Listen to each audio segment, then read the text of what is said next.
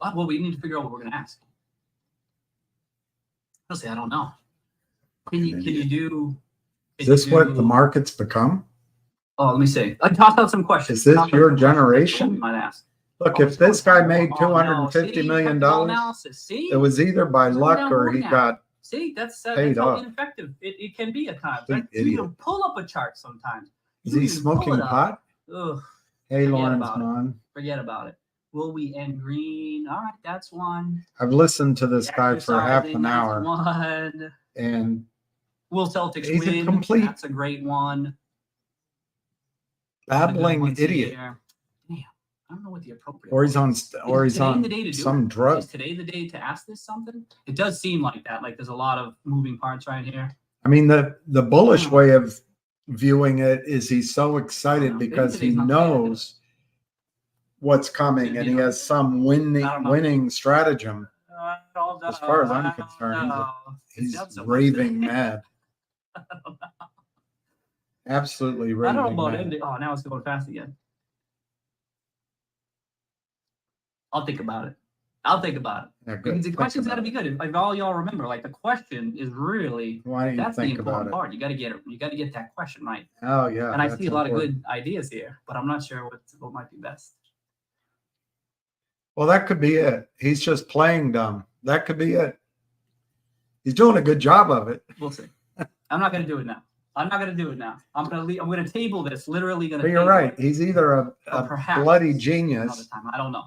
Or I don't know. I need to think. I should have been thinking about what you might ask. And now I see so many different good options as to what the appropriate question could be. I'm not sure. Plus, I don't know if they've.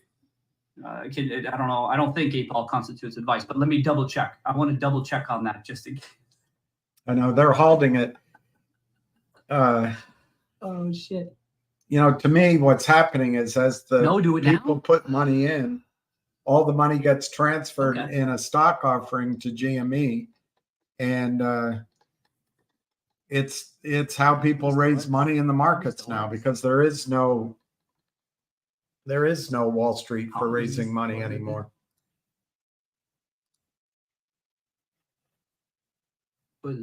He's not bothered by the fact that his net worth has just dropped by $100 million while he drinks a beer. Okay, let me think. Keep going, keep him coming. Oh, I want to add something. I don't know. If this is what passes for investment is there a plan? Could you ask like a fundamental one? I guess I'm one to talk, right?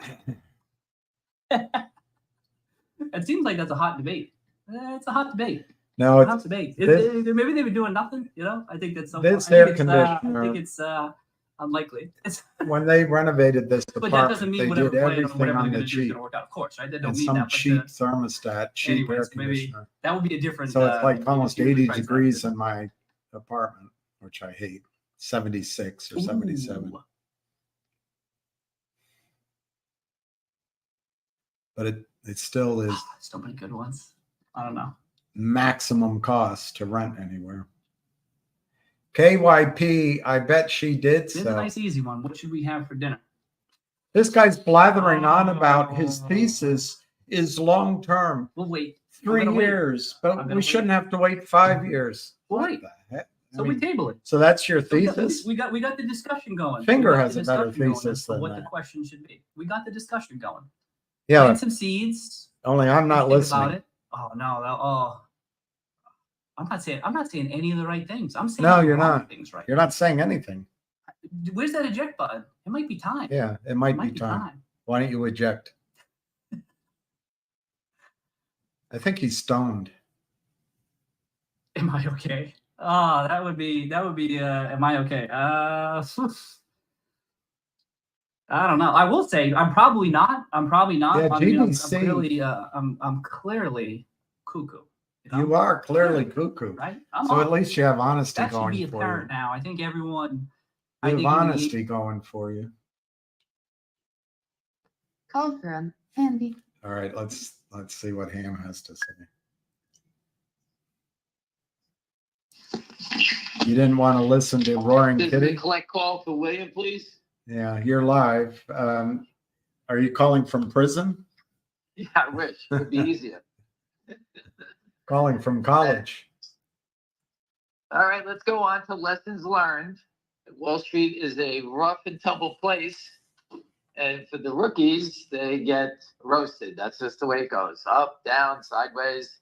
Learn to play the game. It's a tough place to be. That's what we always say, right? And for those who think that we were kidding and we said the game was stacked, now you got to watch MMTLP, GameStop. You got to watch TTII. No one can get their dividends. You name it. They tried everything. All right. And the GameStop is raising a ton of money. And I'm sure the feds are at GameStop's door saying, you better keep taking money and stop this nonsense. Because they were breaking people's back. That's it. That's the way it goes. I told you many times, how much more can you squeeze out of something? And, they had enough, the government, the brokerage firms, and they probably got Ryan Cohen hanging out of a window somewhere, making sure he takes the money. And I told everybody, just take the money, go buy Apple, and go on vacation, and become Warren Buffett. All right? Because you need to build fundamentals. Why do it? Just go buy, do like MSTR. He bought Bitcoin and go away. That's what you do. So the U.S. government allows companies, I told you, the best business plan is a short squeeze. You don't need to become Apple Computer. GameStop has nothing, and they just got enough money. They got as much money, I think, as cash in the bank. I mean, as Apple Computer doing nothing. Best business plan in the world. And I've said that, 9,000 times. You don't have to build any, don't do anything, don't save anybody. But that's all you have to do is trap the shorts and you win. And that's what I've been around here for a long time for. And for those who don't know, I said 1,000 times, GameStop was an institutional play with retail in the middle. That's it. And that guy, Ian Carroll did a great video last night describing how small orders go to the dark pools and the institutions are what's moving the stock. And I agree with that. A lot of orders in these big names just disappear. And there's no way 100 shares, 5,000 shares is moving the stock. You got big boys playing this game, and that's who's doing it. And they gave Roaring Kitty the pleasure to be the leader. And at the end, when the dust settles, Roaring Kitty's going to be sticking out like a sore thumb. Whatever he does, I hope he made a ton of money. All the hedge funds that really made all the big money are laughing all the way to the bank and couldn't give a rat's end because they'll never get a subpoena and they'll be gone. And that, my friends, is Wall Street. All right. Now, I'm only going to focus on Finger and DJT. I will focus on GTII when Richard throws the CEO out. He said the lawsuit's going to be filed next week, so we're getting close on that.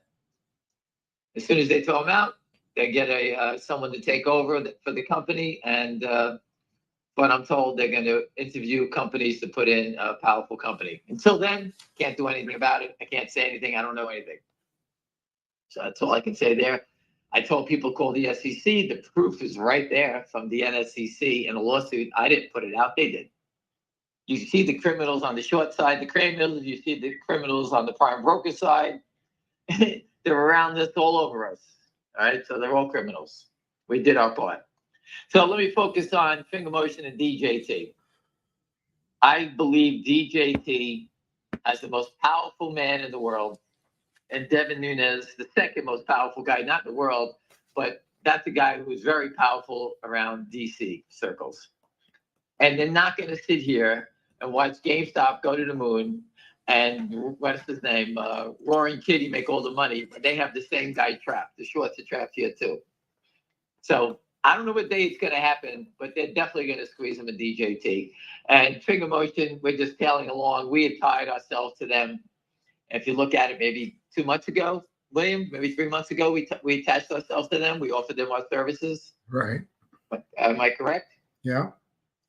I'm not jumping on the GameStop bandwagon. That's your business. I don't chase things. I'm not in the game.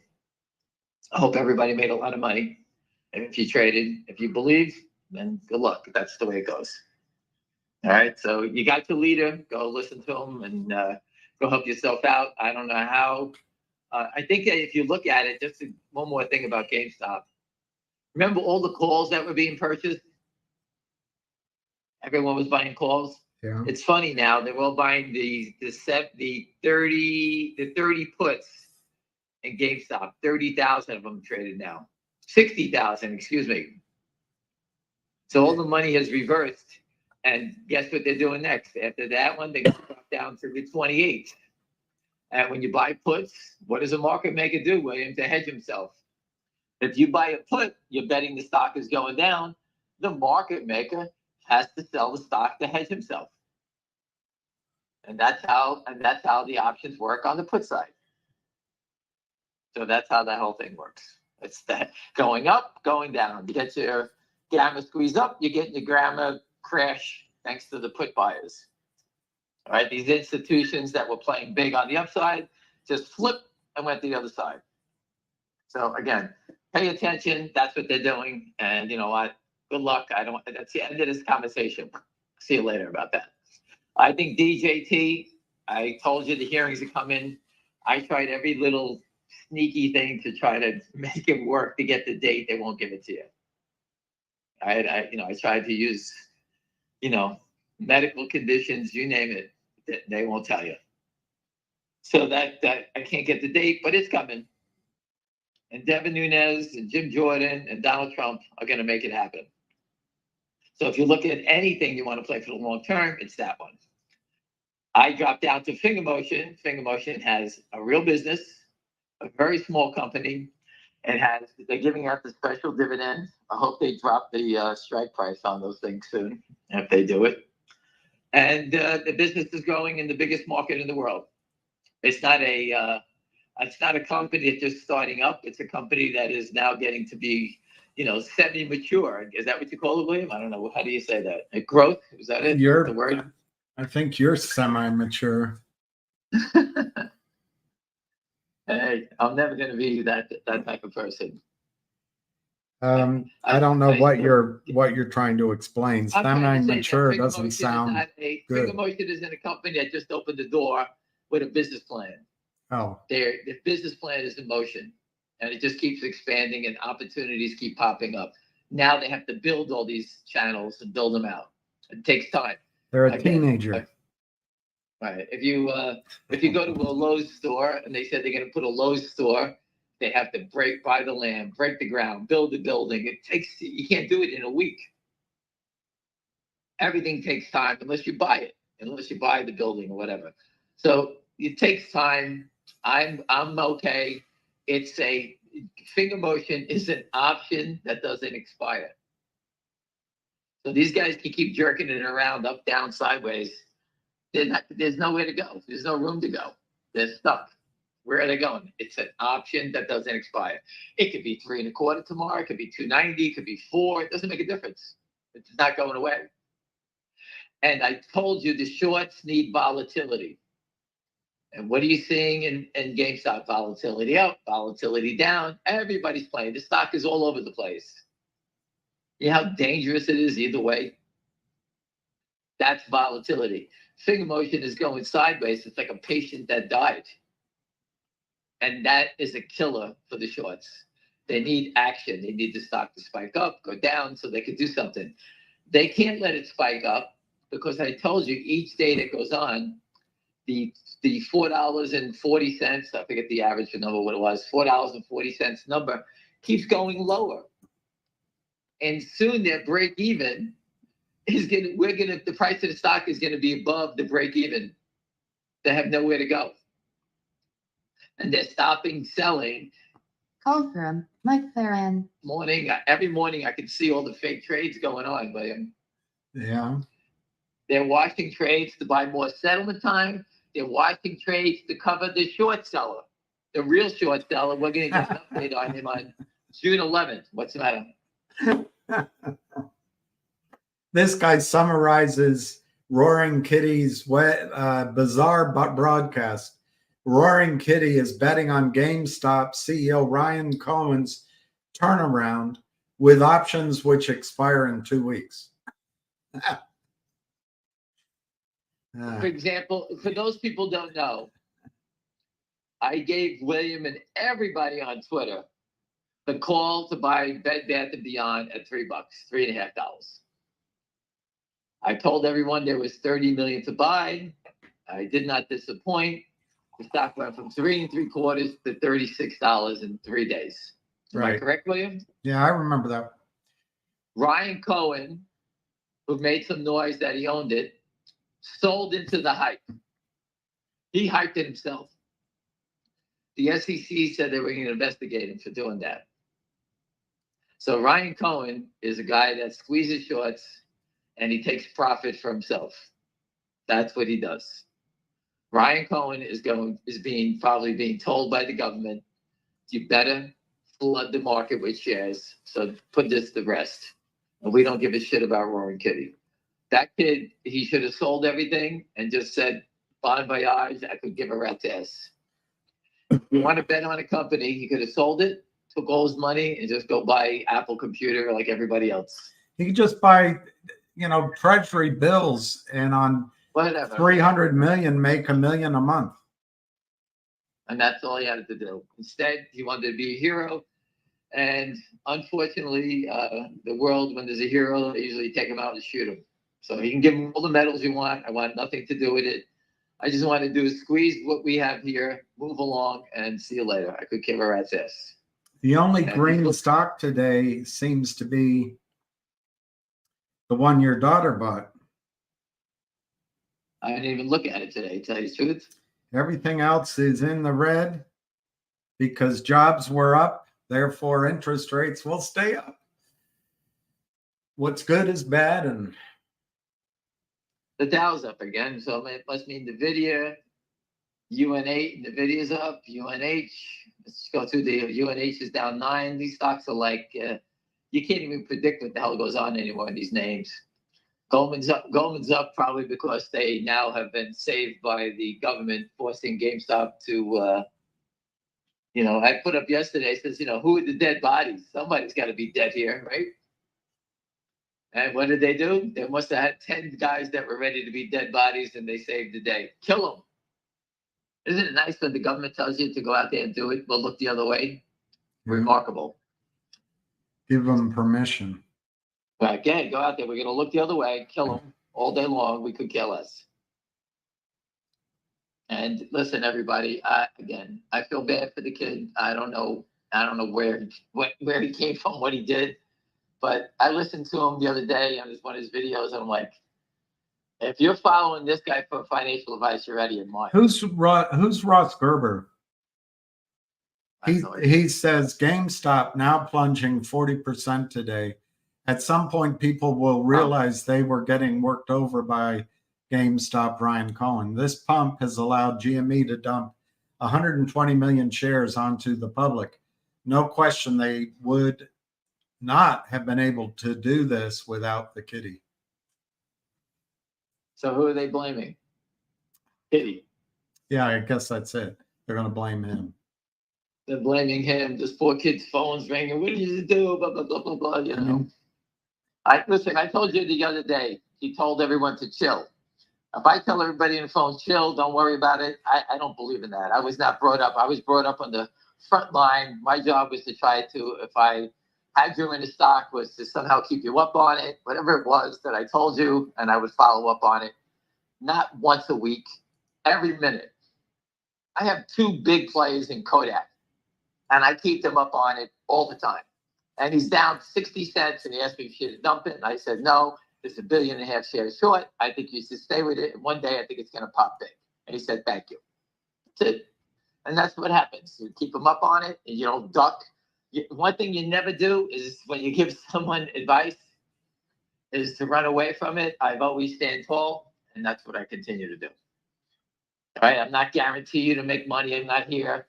If I was playing the game, you how many times would I try to step in and buy GameStop as it drops, $3, $4 at a clip? Everyone tries to do that. All the traders are buying it. Hopefully it runs back up and they can make $1 on it real quick. That's what people are looking to do. That's it. But again, it becomes hot potato money. Everyone's buying it and they're looking for someone to take it away from them. And pretty soon that dries up and then it just becomes what it is. You know, I told him the guy should buy a steakhouse, an Italian restaurant, build a nightclub, buy a boat, and just have fun. That's what he should be doing with the money. Don't build a business. He has no business, but whatever it is, it is. Any questions about finger motion before we move on? Let me see if My there friends were who are any. big holders, again, sent emails to the company to lower the strike price. And he thinks that they're going to, and let's see if it comes out. I don't know. I hope so. Put it in play faster, sooner. Let's light this candle. This guy says, imagine having 700,000 people on Ham's call. They would learn so much more than this clown talking about. That's not true. Listen, I'm just trying to listen. I'm a disgusting person that I was brought up on a trading desk. I was beat, whipped, you name it. It was like, you name it. You had to learn. You can't make mistakes. And that's unfortunate, but that's my personality now, is that I'm a nice person, but when it comes to finance, money, I'm very aggressive, and I tell it the way it is. You know, I told you I'm taking a beating in a couple of names. I can't do anything about it. I'm a big boy, and that's the way it goes. That's it. There's nothing else I can say. I'm not here to bullshit anybody. Everything we said comes out, and I've been doing it for 24 years. I didn't pop on the scene 4 years ago and started bullshit people. You have to stop saying that. What's that? There's two ways of looking for that 24 years. Either you're stubborn and getting things accomplished, or No. what happened? Listen, 24 years. I think you could say it's 24 years. You know, I fought with Pat Byrne in the trenches on that one. I fought with other companies in the trenches. We have a lot of victories. We have a lot of defeats. But I think everyone now knows. Exactly. Hey, that's true. Naked short selling is a real thing. That's true. I tried to reach out to this Ian Carroll and show him that I go back to way back. I'm not just passing through the winds here, passing through the night. I can show them stories. I know where all the stories are, all the bodies are for 24 years. And if you're going to do stories on it, you have to go back and look through history, and that will educate you on the stuff. It's not just, we're not just guessing. I posted a story about the DTC in 2006, and I remember calling the guy up. I forget his name. What was his name? He was a black guy. I forgot his name. I called him every name under the sun. You motherfucker, lying scumbag. You're telling us that the reg show works, you scumbag. Did you do that? He was just up front. Yeah, we all called him you up. You did that because he's black, or? Nah, just they put him out in front. It was impossible. I don't think you meant they put out that that press release. Those press releases from the DTC back then that I posted come directly from my people torturing them. They had to address us. They were trying to shut us up. That's how far the fight goes back. I put the picture of my friend at my protest in 2006, whatever the hell it was. He died of cancer, brain cancer. Again, this is a long time. Hey, just on a different note, I went to the doctor yesterday. I may have to get KYP. I'm not bashing Keith Gill. I just listened to his call, and I think the guy was stoned. That's what I think. I think he was stoned. It was he had 600,000 people listening to him, and he's giggling all the way through it. I think he was stoned. I don't mean to bash him. I'm sure he's a genius, and I'm sure he's about to become the next billionaire.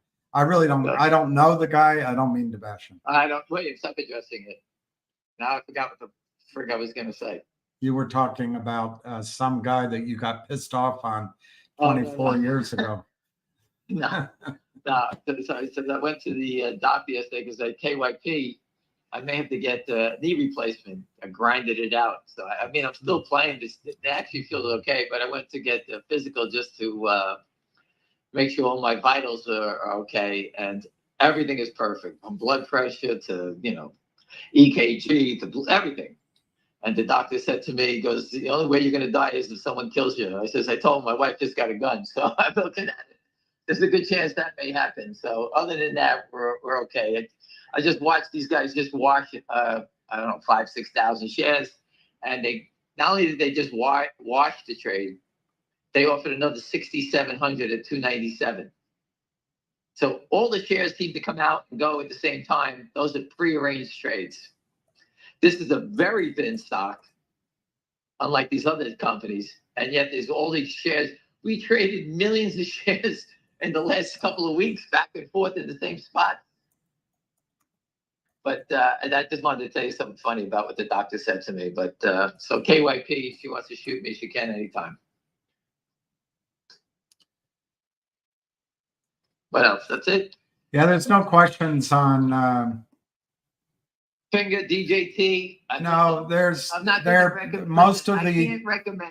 can't recommend DJT options because people just don't understand it. But I really believe that thing's going to open up 100 one day. But only because, and the only answer I have is that you got the next president of the United States, Devin Nunes, House Intel Committee, and they're working with a hearing is going to come up with Jim Jordan, and that guy roasts people, and they're not going to stop. And they just sent another letter to NASDAQ. They're not going away. They've seen GME raise billions of dollars. They're not stupid. Everyone is drooling because this is the business plan that I told you. The SEC has created this business plan, and now you just got to break them. All right, now FNGR Motion now has 7,100 shares for sale at $297. It's just amazing that they just keep coming out with stock. This stock should be trading 30,000 shares a day. That's what it should be playing. Hey, on a different note, I posted yesterday about a stock, GVP. I heard that the shorts were going to attack it. I spoke to one of the biggest holders, and he assured me that that any attacks, these guys are ready to combat it. So I says, okay, congratulations. I don't own it. I just spoke with a guy that's a big holder, and he assured me that if there is an attack by, Lynn and their short and distort gang, these guys would combat it. So, and that's that. So I wanted to address that. GBP? Is there a George Victor Peter? It's a non-event. It's a non-event. I don't know on it. There's no trading recommendation. No, it was something that I heard they were going to attack it.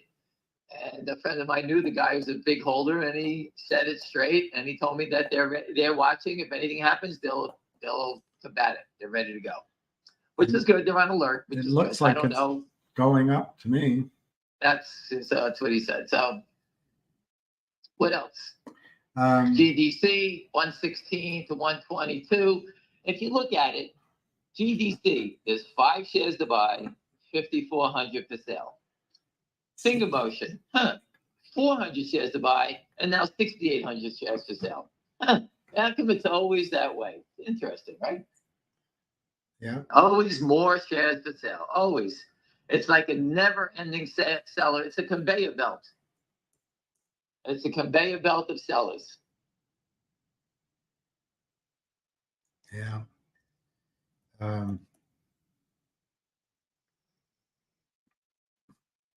The stock your daughter bought looks really good. 215 next. All aboard. Next stop, $2.15. Or maybe $2. Are you there? Listen. Yeah. I just walked away for a second. I have dead zones in the house as I stand up. You could probably figure I'm a pacer. I walk around all day. And but again, listen, the people I follow, I like to get in things. I got in too early, it went straight down. That's just the way it goes. FNGR Motion, I got in early, 287 5 years ago. The company's 100 times better, and the stock is up what, 12 cents? You tell me, how am I supposed to act polite when I see that? Up 12 cents. I got in early. And I need Lynn partners to sit here and try to fucking steal my money. Fuck them. I'm not a tough guy, but my friend's a tough guy. Anytime he wants to play games, let's go. But again, I'm defending what I know is right, and I'm not taking no shit from that fat fuck. Excuse my French.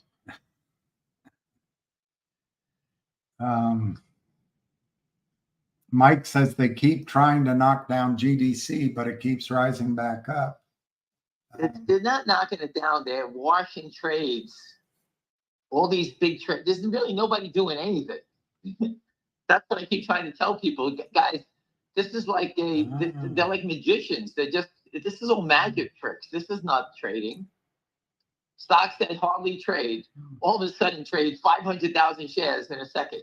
Finger motion hardly trades. The other day traded 600,000 shares. And I'm telling you, I was watching it. I was falling asleep watching it.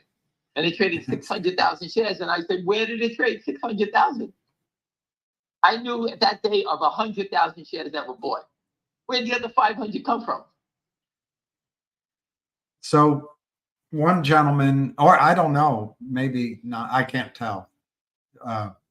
Innocence is asking, why not focus on Finger a little bit? What's going on here? Now, maybe what do you think's going to happen with Finger? Is it going to have a This is what's going to happen roaring with Finger kitty versus day? GameStop. This is what GameStop versus Finger Motion. GameStop is an institutional play. I said it in 2020, and I'll say it again. Those are hedge funds eating hedge funds. That's not retail. In the middle is retail. They allow retail to make money. The roaring kitty rope retail in, thinking that they know what they're doing, and it's a tough game. What did I always say, William? Sell, buy cheap calls, take your profit, don't look at it. You lose what you lose, right? And these poor people were just buying it like it's, and at the end of the day, Wall Street's going to bring out the Wall Street Journal. They're going to bring out the SEC. They're going to bring everybody out to hang everybody. That's what they're doing. There's no reason. The kid's a good kid. What's he going to do? They're just taking advantage of him. Don't ask me how, if he did make all that money, he belongs in a mental institution for not selling it. I would have got on there and says, I'm sold. Take a walk. I'm out. See you later. You're going to find me 10 million? Here you go. Here's my check. I'll see you later. That's what he should have did.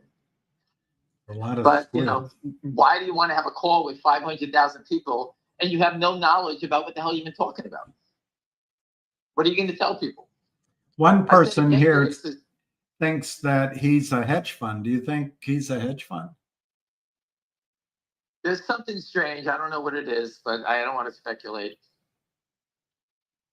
Listen, the guy was sitting there in his thing in the beginning, ringing bells. He was like a poor man's Jim Cramer. I don't know what the hell he was. I didn't watch it. I couldn't care less. He's talking about buying GameStop. I'm telling you, it was hedge funds that squeezed it. He had nothing to do with it. Zero. At the end, when Congress called him in, who did they call in? Roaring Kitty, right? Oh, I didn't know that. He went to hearings. They called him in, and the hedge funds all laughed and made all the money, right? Right. It went to $500. They never said anything about it. I love this question. Any news about GNS and Roger Hamilton? Are they still fighting shorts? Hey, he was in here. It was his $1 billion fight. I think he was another guy that came in and took some money from the market. Anyway, I don't know the answer. He disappeared quickly, right? No, he was hit and run like COSM, like some others. They Come raised the money. take the money in the flurry, because they know their long-term lifestyle is based not on retail, but on working with Jeff Easton and the hedge funds. That's exactly what they did. They took the money. GameStop just did the same thing. They all do the same. They take the money. You can't help it. They take the money, and that's what they do. There's nothing you could say. Do you have any opinion on AMC? Yes, it's dead. It's dead? He took the money also. Yeah. In case you missed it, he sold 75 million shares at $375. He sold it at, right? Yeah. He sold it at $375. So I look for the stock to drift to $375. Okay. That's my opinion on it. That's what the secondary was done, and that's where it'll drift to. Very funny, Spiny. Very funny. Do you ever think about CLNV, or is that a lost memory? What stock is that? That's that. What is it? Something View. That's that company that cleaned up the oceans of plastic. I don't know. That was Frank Di Benedetto's thing, right? Yeah, yeah. I mean, I'm a believer in if people want to clean the ocean. I think it's fantastic. I don't know how you do it, but how could you not want to back that up? I don't know. I don't believe people go public to be a scam. I just don't believe in that. Yeah. I don't believe companies go public to be a scam. I don't believe that. The latest on GTII, Manny, they're going to file the suit against the CEO next week. Join the case, and that's all we have to talk about.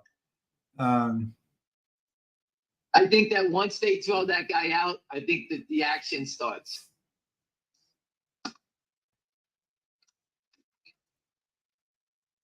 But until then, if they don't kick him out, then we'll sit with a thumb up our ass. Keith knows Roaring Kitty knows what he's doing. Grab some GME or AMC, watch but don't hate, just because his interest is not with FNGR GTI. Listen, I'm a trader. I would be buying GameStop for a run up and sell it. That's 100%. I've been in a second. I said that 10 minutes ago. AMC, the CEO's a jerk off. I posted that 2 years ago. My friends were in a booth. My friend's been the Kansas City Skybox with the CEO, and he wanted nothing to do with fighting the shorts. I put the picture up of him up there with my friend and his son. So when the guy says we hate, I'm just trying to go on facts. That's it. You can get it spiked if you bought the bottom and it spiked up to 6 and something. You should have flipped it. That's the game. That's what we call investing or trading. If you want to buy the Brooklyn Bridge, then you buy the Brooklyn Bridge. That's a different story.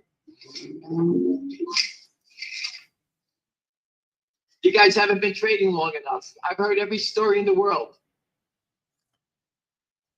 So Marty saying, but I think he might be asking, are we expecting positive news from Finger soon? I think so. Yes, I do believe we're going to get positive news soon. The company can't come out with positive news every 3 minutes. The only thing wrong with this stock is the manipulation by Lynn Partners. And I can't stop it. And Florida State's beating UConn 9-1 in the 5th inning. Yes. And if they beat them, they go to the College World Series. Spiny, 99 degrees. Ooh. Are you in Arizona? 99 degrees. This guy is working. His job site is 99 degrees.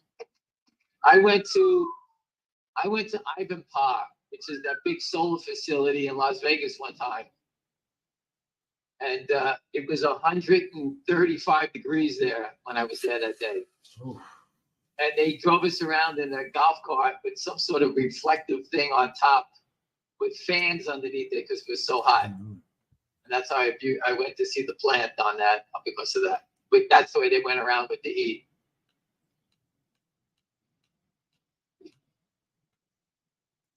Any other questions? Not really. There's residual questions on GME. Listen, if you want to play GME, you buy the dips, sell the rips. That's it. Does it matter what he does with all that cash in terms of trading? Oh, Brian Cohen. You know what it means? Nothing. Yeah. He has to go out and buy fundamentals. So whatever he buys, that's what the stock will trade at. But if he buys something, he can actually go out and buy something if he was smart, which he maybe he does. He'll buy something with stock. Keep the cash and buy something with stock. So let's say, William, you had a company that's worth, $500 million and it's a video game maker or something, a startup. Those guys will take $1 billion worth of stock and, be part of this thing. And, they'll turn around and they'll whack out the stock and hopefully they can get $500 million for it. That's how you look at it. That's how they'll cut deals. They'll overpay with stock, but they'll underpay with cash because they want to conserve the cash. The events that happen for GameStop are unbelievable, and it's been going on for 4 years. And I do think if you go back in time to 2020, Ryan Cohn was involved then. He brought his friends, Michael Burry. They all owned the stock. They were all buying it. And it's so funny that now he's the CEO. I can only imagine the same people that bought it before were here again. Yeah. Now, I don't need to be an investigator. I'm for the guys that were buying it and squeezing the shorts. So, that's not. I'm just trying to teach you how to understand what goes on.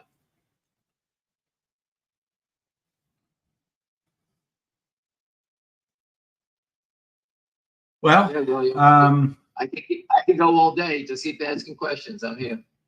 there are no questions.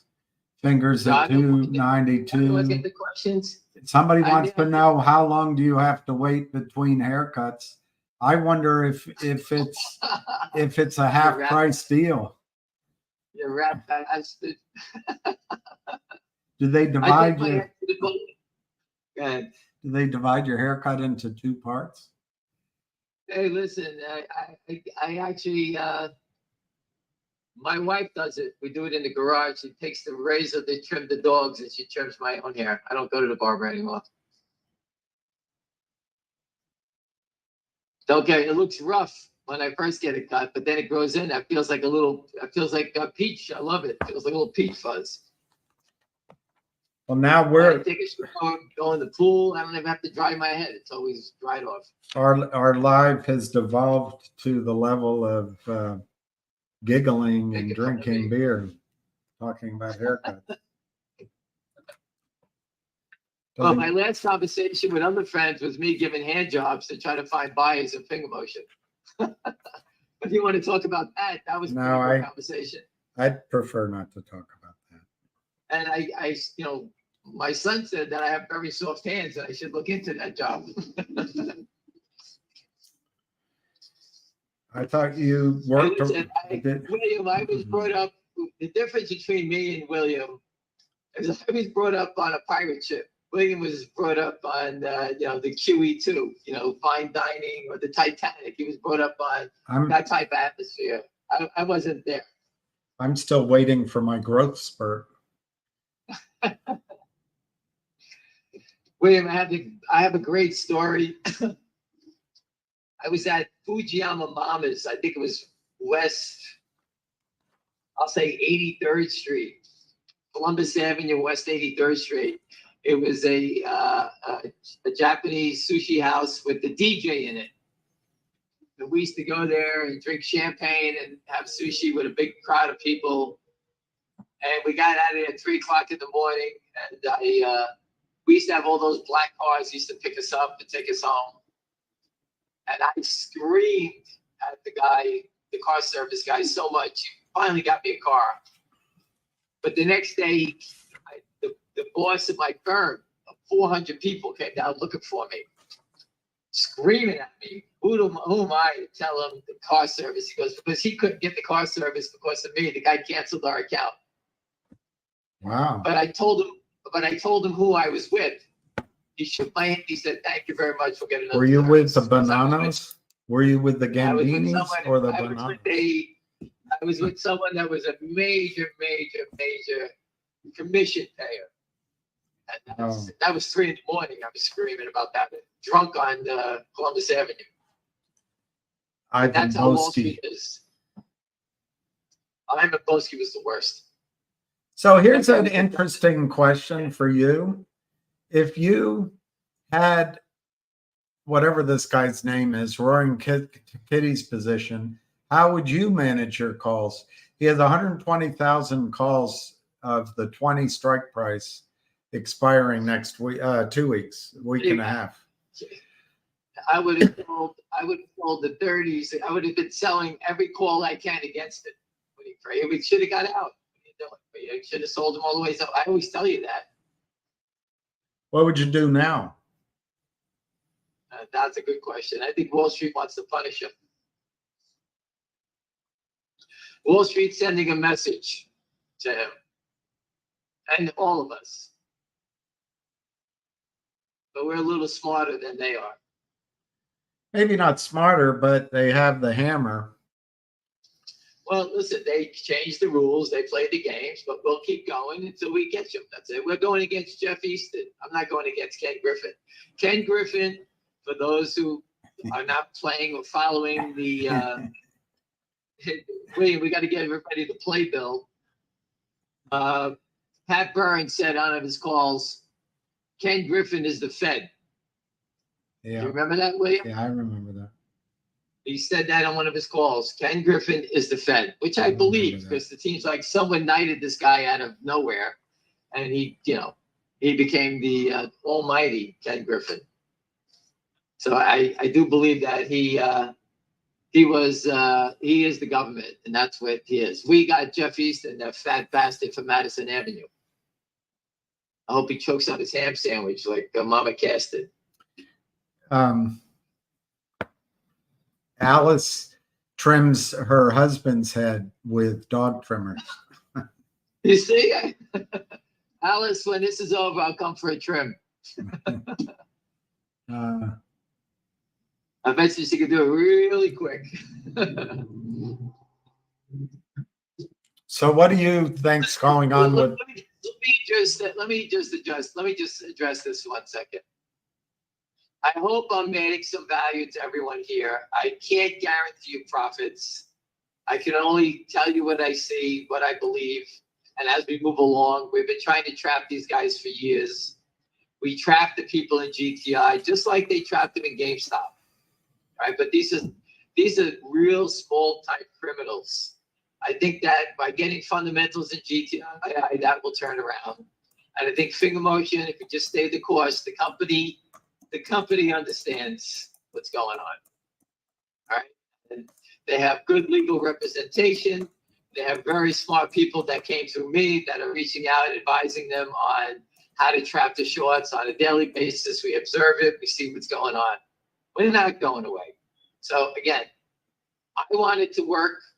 I've been here for a long time. I paid $287, December 31st, 2018. You think I don't have that number embedded in my head? It pisses me off. So that's why I fight more. If you have to sell, you can't afford it. It's a dangerous game. I got it. But it's also life-changing. And you just saw life-changing events in GameStop. Only that idiot didn't play the game. To the life of me, the guy Brian Cohen sold out of Bed Bath & Beyond. The SEC was looking into whether he was manipulating it at that time. He sold it, got his $300 million. You can go look at it, Google it. And he says, okay, sue me. I don't give a shit. I'll hire lawyers. This poor kid, I don't know who's advising him, but he should have definitely sold. That's why I try to tell people the diamond hand stuff is bullshit. Protect your family, protect yourself.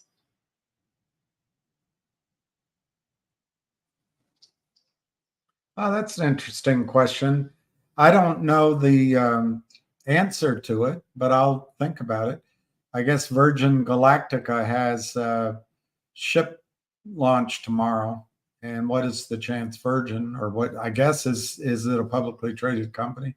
SPCE? Yes, I think it's VG. What is it? VCG? SPCE space? I don't know. I forget. Could it go? Could it go up? I would think it would go up. Well, listen, I don't know what price is it. What price is it? It was up to $30 on a big squeeze years ago. It was a big short squeeze. That stock too. I feel embarrassed because I don't know the symbol. I used to know all the symbols. There's so many of them. And that's the funny part. And a stock like that, all that volume, all the squeezing, all that stuff, no one ever says they know what's going on. We report it every day. We report it every day. It's 85 cents. SPCE, 85 cents. A company's going to put people into space and kill it. 85 cents. I would say there's a good chance it would go up if they had a successful launch, but that stock's trading as if that company's going bankrupt. That's what they're doing, yeah. And that's what's his name? Richard Branson's company. That's Branson. They've put so much pressure on him. Yeah, they do it to everybody. I don't understand. I've always said we don't need a roaring kitty. We need a real investor. Carl Icahn. How come Carl Icahn's not stepping into GameStop and all these guys? They don't step into. Oh those my things. gosh. They've just destroyed space. But it has a double bottom, a W, if you want to call it that. Yeah, I'd say it could go up. I'd say if it works, it could go up. But you know what we say. If it about doesn't that? work, it'll be a James Bond movie. We always say, take a shot. Lincoln did. That's what we used to say on Wall Street. Take a shot, Lincoln did. I would answer your mama. Right. Which sports team would you buy? Pro sports team. I would buy Team Novak. You're gonna blame it on one guy? Are you crazy? No, I would probably Listen, buy. the one-two person is a hockey team. The hockey games. I went to every Ranger game for 7 or 8 years. Every game. I might The most buy exciting Orioles Tragic. I mean, it's a great event to go see. It's fast-paced and All right, there's an that's sort of email like- for you I have to look for. Hang on. Somebody wants me to share something with you. Shoot, I've got to find well, it. it's right not my obituary. I'm in. here. Funnily, interestingly, Roaring Kitty. He sent it on. No, it's the YouTube for Roaring. That's not what he wants.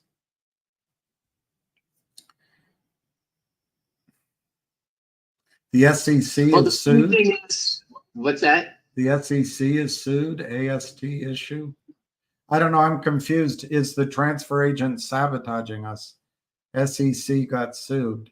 I don't know now. This is a video, so I don't know how to quickly ask whatever Sue who? question. Sue who? Sue who? Sue you. The SEC got sued. I guess what I listened to the call this morning, and apparently what's going on with MMTLP is they've linked to some sort of other shell company, and they're linking the QSIPs, and they're transferring and all that. I think it's all a way of trying to have a shadow place to hide the shorts. But I don't think it has any impact on your real shares at AST.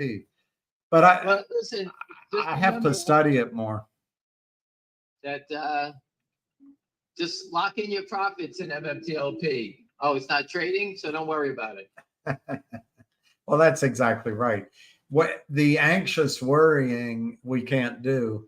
I went through it. It's difficult that we didn't get to trade out, but you just absorb it, and here we are now. Just wait,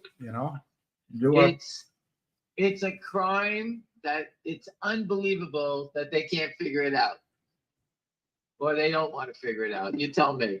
I think they figured it out. They just don't want to do anything about it. Right. I mean, it's just amazing. I'm with you. I can't believe it, but it is what it is.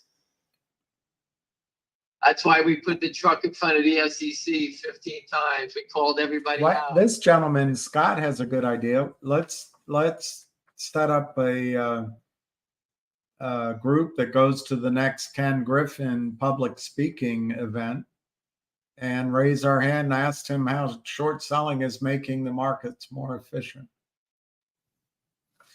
Listen, the guy was standing right next to me. He's got security guards, police follow him. I mean, the guy is, again, John Gotti should have been a naked short seller. He would have made more money than doing anything else. And Is he any better Is he any better looking now that he's rich? Well, listen, I don't give a shit about that. The guy is, they're black I don't either. hearts. I told you they're black hearts, all of them. They don't care. They steal from their own mothers. I said it 7,000 times. Izzy Englander for Millennium stole for anybody. They all do the same thing. You don't manage billions of dollars and make money every day. It's impossible. They short secondaries. They buy them back on the offerings. They get caught once in a while. They just keep doing it. They have offshore accounts. They move money around. It's like a big shell game. And the SEC says we don't have enough people. I keep looking at the SEC. I'm looking for Lynn Partners to pop up. Yesterday, the SEC charged some guy with insider trading. I think he made $20,000. They must have had a lawyer working on that case. Because the guy, somebody tipped off someone about Jack in the Box when it got taken over. I don't even know when it got taken over. But that's what they wasted their time on. Lynn Partners is standing here. The paper trail's a mile long, and they don't even look at it. It's just amazing. Your daughter's stock is up. It's the only one green. It's up 0.0799, 117.99. Are you out of your mind? It is up. Tell me when it's $10. I don't care otherwise.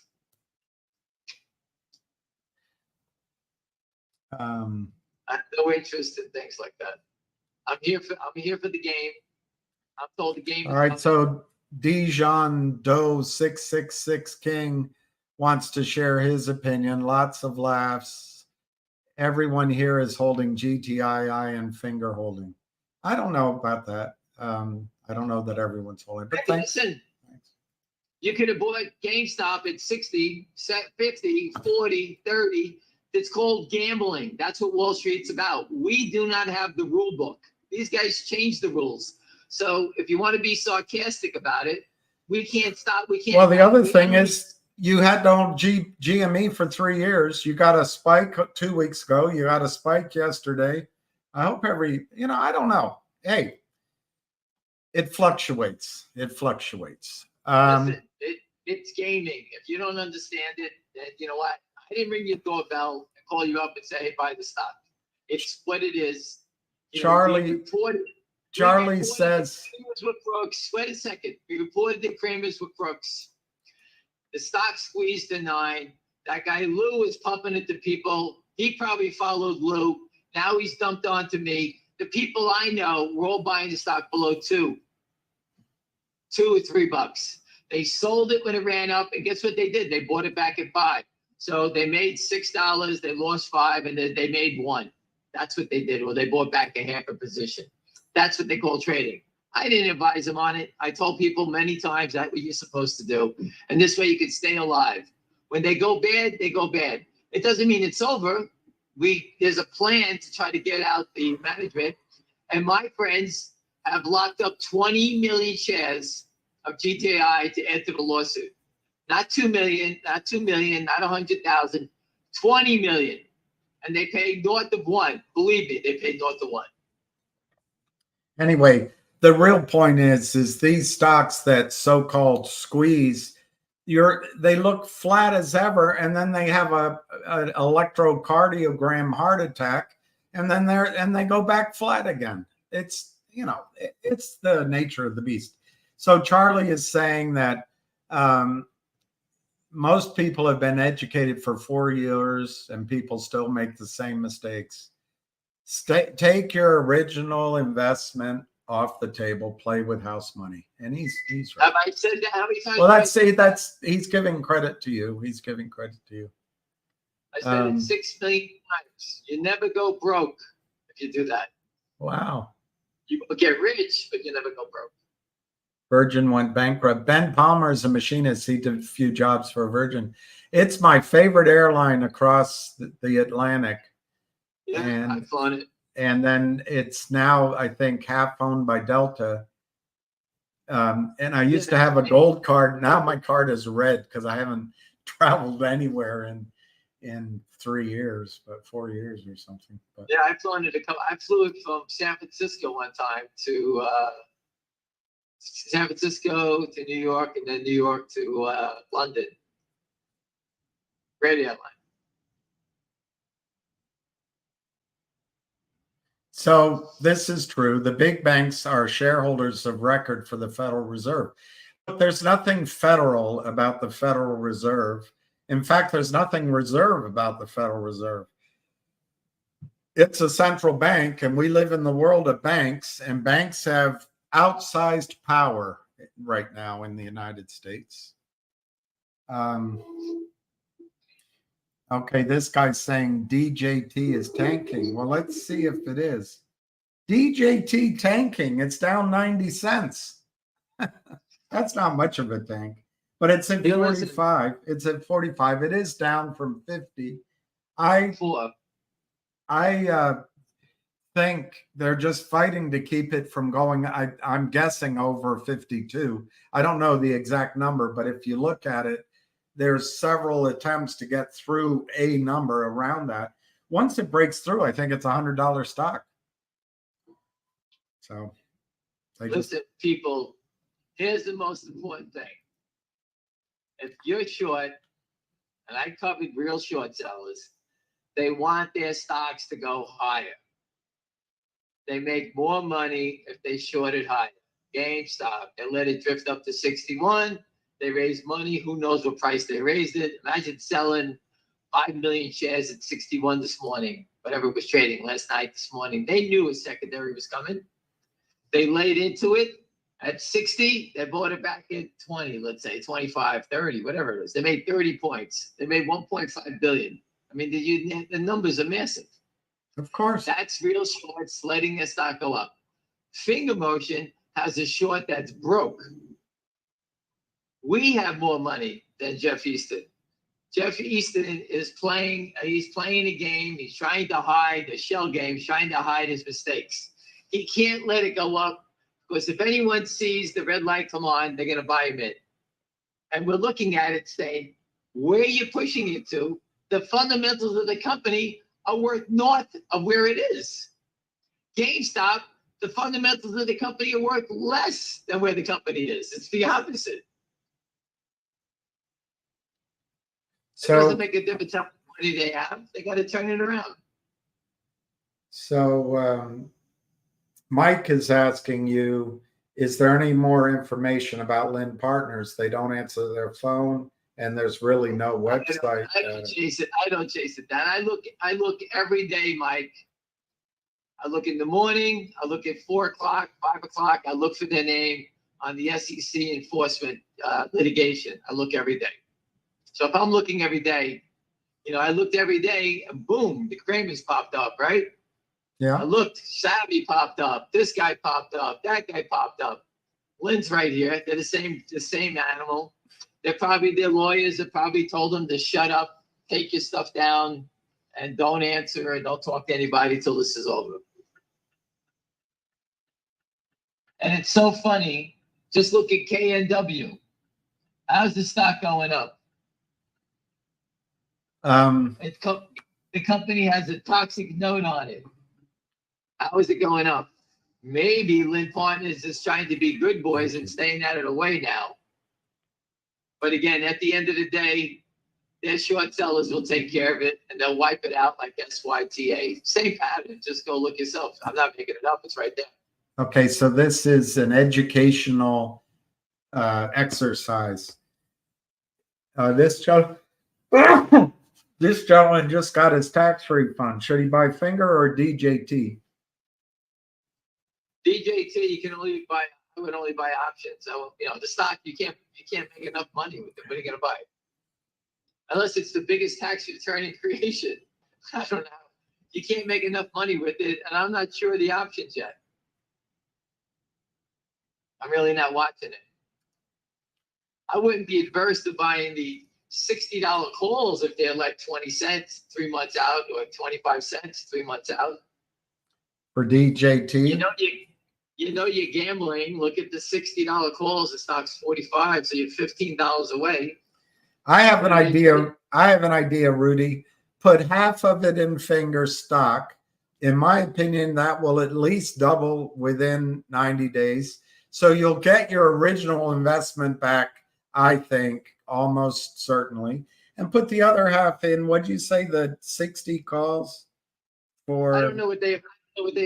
You tell me what they're trading at. They have a lot of them. Let's go out 45 days. No, let's go out August 24's. No, they're too expensive. They're all premium, remember that. No, they're not. The August calls are not that expensive. Which ones you looking at? The 75s? What are you looking Oh at? no, I'm sorry. That was June. This is a different screen than I've used.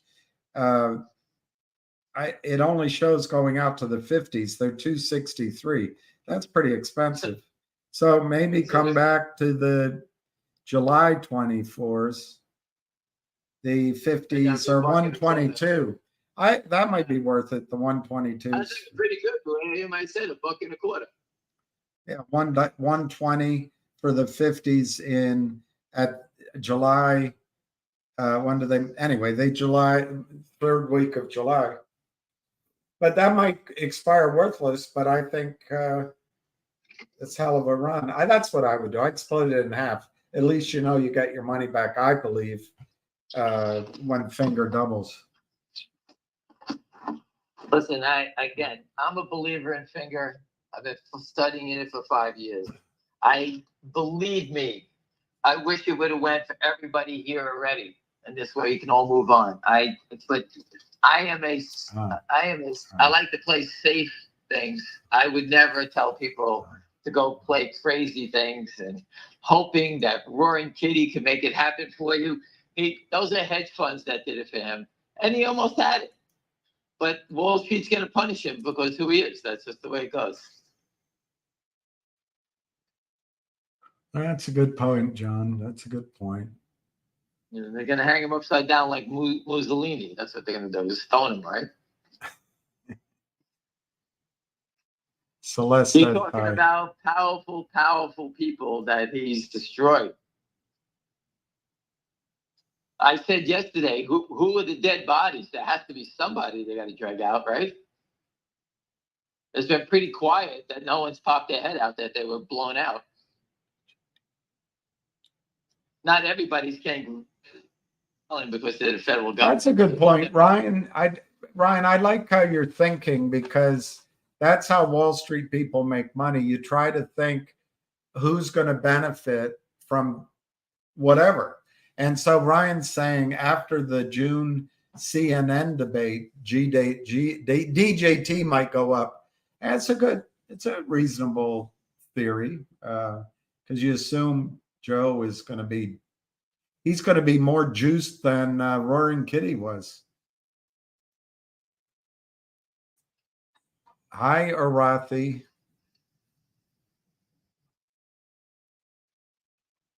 Or Orathai.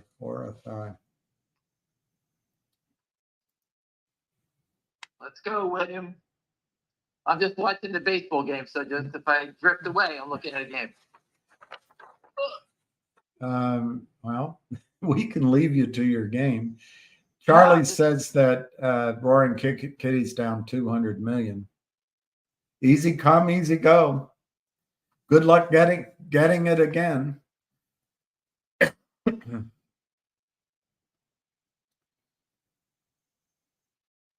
Everything's red today, so I would guess next week will be better, except for the stock your daughter bought.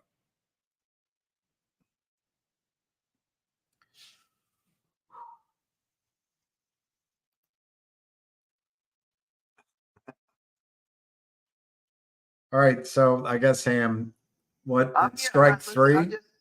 It's 9-1 and it's 5 minutes 6. So I'm just watching this. I'm just watching the TV quiet. Well, we can let you go watch your. Any question about any stock? I'm just sitting here. There's no questions. We'll give you. No one has any question about the stock market. Well, we'll see. I mean, I think people are all. I've hit 7 people in 2 days playing pickleball. Does that sound interesting? No, not to me. And my backhand is deadly. Deadly. No one has a backhand. I can hit the thing 100 miles an hour.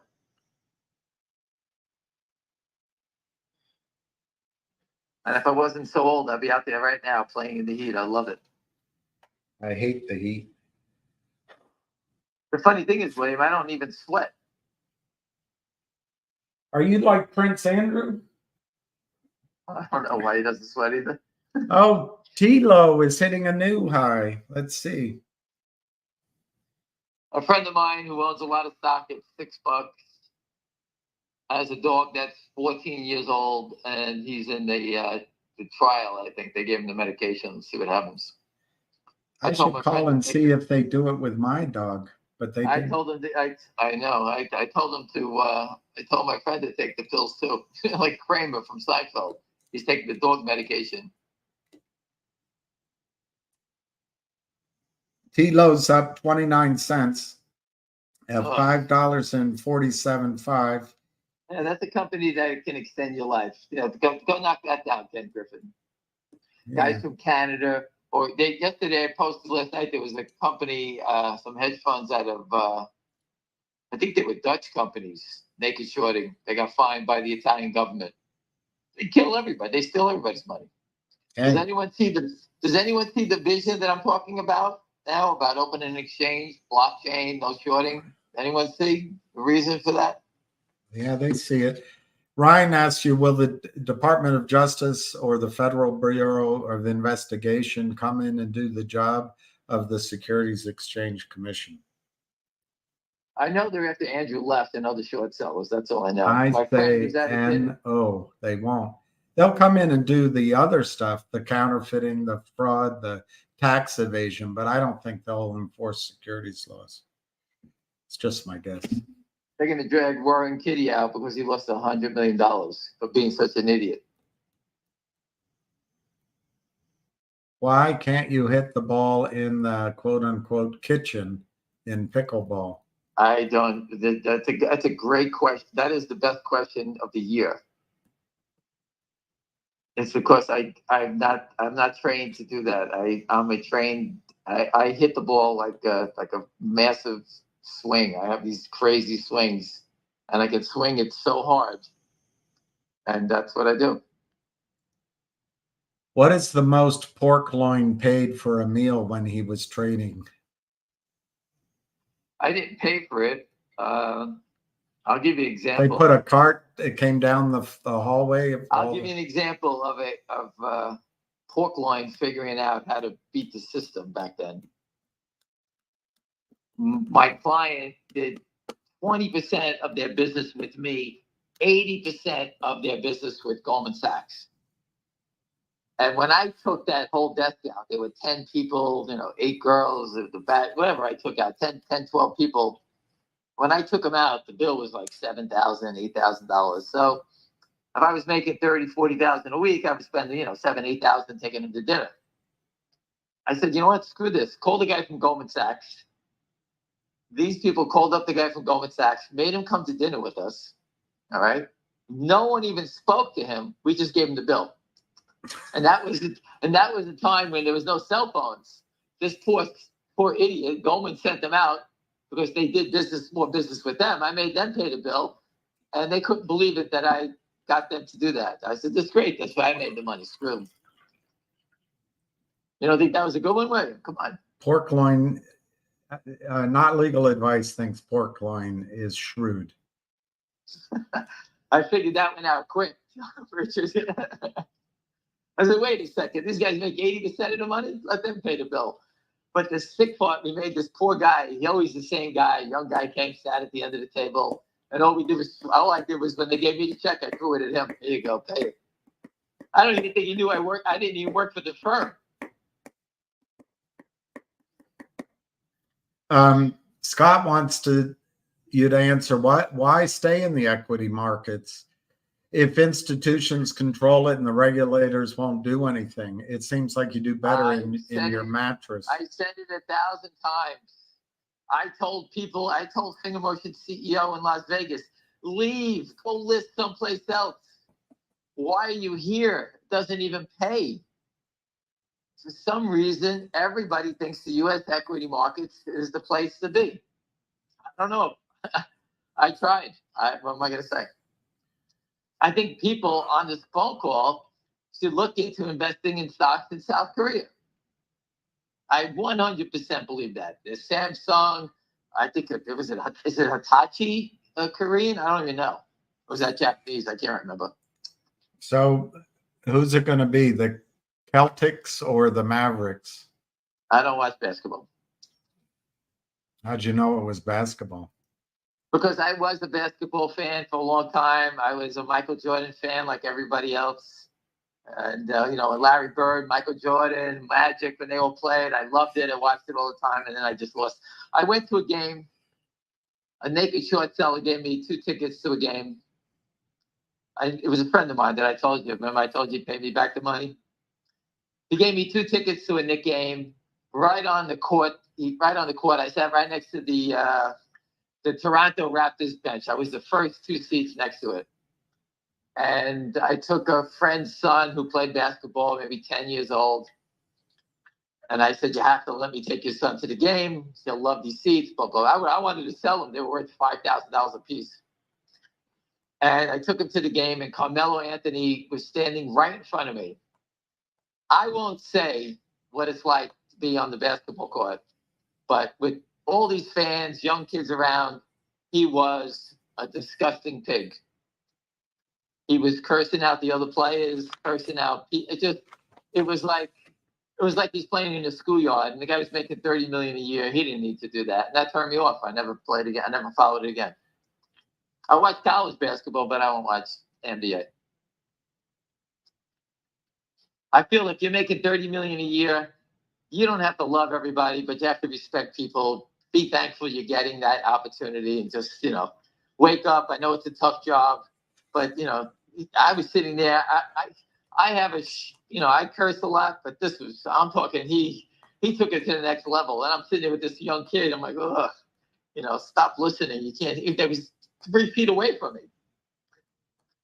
He was just disgusting. And that's why I don't listen to it. That's why I don't follow it. Excuse me.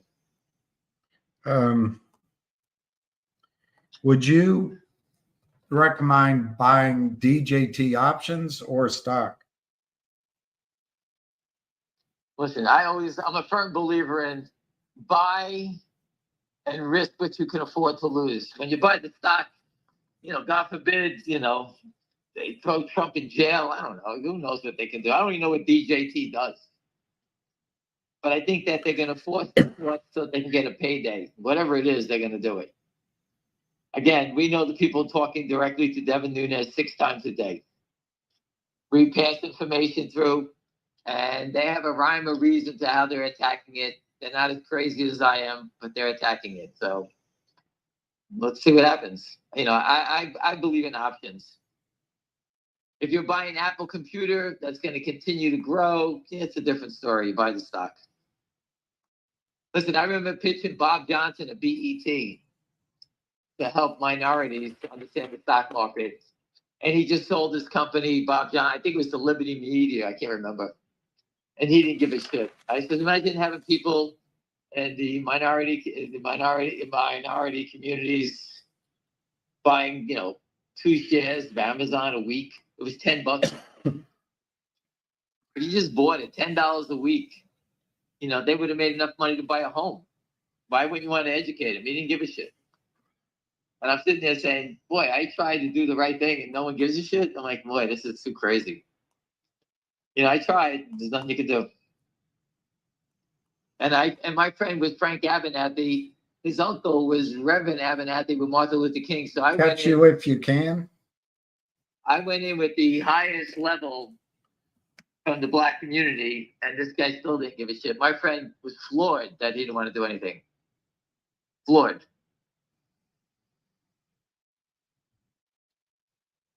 So did you answer whether you'd buy options or stock? I would buy options. In finger motion, I would buy the stock. It is an option. I think finger motion is sooner than later. Is XRP a good hedge when the Saudis leave the U.S. dollar? I can't believe that. Who you should reach out to is that guy. Lou. No, the guy Hogan. The attorney. Lou used to recommend that. He was ahead of his time. Well, the guy Hogan was the guy behind it. He's an attorney. He's the one to know. I forgot his first name. Him and his wife, they're 2 attorneys out of Orlando. He's on Twitter. I forgot his first name. Do you think the WNBA would be better if men played in it? I think, listen, all sports are great. I have 2 daughters, and you know what? They watch basketball. One plays basketball. You know, to each is their own. I like watching women's. I like watching track.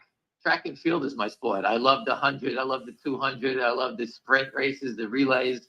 I just love it. I mean, I You think love that's the watching hardest thing. someone pull a hand on a one-armed bandit at a casino. That I do at night. That's 100% true. So what do I you? watched the guy play. I watched the guy put 3,000 in a game called Piggy something, and he won in 15 minutes. He won 9,500, cleared 9,500. I don't know how, but he did. I also watched him go down $200,000 2 weeks ago, bet $1,250 a spin. He's called Vegas Mac. If you want to watch it, Vegas Mac. He was betting $1,250 a spin, and he was down 200,000. He came roaring back. He was down 100, and just as his last few rolls, he hit the jackpot. He won 140. He went out plus 40,000. I had to keep watching. It was like a horror movie. I had to see what was going to happen. But you talk about balls. That's pretty crazy stuff. What are your thoughts about the Citadel BlackRock-backed Texas Stock Exchange? I'm reaching out to the Wall Street Journal woman, and she said she's going to try to reach out to see if they would speak with me. That's my thoughts on it.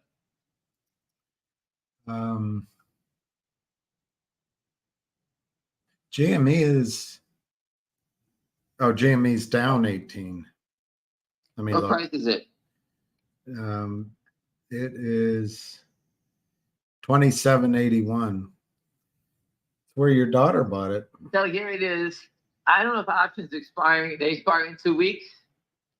Let me look what the closest ones If are. anyone who's a crazy gambler in here, I would take a shot on the 30s for 2 weeks, because I think the stock will. You got to put a bid out there. Hopefully they hit you. Let's say they're 1 1/4, 1 1/2. You bid 1 3/8. You buy 10. You buy 10 at 1 1/4, and then 10 at 1. Hopefully they hit them. I think the thing will dig in, and then someone will come up with a positive statement after they kill everybody, and it could turn, and you could sell those things at $2-3. Problem is That's the way I reflect. they're expensive. They're expensive. So then you can't play it. Uh, Options, it's funny. I posted yesterday. It says, how is GameStop going up and all the options were going down? That one person addressed it. It's called premium. They were taking the premium out yesterday. yeah, it's the premium. Did Richard confirm the GTI lawsuit is up next week? He said next week. He told me last night. I spoke to him last night. He said, don't tell anyone, but now that he's on the live, he heard you tell everyone. No, I made that up. Hey, listen, I'm with you. I hope it goes, man. I can't say to anyone, if the stock were to squeeze back up to 50 cents and we know the fundamental story what's coming in, I'd rather buy it at 50 cents than 10 cents. I mean, that's just the way I look at things.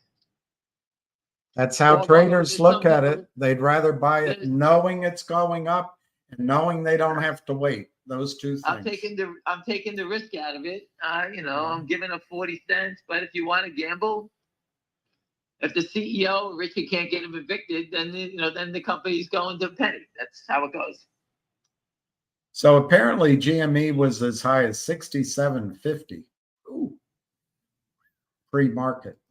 Don't worry. No one got hurt doing that. No one bought it. You're doing right.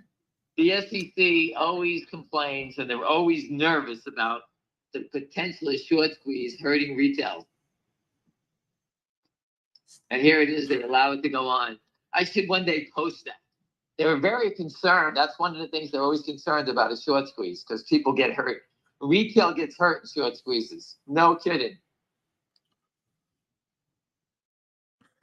Men do play in the WNBA. If women, all the women that love women's sports, if they would just watch WNBA, those players could make a lot of money. William, they do. A lot of people do watch it, and the women do make a lot of money. I think it's getting great ratings. I think it is taking off.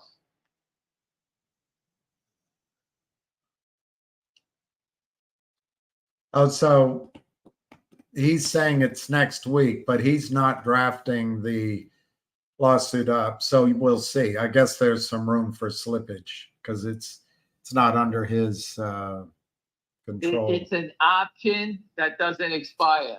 No. Stop trying to- Talking about the lawsuit, it might. No, it's, I'm talking about GTII. Yeah. It's an option that doesn't expire. Stop trying to micromanage it. Either you're going to take a shot or you're not going to take a shot. That's just the way it is. So Roaring Kitty had 600,000 on his live feed. Let's say I make a penny 1,000.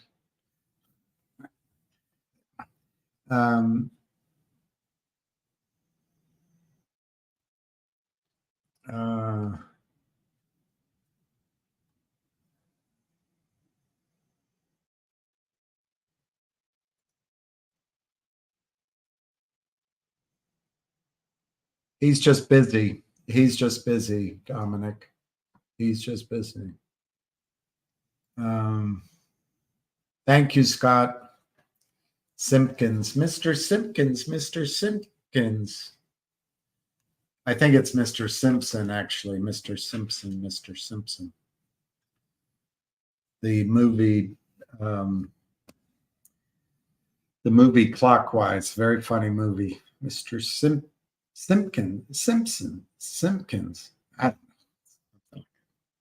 All right, so it sounds like Ham went away. I'm right here. Oh, I'm you're just right walking here. around. All right, he's right here. I'm listening to you. Do you want to listen? You don't want to listen to every sound. I'm walking around.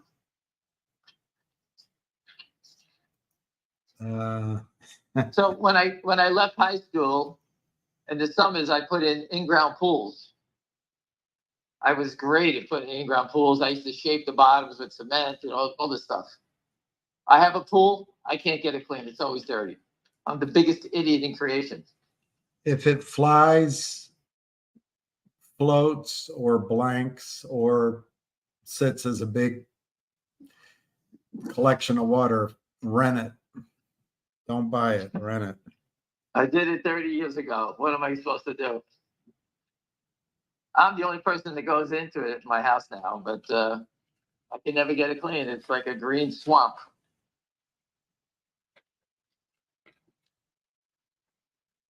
All right, it's 2:38. I'm not sure what much more good we can do. Let me see about the questions. Gondor says, if I had as much as Kitty had in his account, I would disappear entirely. Yeah, I don't get it. If you had $250 million, why are you trying for $1 billion? You're rich already. What do I always say, William? What are these guys looking for? What are the Kramers looking for? What is Lynn Partners looking for? Something to get rid of that guilty feeling in their heart. They walk around at trade shows. They act like, and I'm like, for what? Give me a couple of $1 million. You'll never see me again. These guys want more. I don't understand it. So they're risking everything to lose everything. I don't even get it. You can't eat a bigger steak. What can you do? Born to lose. We know the steakhouse, they should only choke on it. I mean, come on. We don't know what they eat. Well, who gives a shit? I don't understand the mentality. All right, so I understand trading mentality. You try to nickel and dime your way. At the end of the day, you can make 2, 3, 4, 10,000, whatever it may be, depending on what kind of animal you are. These guys just destroy companies that don't even care. That's the sick part. Well, it's because they don't do it to one. They take the portfolio approach, take the whole herd out and shoot them all. Think how many families they've destroyed. I hear the people on your calls, and I feel awful. These guys just don't care. I don't understand it. Could kill us. So if I were buying calls on Finger, I think I'd look at the June call, the July calls, Listen, July listen, call. I look at it. Let me tell you how I look at it. I'm telling them first. I would do the July threes, 60 cents. I know it's expensive. That's what I do. But let's hear what Ham was do. I buy the cheaper calls, the 4s, the 5s, because if it's going, it's not going for 4 or 5. It's going to 50 or 500. That's how I look at it. Yeah. And I'd rather buy options that are expiring next week. And Yeah, that's true. The July threes are 60 cents. The June threes are 40 cents. The July fours are 40 cents. The June fours are 20 cents. As so an you example. spend 20 cents. So if you buy 100 of them, that's $2,000. If it goes past 4, your break even is $4.20. If it goes, it's going way higher than that. If you have the FU money, that's how you trade options. That's what I used to buy. I wait for the move. If the stock ticks up and goes to 350, 375, there'll be 35.50. You could sell 50 of them at 40 cents, and you got a free shot on 50. That's how I played it. I did it with hundreds of them, but that's what I did.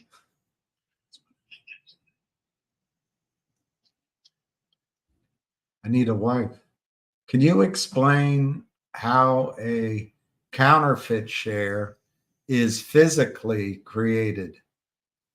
So that question could be taken two ways. How do you create a counterfeit shares? But what you're really saying is, how do they, by alchemy, take a fake share and turn it into a real share? And I think they just kick the can down the road. They just move. It's just an IOU. It's musical chairs until. Listen, people on the phone, you're all counterfeited. Meaning, if you bought it from Lynn Partners and then you sold it, you sold the counterfeit share then. No, yeah. But you don't know That's it. how it works. You don't know it, but that's what you've done. And that's what the SEC's theory is. In the end, it all works out. You want to sell it, you can buy it. What do you care? You got your money in your account. But the damage is that the floating shares, Pat Burns always put up the flow chart, the chart. When you have the supply and demand curves, where the supply increases and there's no demand, what happens? The stock's greater. That's it. I keep saying it. It's like the fractional reserve banking system. They figure if you put money in their bank, as long as they give you a statement with a black and white imprint of how much cash you have in the bank, you're happy. And when you want it, they let you use it. That's the same with the stock market now. They figure they give you a statement. It says you own it. And as long as when you sell it, they give you cash, they figure, why worry? That's it. All right, it's 2:43. I had enough. I'm going to go watch the rest of my baseball game. If you need me, William, I'm always available. All right. Thank you, Ham. Thank you. Call ended. Kind of fun. I think there's some other off people who feel like gives me a sense of comfort. Yes, y'all are off too. Y'all are off too. We're off together. We're off together. You know, that's still crazy sticks together. Crazy sticks together in a way. Yeah, isn't there a that's sense of roaring comfort in kitty. that? There is. I think honestly, I joke, but I think there is.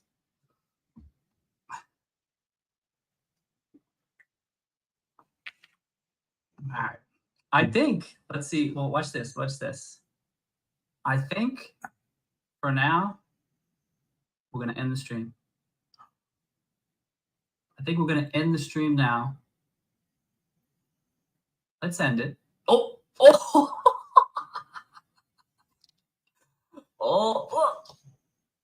I swear the guy is buzzed. Let's restart it. All right, let's restart. He is buzzed. All right, isn't every share supposed to have a serial number? Yeah, basically. But they don't. I think what happens, Michael, is they cleverly have realized that most of us don't ever ask for our physical shares. So sometime about 2010, they made it impossible for you, me, any of us, to have our shares in physical form if you wanted to trade at the big houses or if you wanted to trade online.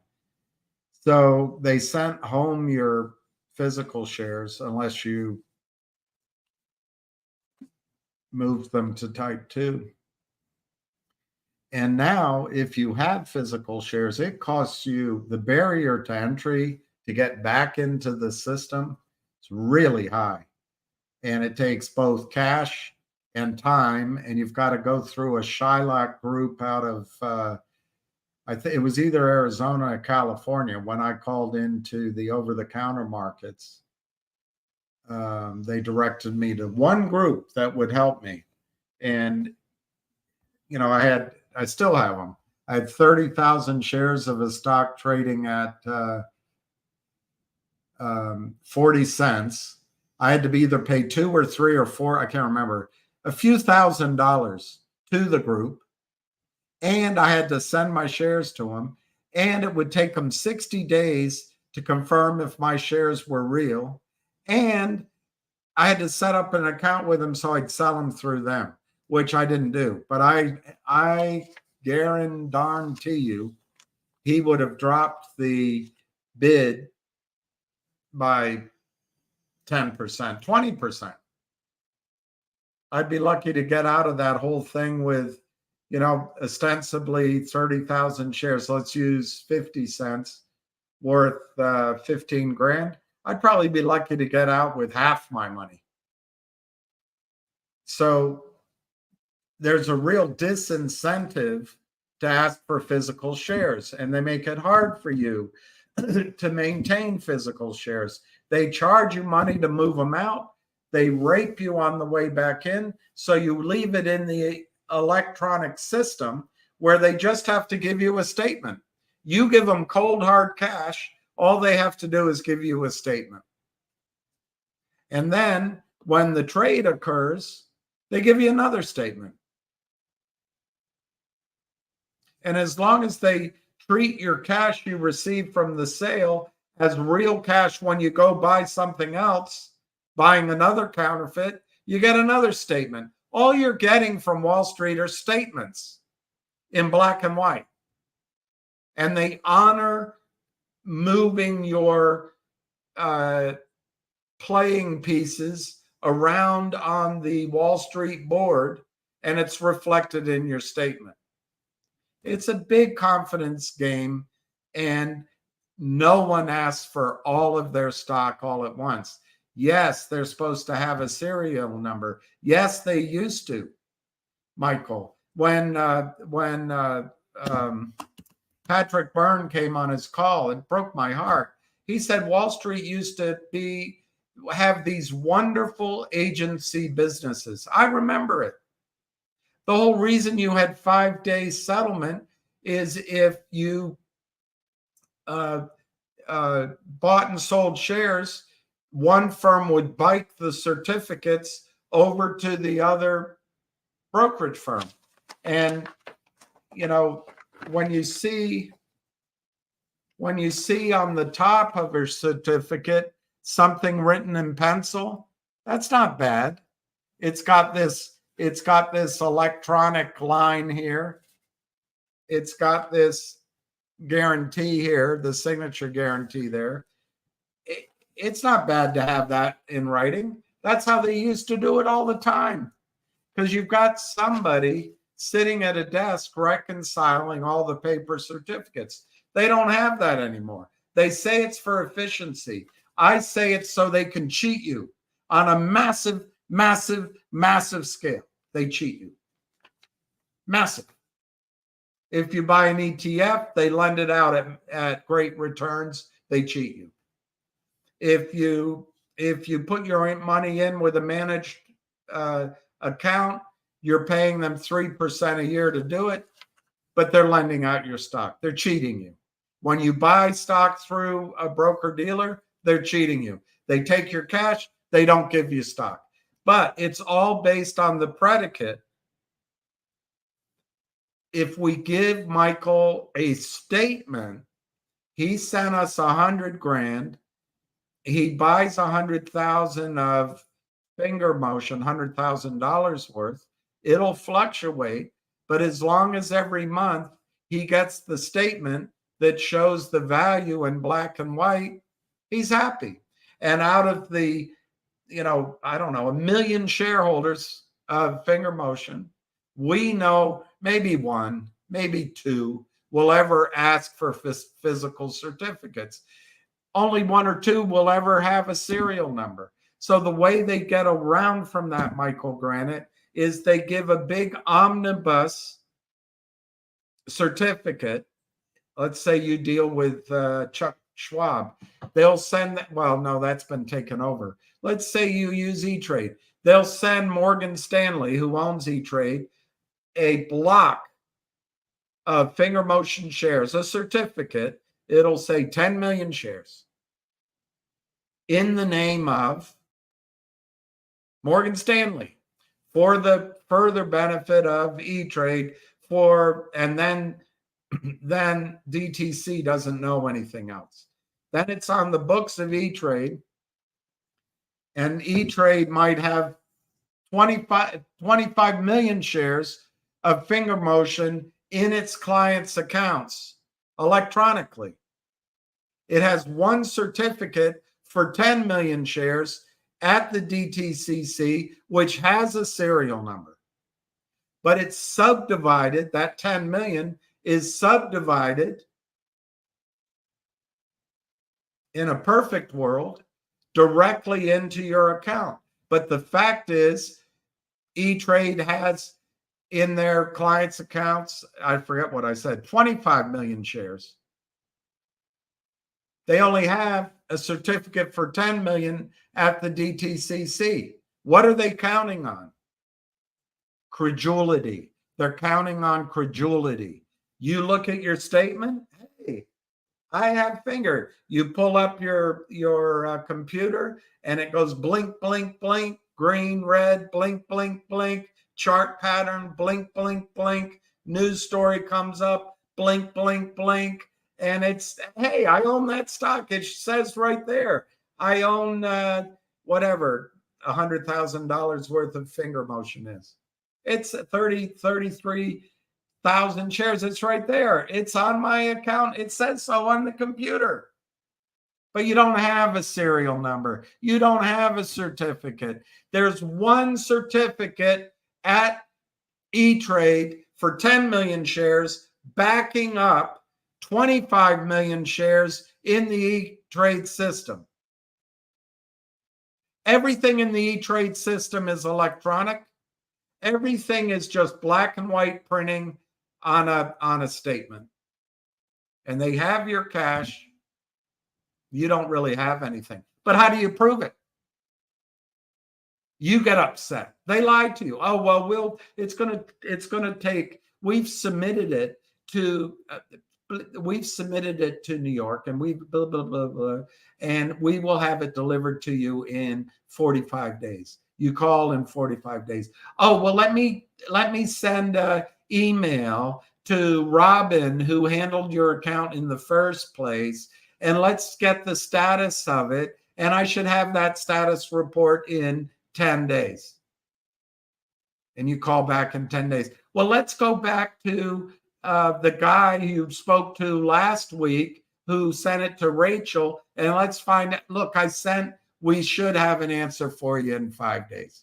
And you say, where's my certificate? You don't have a certificate. Nobody in the system has a certificate.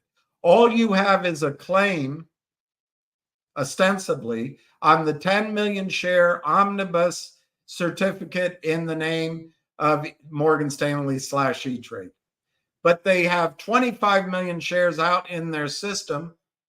None of you have a certificate. None. So if Jeffrey Lind came in to sell 10 million shares out of thin air, and the E-Trade investors bought him from him, E-Trade investors would pay for the new 10 million shares. and you'd get an entry on your statement. You paid for it, but the 10 million shares allocated to E-Trade Morgan Stanley doesn't change. Now there's 35 million shares in the brokerage accounts, all electronic at E-Trade, because there's no settlement. And the shares Jeff Easton sold, or his client, didn't exist. And it's all okay with Adina Friedman. She has absolutely no curiosity and no interest in enforcing the rules. Why? Because it benefits Carlyle Group, who promoted her beyond her abilities because she was a woman. So in return for that favor, she's not going to look too hard. Of course, everything I say is in my opinion. So that's why, Michael, there's no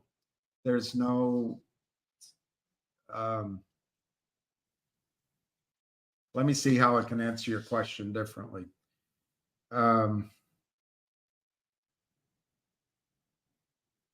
A better way to answer a question is there's no day of reckoning. So Wall Street never has to come up with a physical share for every existing share in its clients' accounts. Why not? Because we don't ask for it all at once, number one. Number two, because the system is electronic. It no longer is physical. You used to have the right to have your shares in type 1, held in safekeeping in your name, or type 2, held in street name. You don't have that choice anymore. Everything's in street name. Thirdly, they don't enforce settlement. So if one brokerage firm has an overwhelming number of sell orders, well, they're not enforcing settlement anyway. Hopefully somebody not at Morgan Stanley, let's say Merrill Lynch, buys the shares for cash, but they just give Merrill Lynch nothing. They just give nothing. They just give nothing. And that's the way the system is. And that's why when we try to fight it, we get nowhere. Because this is the way the system is. There's no day of reckoning. I'm telling you, it's a fractional reserve security system. Just like the fractional reserve banking system. That's my opinion. The problem is securities are not fungible. Dollars are fungible. Voting rights aren't fungible. But once Wall Street figured this out, by the regulators, by Congress, own the government, split the risk away from the brokerage firm to the prime broker, put your prop desk out as they become your clients, they become hedge funds, and then send every new issue that's up to the hedge funds, give them great deals, always give them the phone call first on the trades you're seeing. Help your buddies that used to be your prop desk, help them make money because then they do the trades through you at your prime broker. Don't enforce settlement. Retail's the suckers. And as long as the dollar keeps being printed in trillions and trillions and trillions of dollars, we now are paying. I remembered the other data point I heard a few days ago. 60% of the United States discretionary budget. That means not interest payments, not Social Security, not welfare, not Medicare, not I don't know what else is in there that's set up. 60% is for war. 60% is for war. 60% is for war.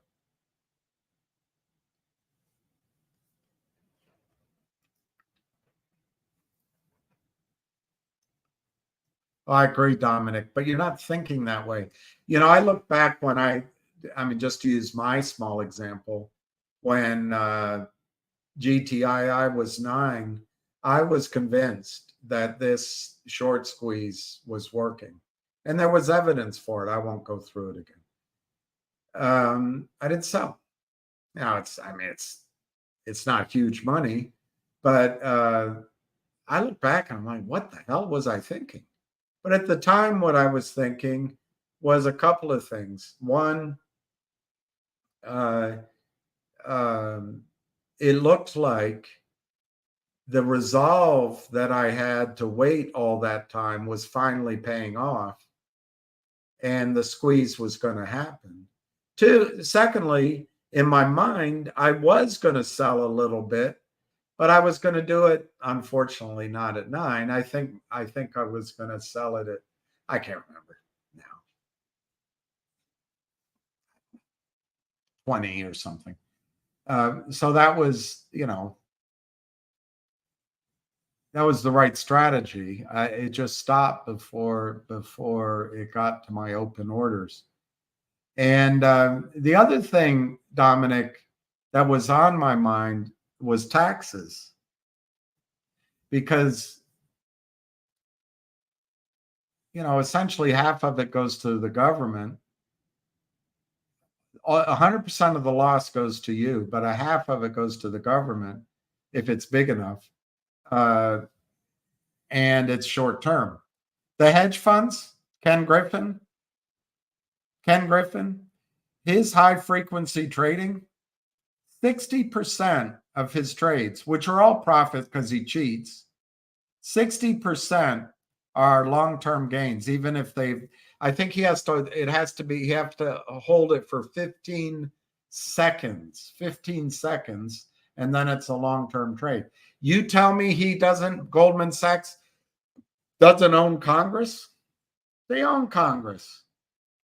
They're going to come after your Venmo transactions at $600, but they let the hedge funds trade short-term nanosecond trades at 60% of its long-term gains. Does that seem fair?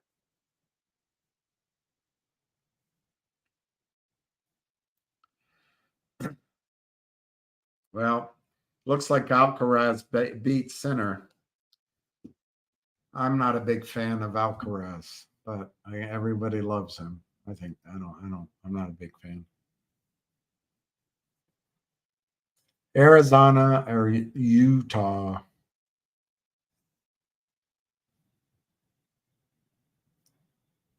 I think he's paid off. I think he's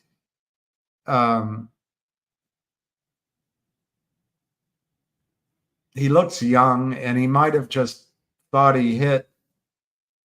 Otis, that saying that I told you that Warren Buffett said, if it's good enough for a screenshot, it's good enough to sell. In other words, if you're so happy with your account that you take a screenshot of it, sell it.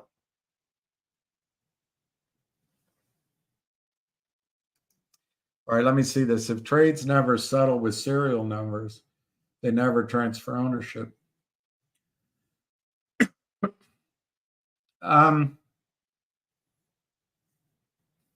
Spiny, you ask something that you ask very literally, and I think because Wall Street has lawyers, and because they have systems in place, and frankly, because they look the other way,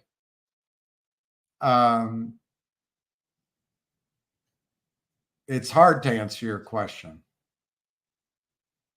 So I'll answer it in two parts. In the simplest answer, yes, the obligation to deliver ownership to you does transfer. E-Trade has an obligation to you to give you 10,000 shares of Finger. If you sold it and a guy at Merrill Lynch bought it, that obligation is no longer on E-Trade, is now on Merrill Lynch to deliver to whoever bought it. So yes, the obligation to deliver ownership transfers, but they never deliver it. They never settle the trades. All they really are doing is giving you, as we've said, IOUs. They're giving you a black and white statement, and they figure as long as you've given them the money, they can use it for commission and fees and their own lending and everything else. And of course, when you really get down to it, there's only 4 bulge bracket firms. They could have little nods and winks among themselves. It's just a hot potato moving around amongst them. Once they realize that they are a fraternity rather than enemies, they just let it all move around, and that big feast moves in between them. The only obligation, Spiny, that your brokerage firm feels is when you want to sell, we've got to give him cash. But they know you're not going to sell for a year. You're not going to sell for 10 years. You might not sell because they've got us all sold on the set it and forget it, give it to Wall Street to manage. All they're doing is they're shearing you of your wool. And if you happen to go into the NASDAQ arena, they're going to slaughter you very comfortably as they flatter you and give you bells and whistles and research and ding, ding, ding, ding, ding, ding, ding. And then they slaughter you. This system is industrial scale. The rule book doesn't apply to you unless you break the rules. It doesn't apply to you in terms of your rights.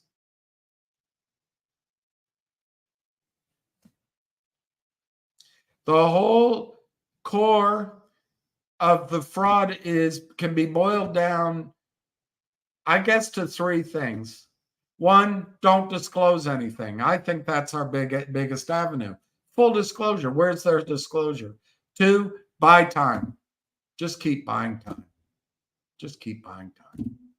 3, well, I guess it's a bunch of things. Never admit what you're doing. 4, make sure you can provide cash when people trade. Otherwise, don't settle the trades. And 5, destroy the denominator of every single stock who seeks capital from Wall Street other than the chosen few, the miraculous 8, or maybe if you're working with your own clients, your hedge fund clients, don't hurt them. Otherwise, it's open shooting. It's like the trains that used to go through the West, and the customers would stand out with their guns and kill all the buffalo. They would just slaughter the buffalo and let the buffalo lay on the ground. Why? They wanted to exterminate the Indian. And you think human race is somehow advanced. That's right. That's right.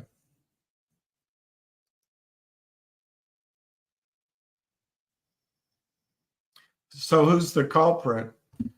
A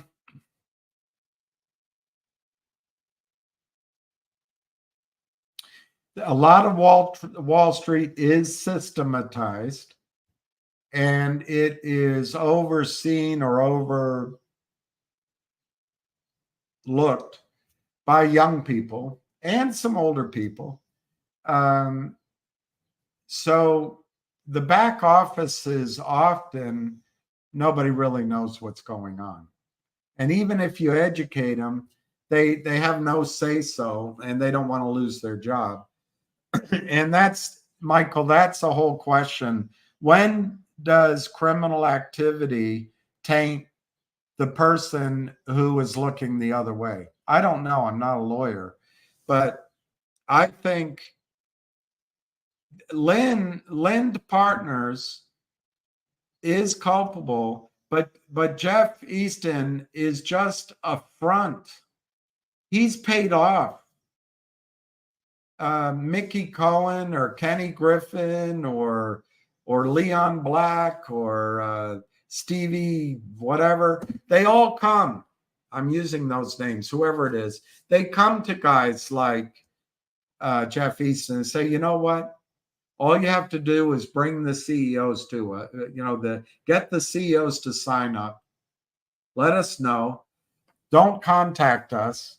We'll front you. We'll provide the lawyers. We'll back you up. We'll make sure you don't go to prison. As long as you don't cheat us. 70% for the big guy, 30% for you. Get to work.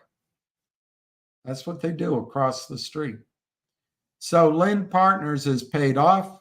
They get kickbacks, and the attorneys that work with Lind Partners, and their clients work with each other, but the attorneys give a patina of legitimacy so that Jeff Easton can say, well, I'm not the one shorting it, which is a lie. But that's what lawyers do. Lawyers separate conscience from the law. Lawyers separate conscience from acts. Lawyers just want to win the case. That's it. And if you confuse the judge, and you delay, you'll get away with it. So I think the culprit, I actually think the culprit is everywhere.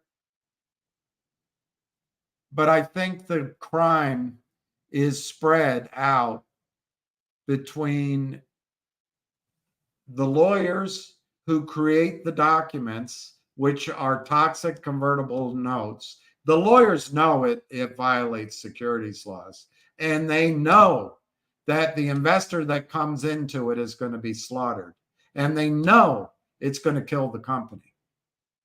But their Harvard education stops at the formula. They don't read the formula, but they create the documents.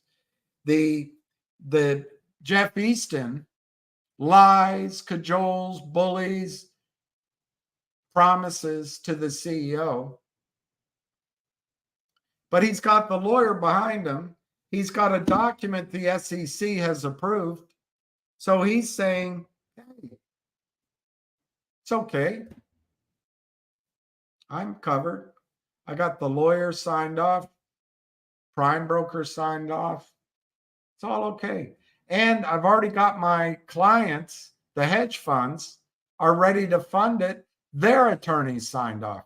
So Jeff Easton is sipping his gin and tonic and playing on his piano. I'm protected. Well, then the hedge funds have been doing this, and they have all the money, and they've paid off Congress, and if they get a fine or if they get in trouble, it's just a parking ticket. But their attorneys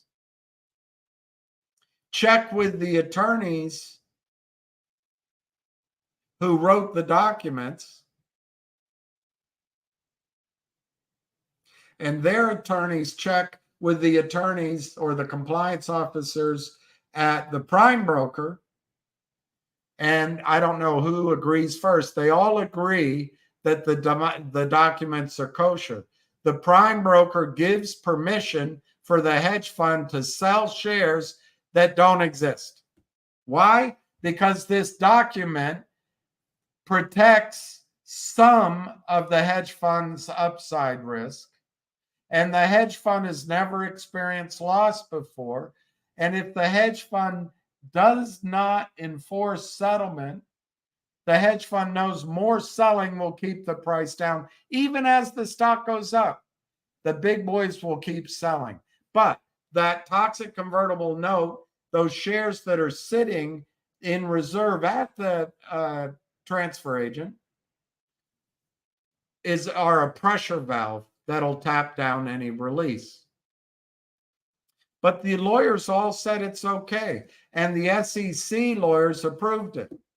And Congress has had a chance to overlook it. And then FINRA and the SEC and Adina Friedman, they all kind of look at things. They say, it's all right. And then the broker dealers who are guaranteeing the trades to you, they know the delivery hasn't happened, but they accept the assurance from the prime broker that the money, that the shares will be delivered in 30 days. We're checking with our client, and they give an extension. I don't know that that extension technically is legal, but it's been almost codified by just being matter of fact behavior. So, Michael, I don't think any one person in the chain believes they're guilty. They know. The reason Jeff Easton is fat is because he knows in his heart he's guilty. He knows what he's doing. The reason Kurt Kramer smokes the cigars, Seth, in the big jazzy mafia suits, because he knows. The reason he goes to temple and donates money, he knows. I don't think the hedge funds know. They're just swimming in money. I think they think they're geniuses and they came on the best trading system that ever existed.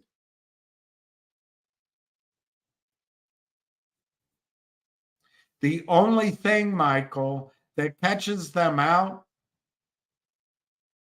is our chief weapons: fear, surprise, an almost fanatical devotion to the Pope, and the comfy chair.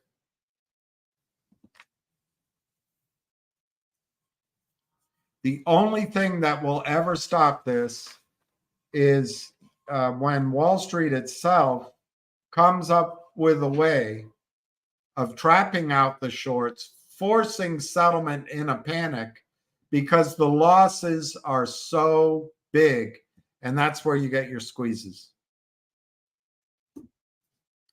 Michael, the other thing that's happened on Wall Street is it used to be that a CEO could go to a Johnston Lemon, a Wheat First, a Alex Brown, a Sutro, a Laidlaw, a Davenport, and say we're seeking to raise some money, and there would be everything would be in-house. The agency, the beautiful agency business that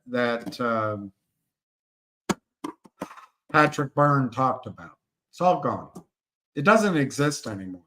So Wall Street, the markets are no longer a source of funds for companies. You know who can cause Wall Street to raise money for a CEO? The criminals. Jeff Easton. All he has to do is get lawyers to say this is okay, get the SEC to approve it, get the hedge funds lawyers to say it's okay, get the prime brokers lawyers to say, oh, we'll accept that, and boom, we're off to the races.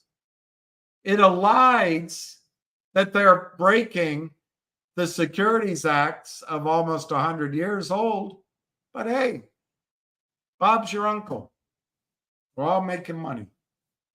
Systems are in place.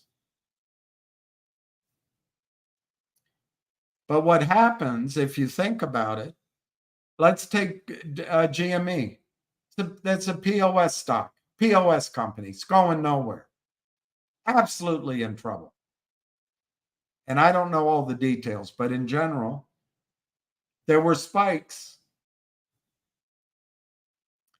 And the fronts for the short sellers came to the CEO, bribed him, said, look, we'll give you this deal. But they give the deal at half the price that the market's trading at. He accepts it. His retirement is assured. The investors are destroyed. And the company now has $1 billion in cash. Is the CEO's responsibility to the company, which doesn't exist, it's just a legal fiction, or to the shareholders? In ideal sense, it's to the shareholders. But once the lawyers can separate the two and convince the CEO that his responsibility is to keep the company alive, well, then they start abusing the shareholders. Remember, the CEO can write big checks. The CEO's lawyers can have a huge impact. The investment bankers can make a lot of money with the CEOs. The shareholders, they're dispersed. And look what happens in the space calls. You get paid for shills. You can confuse them. No one cares about them.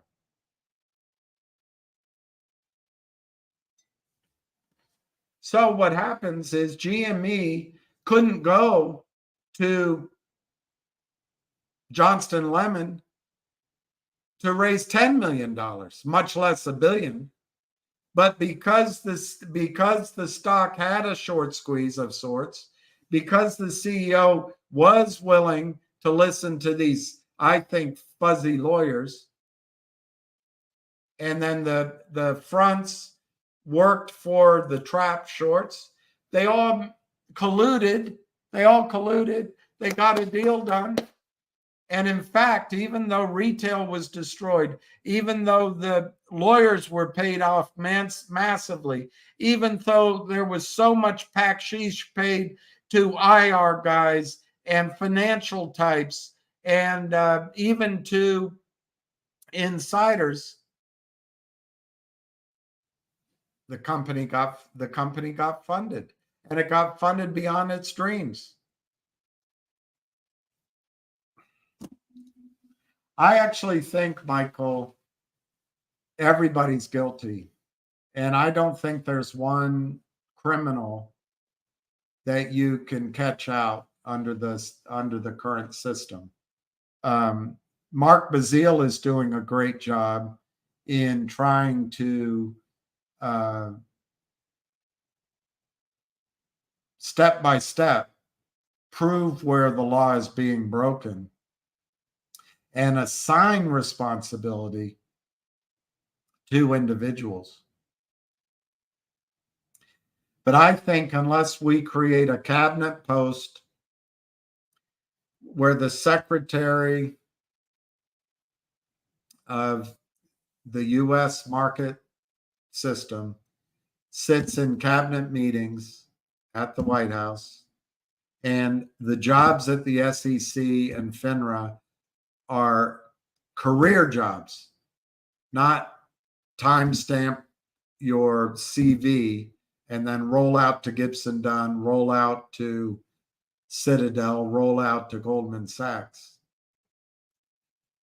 I don't think it's ever going to change. I know, I get upset. Somebody told me that yesterday. And I said, yeah, but I I do get upset. Thank you, David. GTII has been shorted to oblivion originally by Kurt Kramer and his 6 or 7 clients.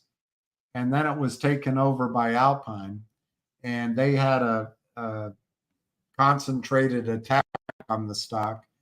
The stock went from 9 cents to $9, 100% move, 100x move. And I think it was squeezing. The shorts were down $1 billion. And I think the shorts paid off or bribed or seduced Gregory Fliakos at COSM. And they ensnared a couple of IR guys to get everybody to move from GTII over to COSM. There were several lies that were told. Maybe they were innocently told. Maybe the lies were told to those IR types and they believed it because they're so amateur and stupid. Or they knew they were sharing it. I don't know. But there was a lot of money to be made. A lot of money. So everybody left GTII. As that happened, the Alpine short selling, counterfeiting, picked up steam unbelievably. And they sold tens of millions of shares that don't exist. They sold hundreds of millions of shares that don't exist. While that was happening, the company almost from the jump, they bought back the toxic convertible note at massive penalty. Bravo. They instituted a idea of distributing ownership of a Picasso, and then there was a second painting. Bravo. That was shot down by the SEC or FINRA. They bought Beyond Blockchain to start creating money in that realm. Something went wrong with the issuance of a coin from Beyond Blockchain. It was turned down by the regulators. They bought a company that does this high educational distance training. Brilliant idea, particularly during the lockdown. That never seemed to get off the table, but they tried. Bravo. They did it. Bravo. It's still there. GTII bought a law firm.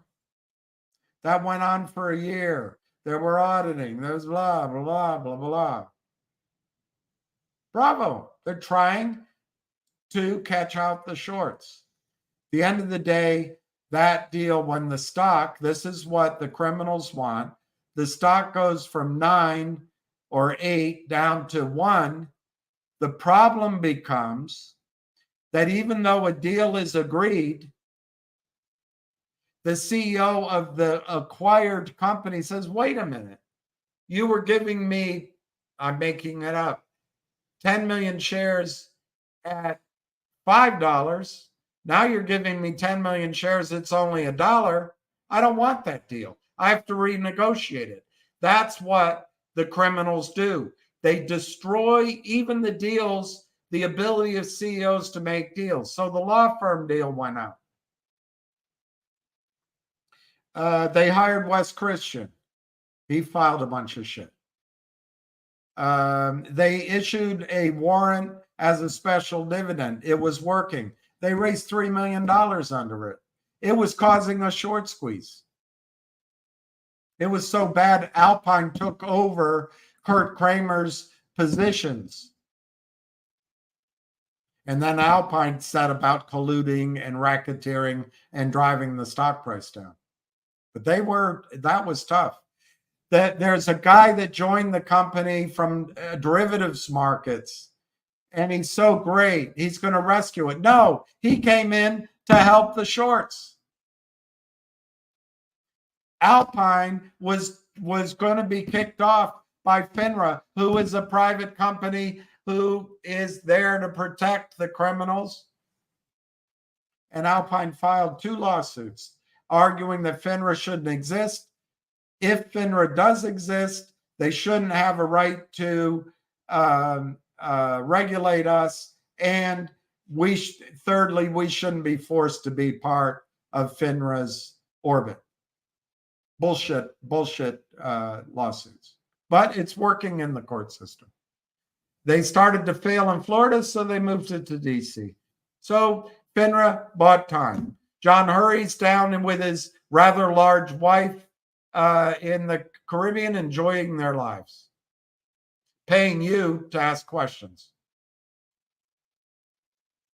Then Trento mining deal went on and on and on.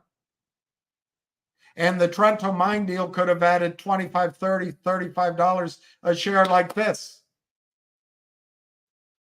Last July, last August, the CEO decided that he was going to get more hands-on. And he brought this derivatives trader in. I believe the derivatives trader queered the deal with Trento, because the only thing that's going to catch out Wall Street is a surprise. And you need a CEO that can't be bought out, a CEO that is not drawn to money, yachts, yacht girls, wine, power. You need a CEO that says, no, I'm going to write this. I'm going to write this.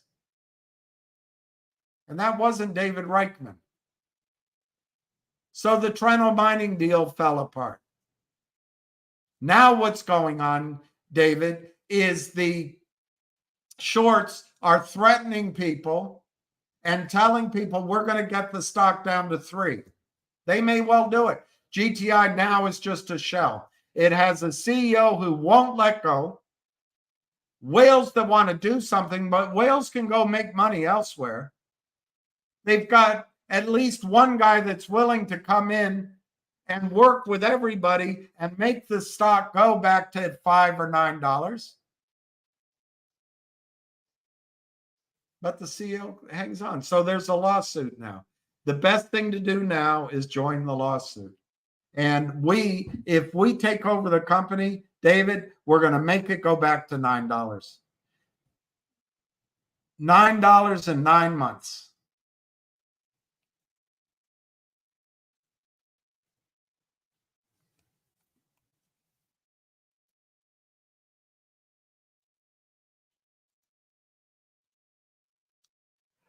Can I sell my shares in AST?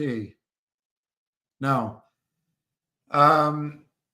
AST will not facilitate it, but I have suggested it to attorneys that it would be brilliant to have an attorney set up a contract. The problem is, John, if you sold your shares, nobody is going to change that ownership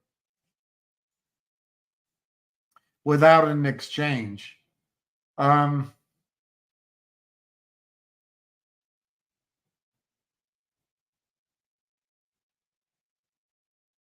have to look, maybe, and let me find out. There may be a way to use attorneys where you transfer ownership to someone else with a letter. But I think as a private company, it has to be approved by the company. I have to find that out. That part of my knowledge is vaguely telling me there might be a way. But right now, there's nobody, no lawyer, and nobody that would take the risk of having you sell your shares. If the stock went to the moon, what if you didn't deliver them on the contract? John, let me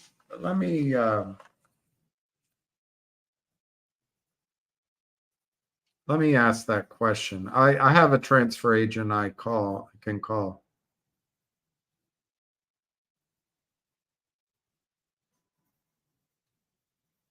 But the transfer agent will not act as an agent. They will not act as an agent.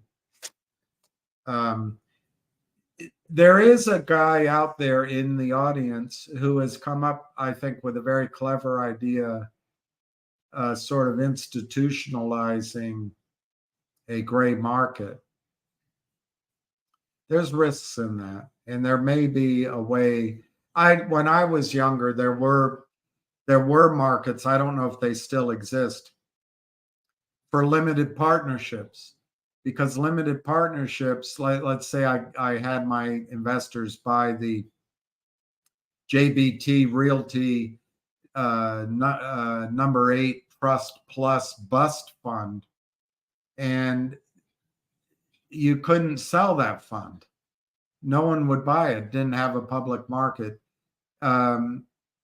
You could give an indication that you were willing to sell it, and maybe Merrill Lynch would find a buyer, but it would be at such an awful price you wouldn't want to take it. So there were these secondary markets created on the side that you could do, but it was always such a huge haircut. But they did exist, and I'll find out if NextBridge could trade there. I don't know. I don't really, John, want to create a liquid market for NextBridge, because then it opens it up for the criminals to start manipulating sales. Personally, I think Greg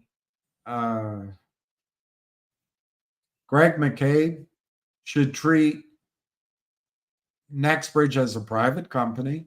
We're not going public. We're not going on blockchain. Not yet, anyway. Not until we eradicate the disease of counterfeit shares. And secondly, I think each of us, for our own benefit, should treat our shares of NextBridge as a private placement, which means stop trying to get liquidity. Stop being anxious every day. Stop worrying about it. Let the wound heal that happened 600 days ago. Let the wound heal. We lost that opportunity to trade. This is my opinion, John. I think we are more likely to benefit if we just keep it as a private company, as a private placement. The first time that the company is able to make a dividend distribution, I think we'll make more money out of that dividend than we will make in some sort of vague secondary market or some sort of crappy offering. And if you listen to the liars on Twitter, in something they come up with.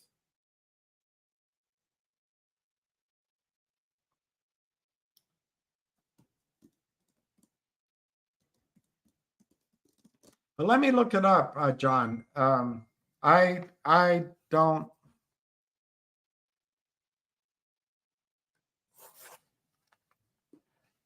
I don't have.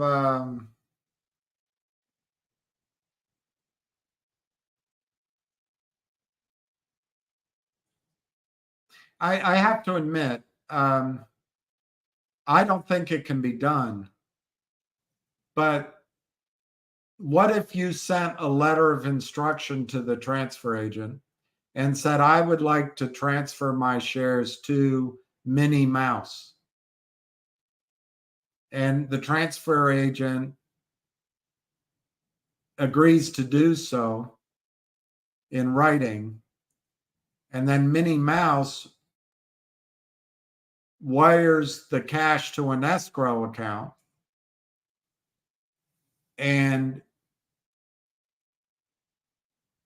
as soon as the shares are in Minnie Mouse's name, the escrow amount could be sent to you, I can't think of a reason why that couldn't happen, except that I think as a private company, I'm almost certain if you bought these shares in a private placement, you would not be allowed to do what I just described without getting permission from the company.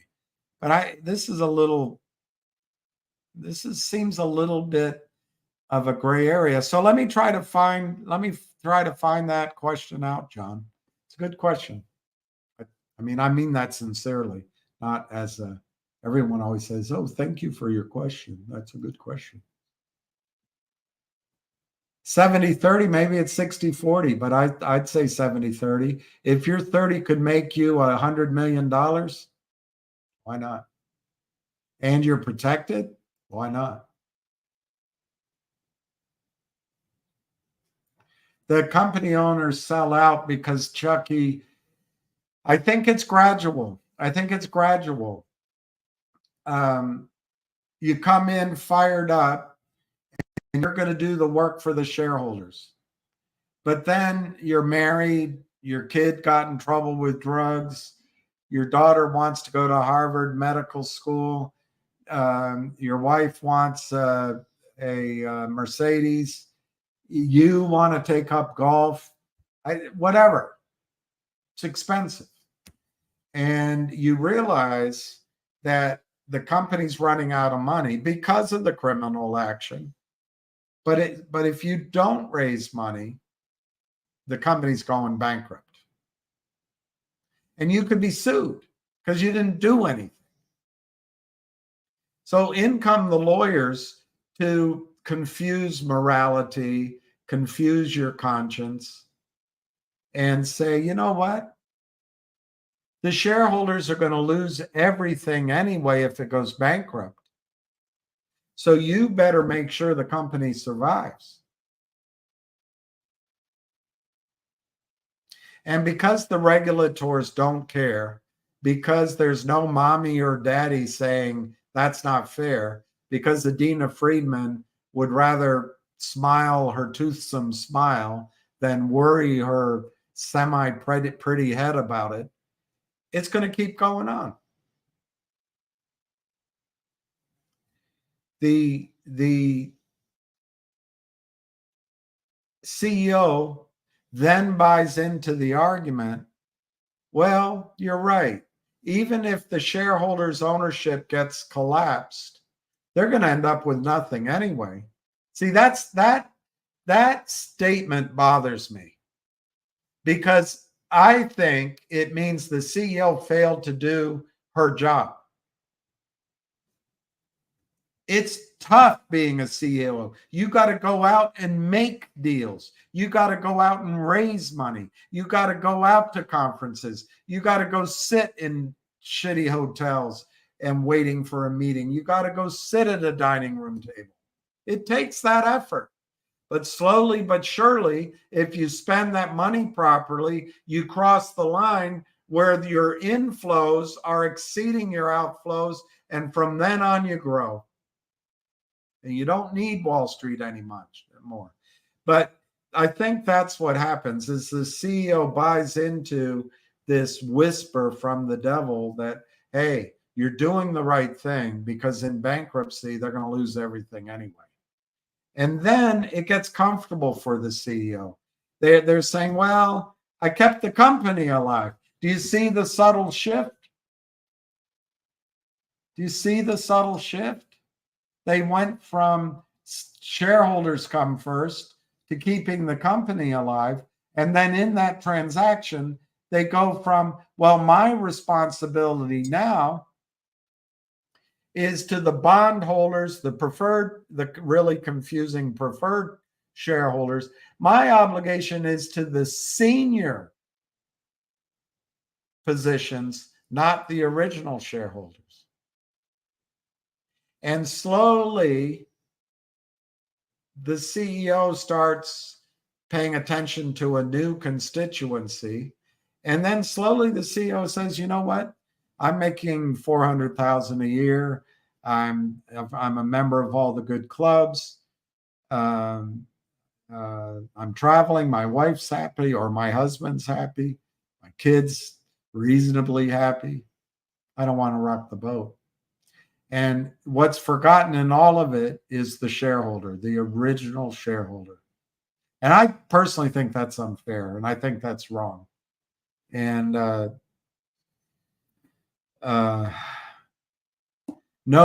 amount of saying, oh, you shouldn't have invested, oh, just put your money in a mutual fund, corrects that wrong. It's stealing, and it's institutionalized.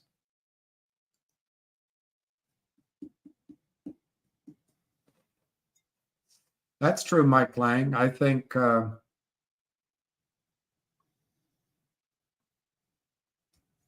that's valid for most people. It's not in my case, but it's valid for the majority. I think that's true. We're learning about it, and it's really will become, do we want these markets as they are? The way the markets are, they're set up for a series, I'd say a handful, mostly men. I can't think of one woman in charge of a hedge fund. There probably is by now, or one of the big pools of money. And if she is in charge now, she's going to sell it or woke it out of existence. It's these certain kind of men that sacrifice everything and focus, and then they build up this I think probably unrewarding $1 trillion worth of money or more. That's where our Wall Street is now. Funding only comes at the blessing of these certain people. And our whole society is directed of it. Our elections are directed. Whether or not the media likes Roger Federer versus Novak Djokovic is run by them. So we've got to decide if we want a different market. Yeah, those three. Yeah, it makes sense.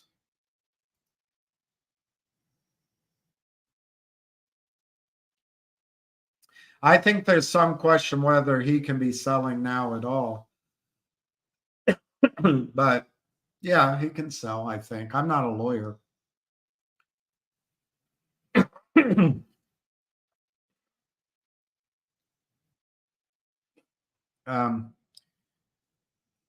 At some point, the Rule 144 expired. The 12 months expired. But as an insider, I think his ability to sell is highly limited. But look, Tom, I have mixed feelings on that. For a long time, the CEO tried everything to cause a short squeeze. Bluntly. I mean, I wouldn't think his lawyers would ever allow him to say something like that. Probably it would be better expressed to catch out the people who had manipulated his stock price. And clearly the stock got overvalued, because if you're just looking at value, you can make that statement. But if you're looking at the imbalance of shares sold versus existence, you can make a case there's going to be a huge volume of buyers. And that's a valid reason to own a stock. But during that time, the CEO was not able to sell any stock.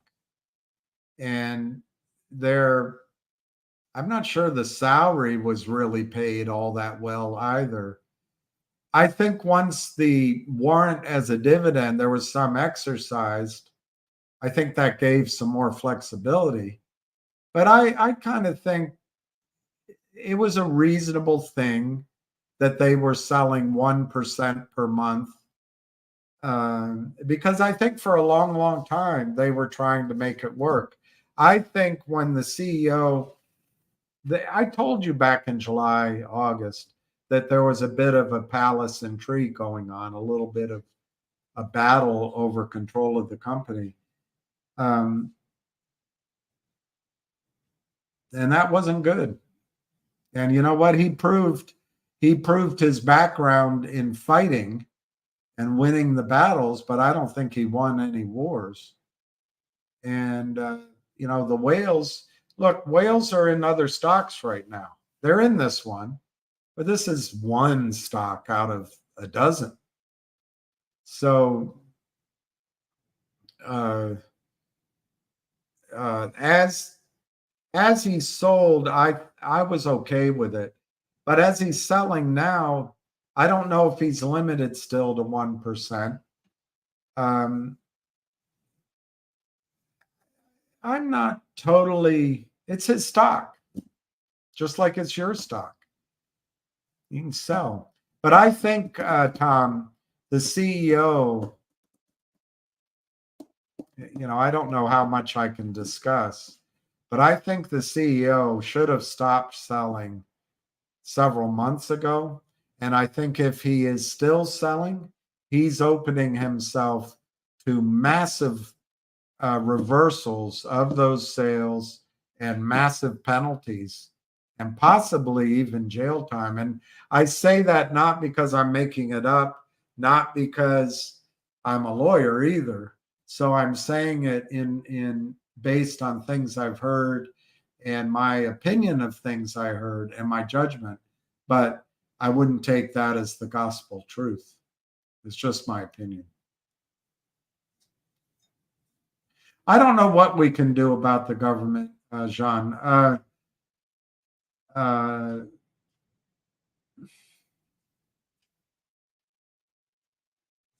have thought, and the reason I thought these couple of stocks would work, and maybe others, is the best approach is to hurt them in their pocketbook. I also believe very, very much, and I was told about it several years ago, in Ham's idea, which he's worked on for a while, of setting up an exchange that's honest. And we didn't get on our trip, but if I can get to the Middle East, I might help him get the approval he needs. He doesn't need money. He just needs that approval. And maybe we can get that done. My answer to you is we need to catch out the system so we have some money, but also so it's shown. But I also think we need to set up a legitimate exchange and put these bastards out of business.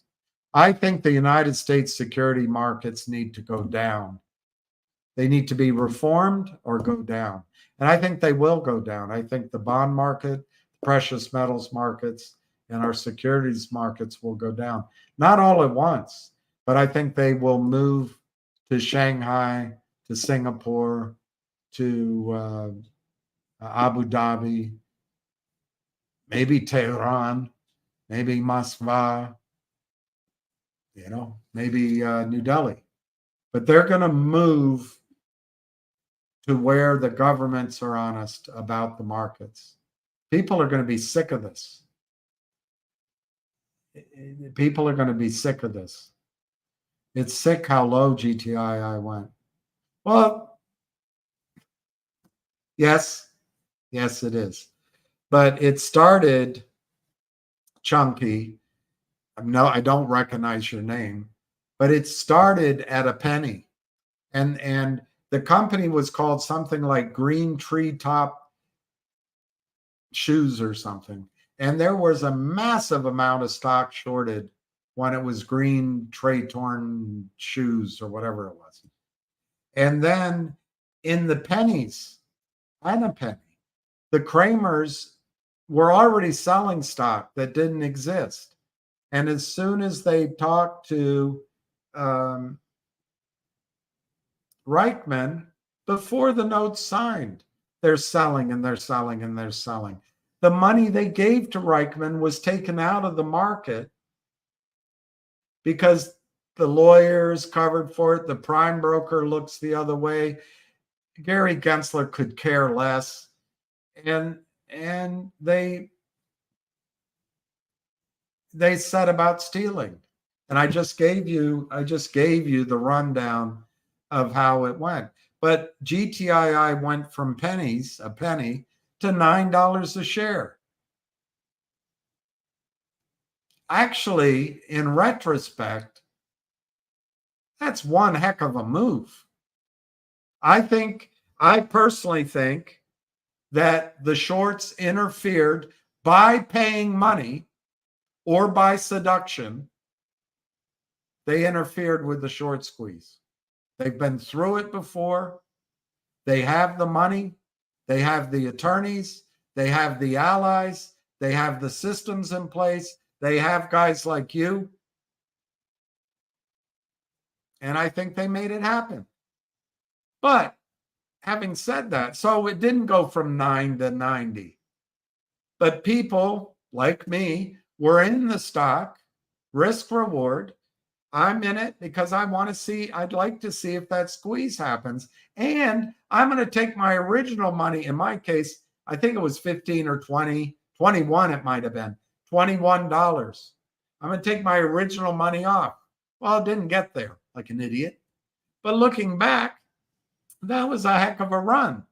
And that gave time with proper money management to get your original money off the table. In my case, I didn't do it. But it's hard, Chucky.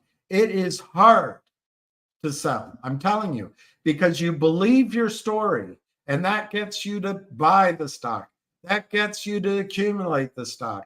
That gets you to stay in it through thick and thin. And then it starts to move, and your whole premise is not the fundamentals. Your premise is the fact there's going to be a buy-in, and it was working. Fidelity was paying 1,000% to borrow stock. And everyone went to COSM. They went to Cosmo because it was going to change its name. A guy with a gravelly voice. It's going to change its name. It's going to change the QSIP number. And there's 2,000% short. BS. All BS. All BS. Tony from Boston said, wait a minute. He looked at it. Wait a minute. There's not 2,000% short. And changing a name and changing a QSIP is not going to cause a squeeze. It was all hype. Just like the guy with 3 names, Roger Rabbit, came in. Hype for his piece of shit company. COSM was a piece of shit company. They had contracts. They needed money. They couldn't raise money anywhere else. They came in front of this group and took money.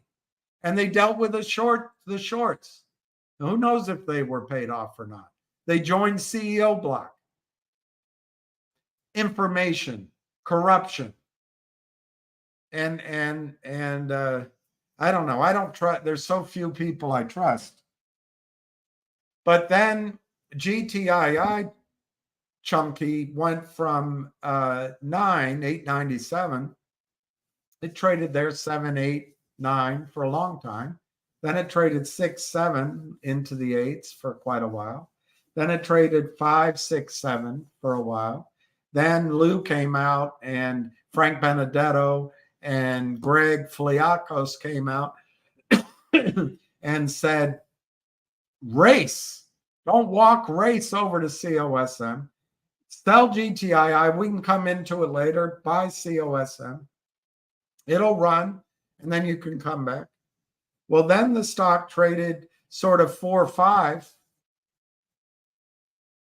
And then it kind of broke down 3, 4, 5. Then it was sort of 220 to 3. Then it was 180 to 220. And then it broke down into the ones. It was kind of 150 for a while. They had a deal with Vocal when they were trading at around 3 something or 5 something to buy Vocal. Of course, who knows if Vocal's CEO wasn't seduced by the shorts, but he busticated that trade. So, but at that time, GTII was up, and it was up for quite a while. Then the stock was sort of 90 cents to 120 for a long time. And then it was in the 60 to 90 cent range. Then it broke 50 cents, broke 40 cents, and started trading 30, 40 cents. Then it broke down from 30 cents down to 20 cents, 18 cents. And then it ran back up to 34 cents for a while. And then it broke back down. Slowly, it was 24, 22, 18, 15, 11. And now GTII is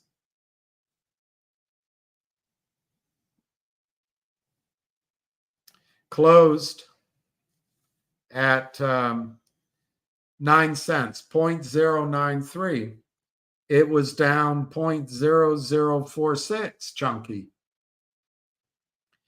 So, yeah, it is sick how low it went. But at any point, it can go lower. And I've been saying that for a long time. And last year, as Finger there was enormous organic momentum in Finger Motion. It was amazing. It lasted for about 4 or 5 months. The calls were running, the stock was running, and I think there was a good argument to be made that if Finger finally had a big run, the money was going to come into GTII. GTII was showing strength. There were still rumblings of the Trento mining deal. And then I think a guy was inserted to make sure that deal didn't happen. And there were all the other things I talked about. But then in around July, August, I started talking about how there was a battle between the CEO and the board and certain investors. And I couldn't say sell GTII because who knows? The Trento deal mine could happen. Or Alpine could come in and buy out the whole stock. You never know. But I started talking, Chunky, about I backed off from any discussion that if Finger runs, maybe GTII is going to. I even backed off quite a bit from Finger because the market wasn't telling you anything anymore. There were no trades there. Doesn't change the long-term fundamental story, but it wasn't there. So no amount of bloviating is going to change the fact that they're in the trading patterns, in the charts, in the volume, in the trends, it's going the other way. And then in the third quarter and fourth quarter, Chunky, I don't think I couldn't have been, and that's bad English, I don't see how I could have been any less clear over and over and over and over and over and over. I said to people, as we come into October, November, it's a good time to do tax loss trading. There's 2 ways to do it. You can buy your whole position, double your position, and in 31 days sell the original, or sell your original position now and then in 31 days buy it back. And when it's October, there's some risk. When it's November, there's almost no risk, but there's some risk of a rally, but you could sell at the end of November and buy back in the last trading days of the year where probably everyone's selling. So you could take money, chunky, for example, at any of those levels. If you sold at $3 and were able to buy back at $2, forgive me if that's too wide a range, but it's just simple arithmetic. You could buy back your original position and take a third of the money off the table. You could take some cash off the table. If you sold at $2 and bought it back at $1, you could have rebuilt your position, taking half of your money cash off the table and establish a tax loss. I said this over and over and over and over and over and over again. I'll tell you one other thing I said, Chunky. I remember it vividly. I said I think it was October, and I'm not going to go watch my old videos. It doesn't fascinate me. But I laid out how you could sell GTII and buy Logic. And I described it probably using the word you could sell 1 unit or 1 share of GTII and buy 4 shares of Logic. Right? 1 share of GTI, buy 4 shares of Logic. And I had my whole view as why Logic, which was sponsored by a SPAC. The data Logic portion was sponsored by a SPAC. So Logic was going to spin out data Logic to collective audience in a D-SPAC. They had this group, Aubrey Advisors, who had done 100 of these, which would imply they knew what they were doing. But apparently, since they're such good guys, I can only assume they didn't know what they were doing. But Logic was going to split into collective audience, which could trade as high as $20 or $30 a share. And in fact, it traded as high as $38 a share before guys on your side of the table called NASDAQ and, Adina doesn't care, called NASDAQ and say, hey, they don't have enough shareholders. Well, wait a minute. Aubrey Advisors didn't know to warn NASDAQ that we're in the middle of a D-SPAC? Aubrey Advisors didn't know that? Anyway, the D-SPAC was a disaster. And let's not go into all that. I could go on for 30 minutes. The D-SPAC was a disaster. But I did tell people that if you're uncomfortable being out of GTII because you're afraid it might run, one way of establishing your tax loss, sell 1 unit of GTII, and you can buy 4 units or 5 or whatever it was. I think it was 4 units of Logic. I believe when Logic de-SPACs and you have Logic reverse mergering into, and there was a company on the line, and you have shares of collective audience, your shares of Logic are going to be worth more than GTII is right now. So you could turn 1 unit of GTII into 4 units of Logic, and then those 4 units could be worth what GTII is right now. Sell 1, buy back GTII, establish the tax loss, and Bob's your uncle. Well, you know what's funny, Chunky? And again, I could be wrong. I was clearly wrong. I didn't know Aubrey Advisors was so inept at sponsoring SPACs. But right now, you could sell Logic at 9 cents, and you could buy next week. You could sell GTII at 9 cents. You could buy Logic next week because of the criminal shorting in it and the absolute disastrous D-SPAC sponsorship that Aubrey Advisors did, you can buy 5 units of Logic. Guess what? Even though you sat doing nothing, the market still presents the same opportunity, unit for unit. You could buy 5 units of Logic Monday morning by selling your GTII, and I'm not giving you got to think about it on your own, not giving you financial advice. Logic just put out a press release. Their first deal has been agreed, and it's binding. They're just a shell company.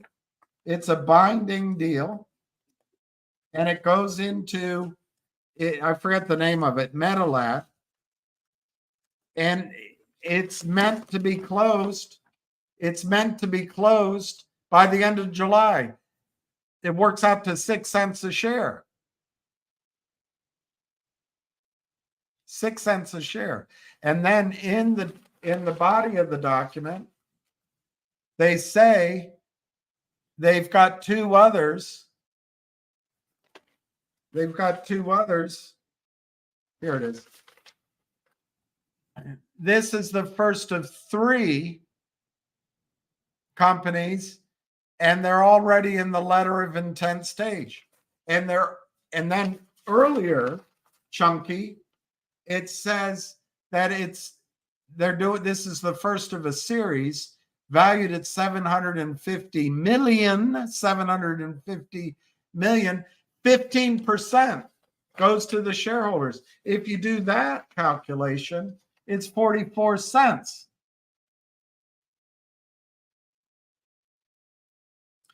But Chunky, let's just assume once there's another announcement and it's made more clear that Logic isn't going to your buddies to get toxic financing, and that Logic is not only doing this deal, and they actually have follow-on deals. Let's just assume your 5 units of Logic go to 5 cents.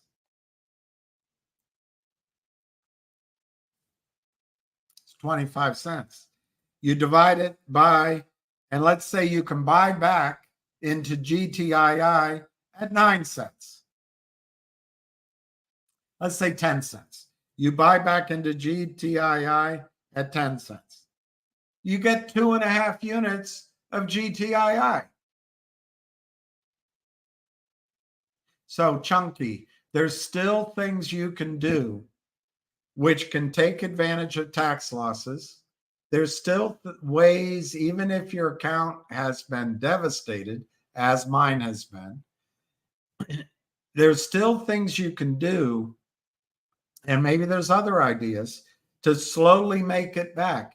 You're not going to make it back all at once, nor is GTII's share value going to go from 9 cents to $9 quickly again. GTII needs a team and a CEO who work with vision, they work with alacrity, and they work without making any missteps, and they don't listen to the devils. And we can get GTI stock to $9 within 9 months. But it is sick. You're right. It is sick. But that's how you and your friends control the market. Look how sick it was for Vocal. Look how sick it was for HPIL, VNUE, GTLL, MMAT, MULN, NWBO. Look how all the stocks are destroyed by your buddies, Chunky. They're all destroyed. It's because they go into the markets, particularly Adina Friedman's markets, because I hold her to a higher level of distaste, because her markets, when CEOs think they're on the NASDAQ, they think they've gone to Harvard. They're not. she's just a madam over the biggest whorehouse on Wall Street. And the guy, Charles Cromwell Caldwell, he runs the over-the-counter markets like a sieve.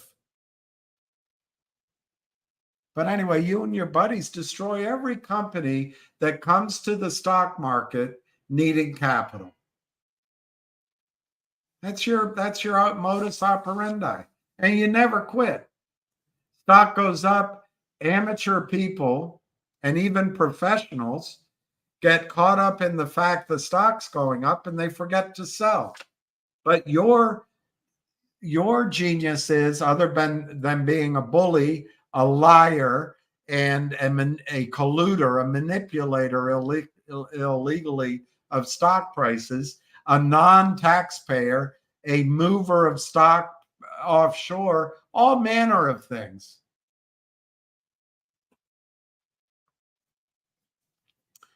But your genius is getting someone like Jeff Easton to give the toxic convertible note for cover. And then all you have to do from that moment onward is sell. If the stock goes down, sell. If the stock goes up, sell.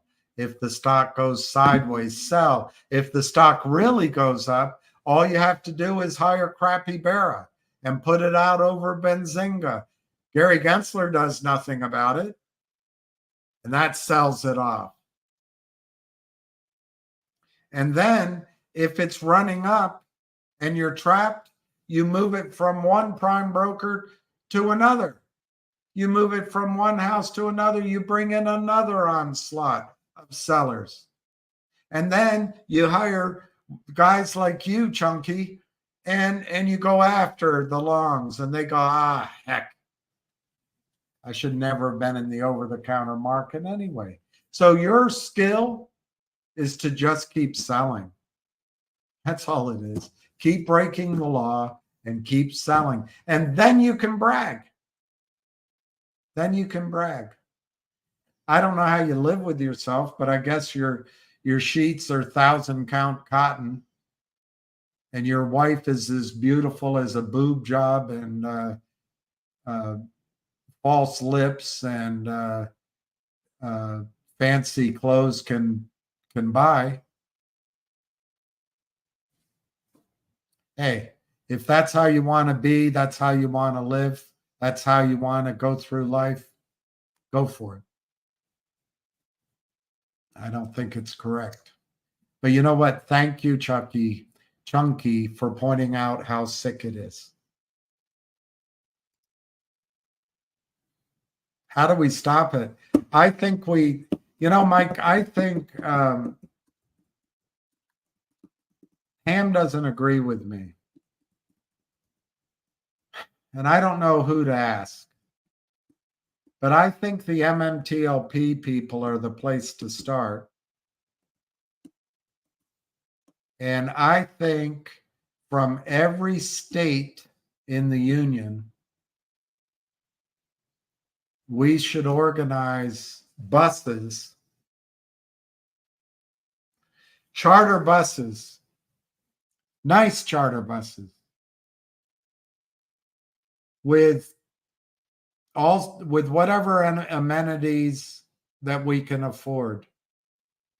And we should go from Wyoming, from Washington State, from California, maybe many buses, from Texas, many buses, from Florida, from West Virginia, from New York.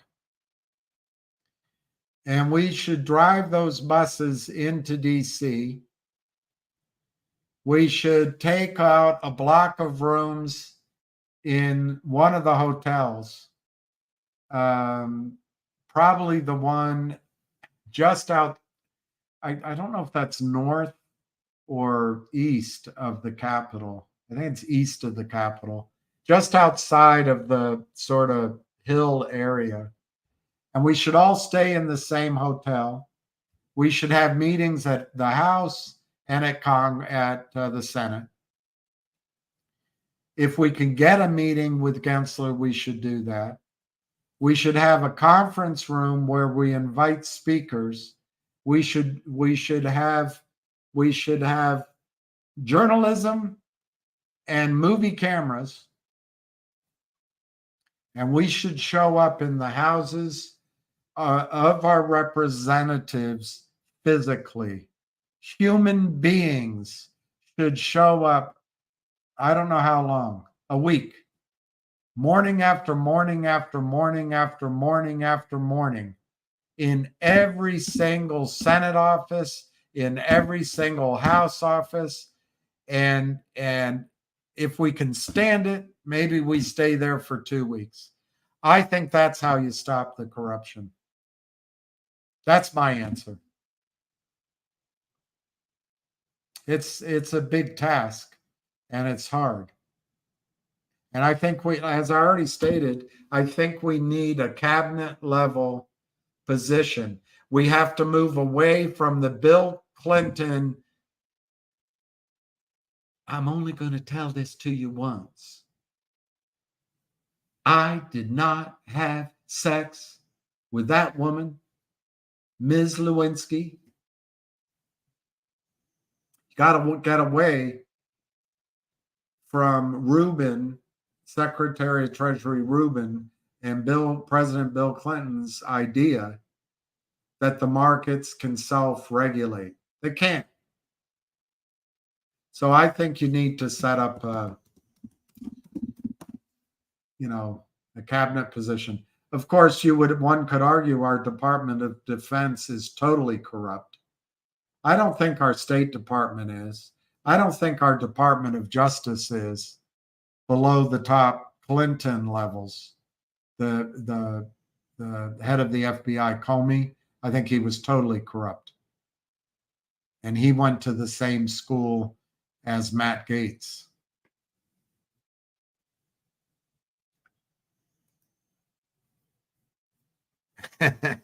Nunya, pretty ballerina. I don't know. I can't come up with a rhyme. Nunya. My money and my proxy will be for William. God, I must be behind.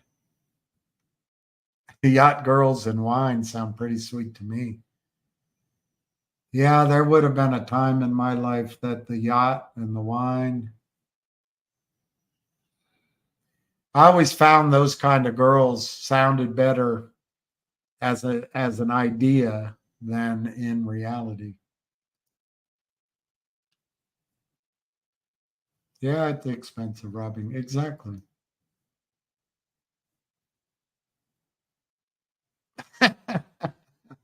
You're very colorful, Spiny. I think it's the heat. It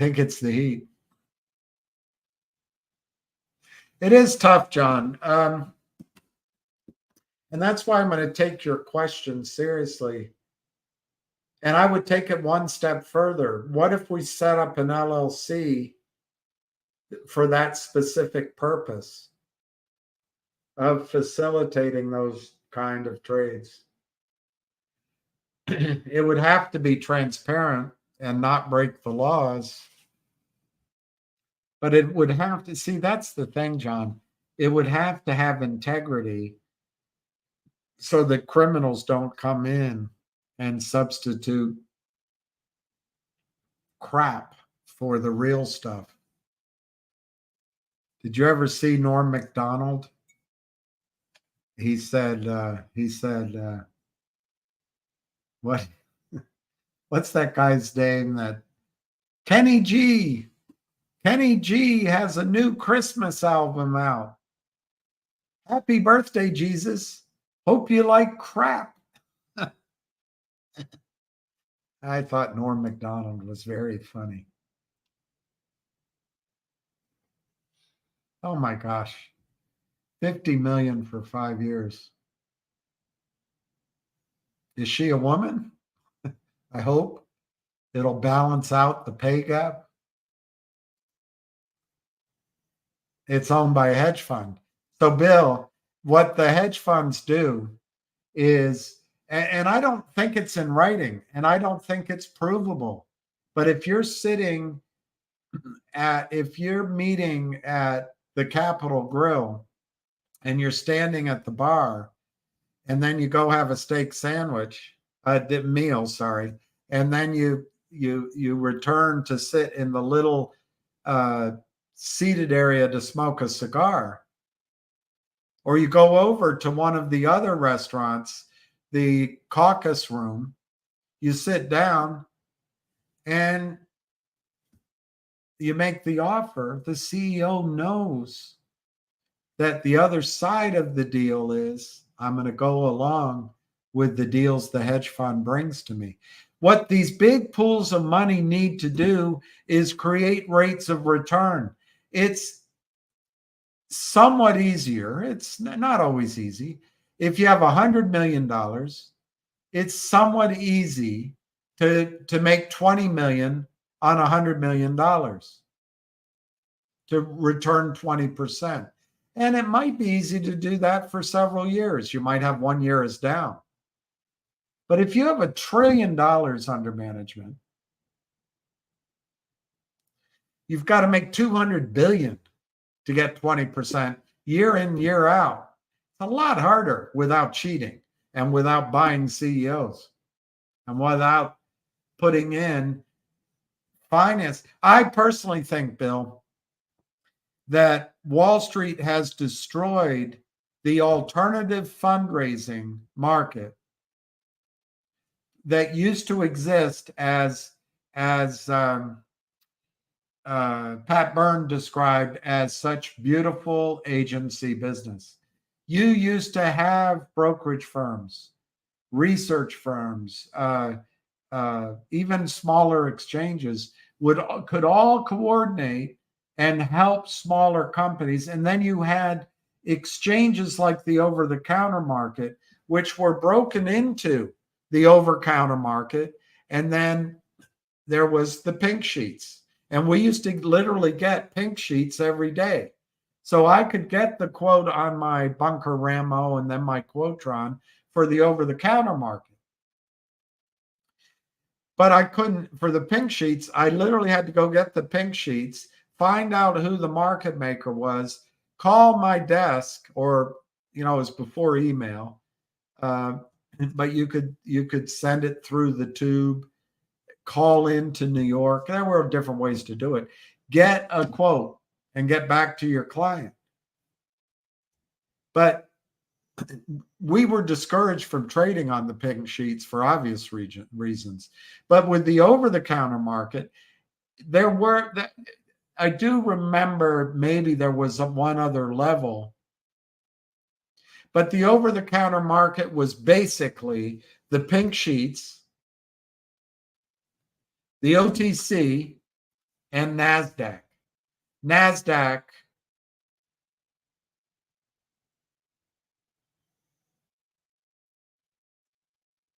was the buttercup. It was the best.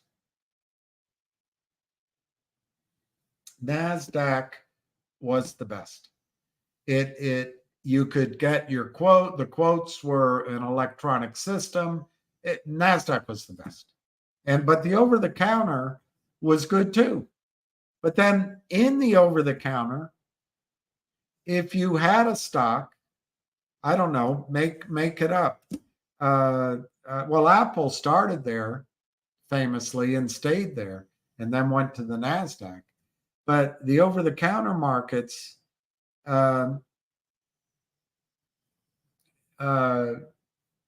if you had Verifone, VFON or VFNE, VFNE. It's one of those. It traded on the over-the-counter. So you would work with your desk and you could build a position in it. Or that's when I was at Merrill Lynch. Merrill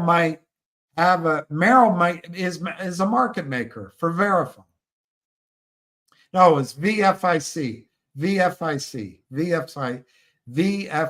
is what it was. But anyway, you build your position in it. But they, from time to time, after hours, this is Tony from Over the Counter. We have 40,000 shares of Verifone. It closed at I have no idea. It closed at $16. We can offer it to your client at 16 1/8 with a half in it. Well, what that meant is it closed at 16. If I could find a buyer at 16 1/8, the client would pay $16, 12.5 cents a share. Now that might have been a good deal because maybe it closed at 16, but that was the bid and the ask was 16 3/4. It's hard to make up for example, but let's say that's what happened, that the stock was trading all day 16 to 16 3/4. It closed on the bid. They put out an offer over the system because Merrill Lynch was a market maker and they had someone that wanted to sell. Merrill obviously bought the large block from the seller at the bid, 16, probably with a discount. You never knew. But what was good about it was it didn't kill the stock price. It did not kill the stock price. Merrill Lynch was performing its job as a market maker. They were maintaining an orderly market. They're hit with a large, that would have been a large order in that stock. They were hit with a large order. Maybe it was 50,000 shares. Just get me out, institutional. I want out. Well, what's the bid? 16 to 16 3/4. What can you do for me? We can do 15 3/4. And the institutions, well, best we can do is to go to 15 7/8. Done. 15 7/8. That trade's done. That means they got 15.875 for their shares. The desk made 12.5 cents on the trade, but now the desk is long 50,000. Well, let's assume they match 10 of it. The desk is long 40,000 shares. Well, what the desk did is prevent the stock from collapsing, because that is the job of a market maker. So that night, the desk comes in, hey, Tony from the over-the-counter desk, we can offer 40,000 shares at 6 1/8.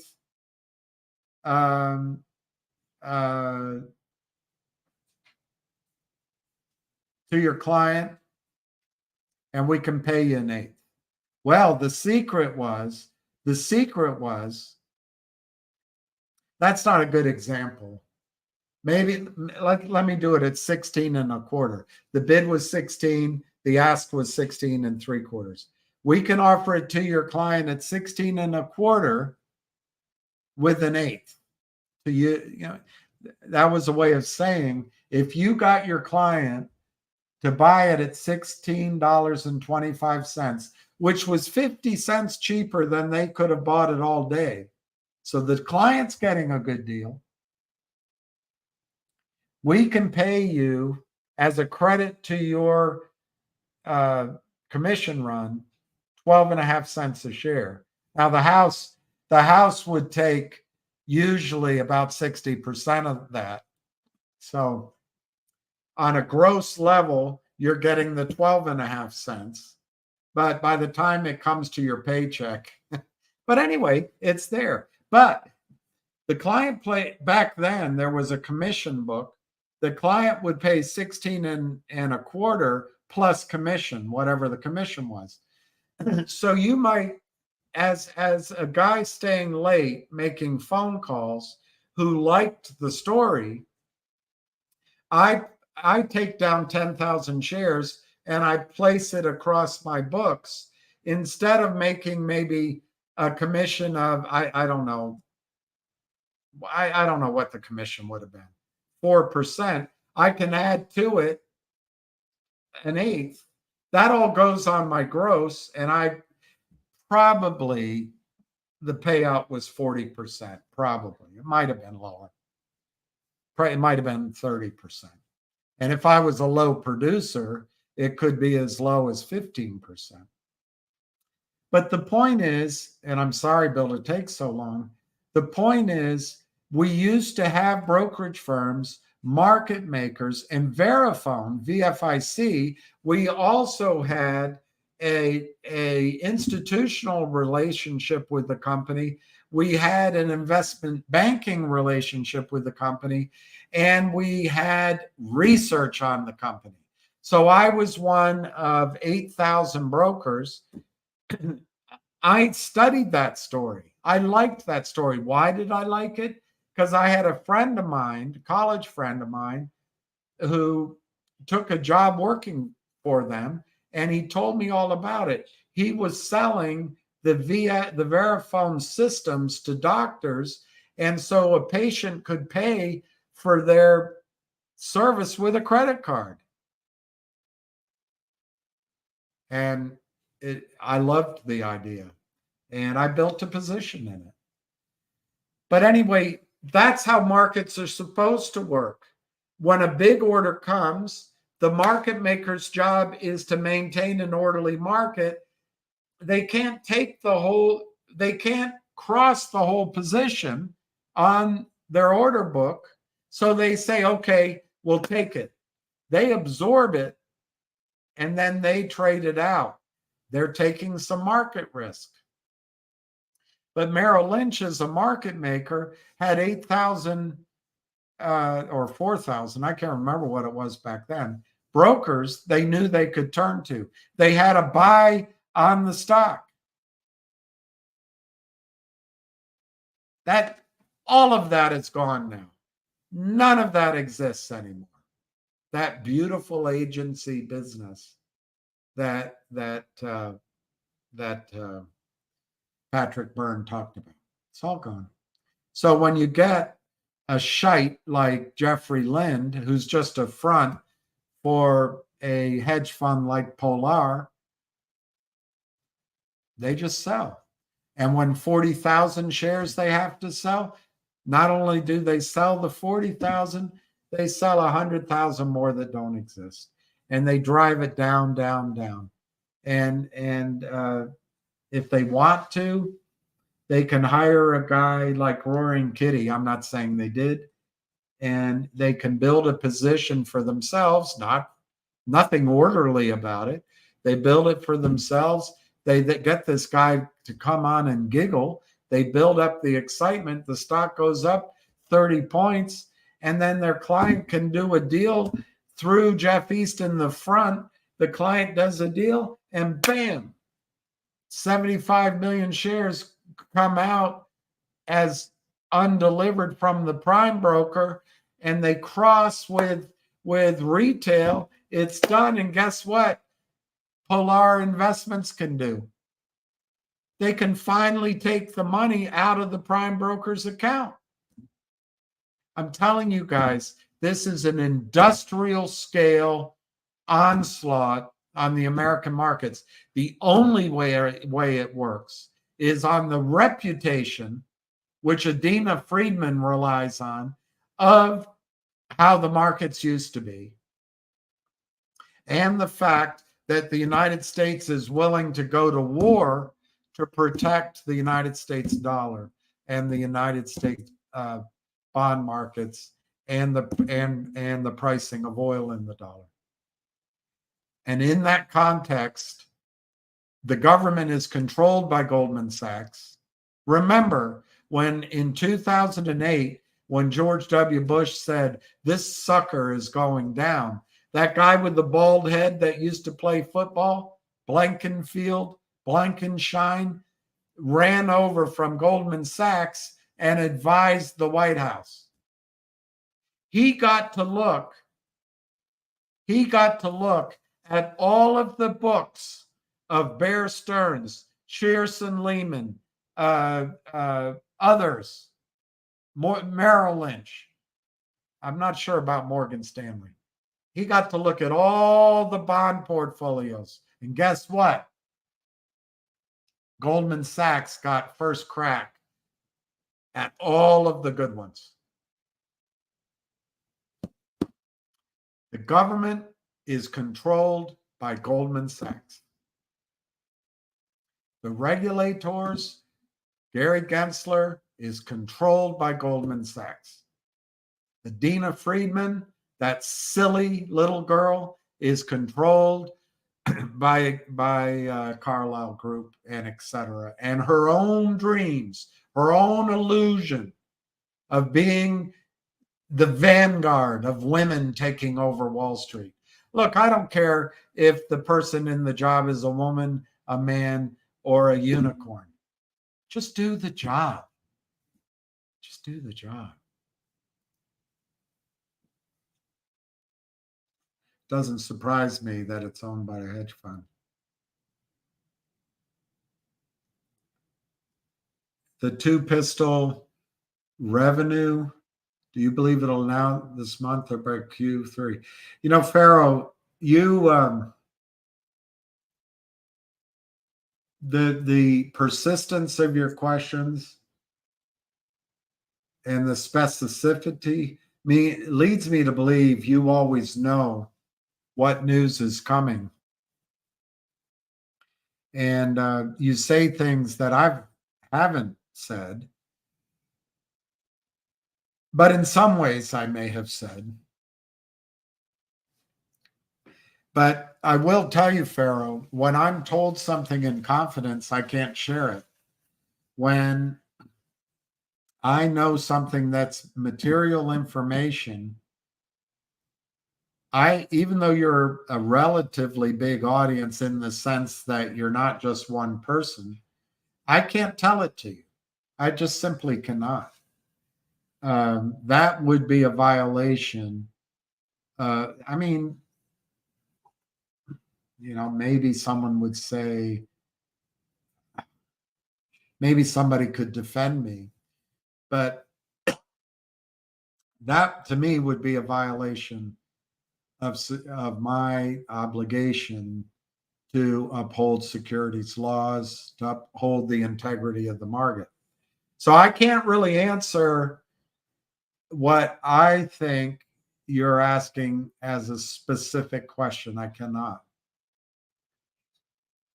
But I think if you look at my interview with Martin Shen, if you look at Martin Shen's interview with, there's another IR group that the company has hired who did a video with him. Sorry. The reason I say that they've hired it might be on the website, that video. Anyway, there's another video out there of an interview with Martin Shen. If you follow some of the news announcements over the last 12 months, if you follow the shelf registration and you read into it, if you follow the annual report, if you read some of the quarterlies, you will know that finger motion is comprised of about 6 or 7 divisions, let's call them, each of which are growing. You will know from the last earnings announcement that finger motion and the interviews, that finger motion is moving their focus from simple revenue to high margin revenue. That's a transitional period. So they are moving from the SMS, MMS type business and even the top-up phone business, although they're not going to let go of that because that's their safety. And it's the thing that builds trust with the Chinese government. But they're moving over in the high margin things, like processing payments with an app on your phone, and nobody carries cash in China, an app on your phone to charge your electric vehicle, one. they earn 25% of the premium, the mandated insurance of every new 5G phone, which is also mandated, that's purchased in China, that's in their ecosystem. $25 a phone, 2 or 3 million, I don't know, millions of phones every year, no cost of the transaction.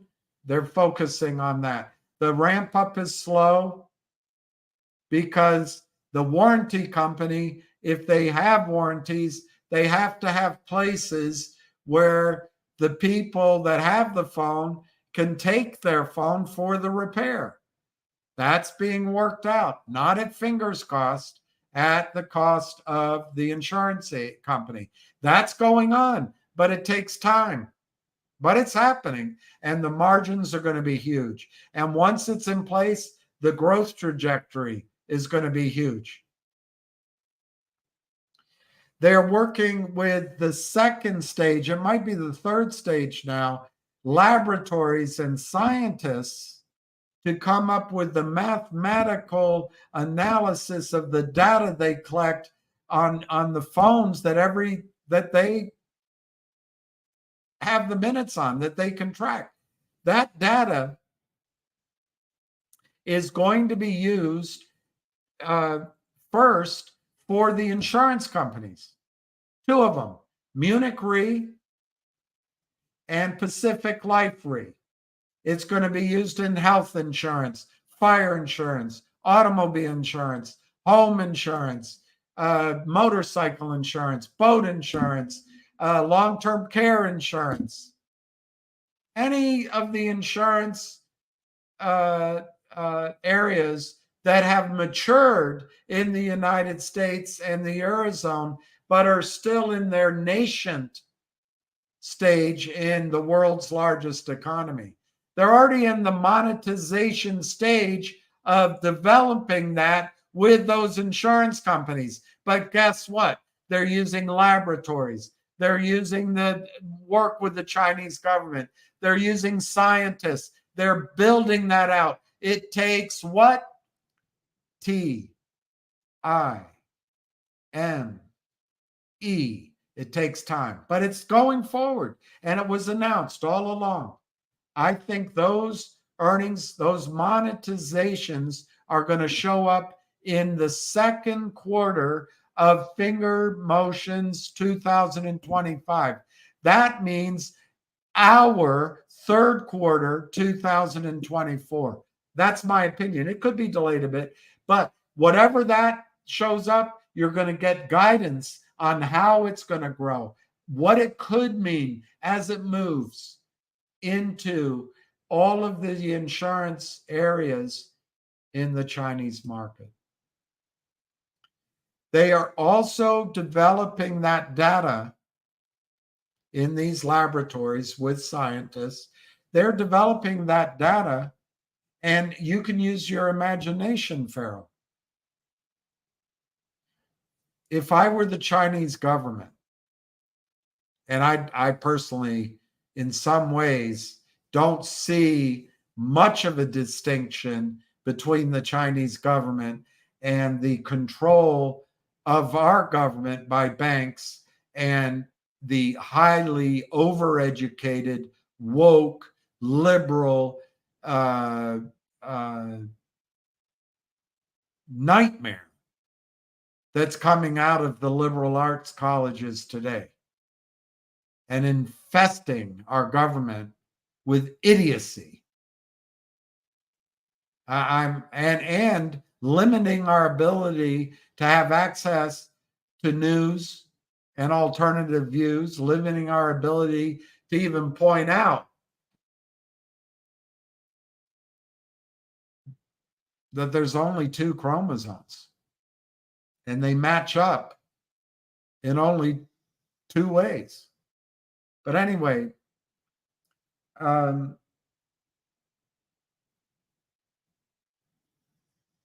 Chinese government, if I were Pharaoh, as an example, I would want to prevent another Tiananmen Square.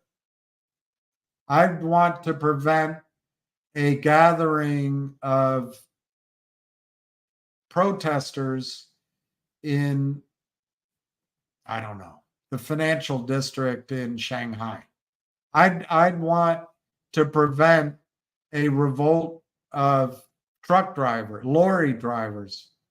I don't know. But Pharaoh, could you use the data that's collected by Finger? Could you use the laboratory analysis that they're building to create a contract with the Chinese government along those lines? I have no idea. But you start thinking that way, there is a potential for big revenue contracts. Now, I don't know. They own the Netflix of Southeast Asia, 150 million users. They want to bring that into the Chinese mainland. Could there be a contract there? There's rumors that I can't confirm of something to do with Alibaba and elsewhere. I have no idea. But could it happen? Sure, it could happen. Finger seems to have built the trust and the performance, the reliability that attracts contracts.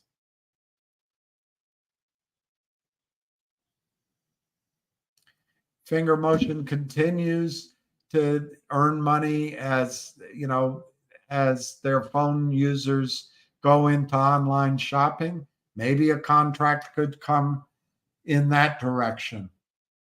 But Pharaoh, nothing's changed. Asking it every day doesn't change it. Why? Because if I know something that's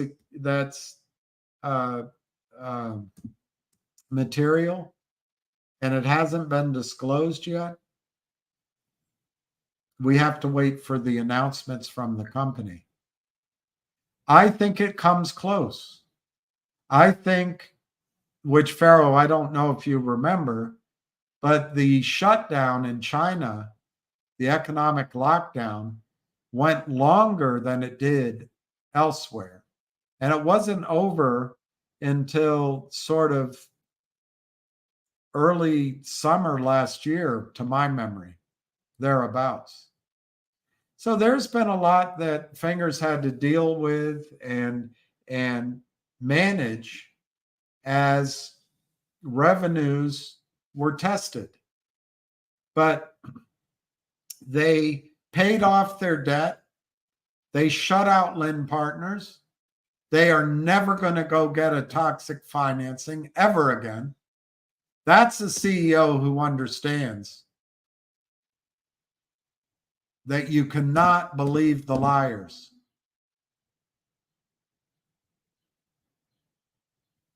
And guess what? He has the revenue now that he can say to Jeff Easton. So Pharaoh, the other thing I'll say, have you noticed that announcements mean diddly squat? Have you ever seen an announcement from Finger Motion make the stock go up? Ever. Ever. The problem with announcements, Pharaoh, is that the shorts know they're coming.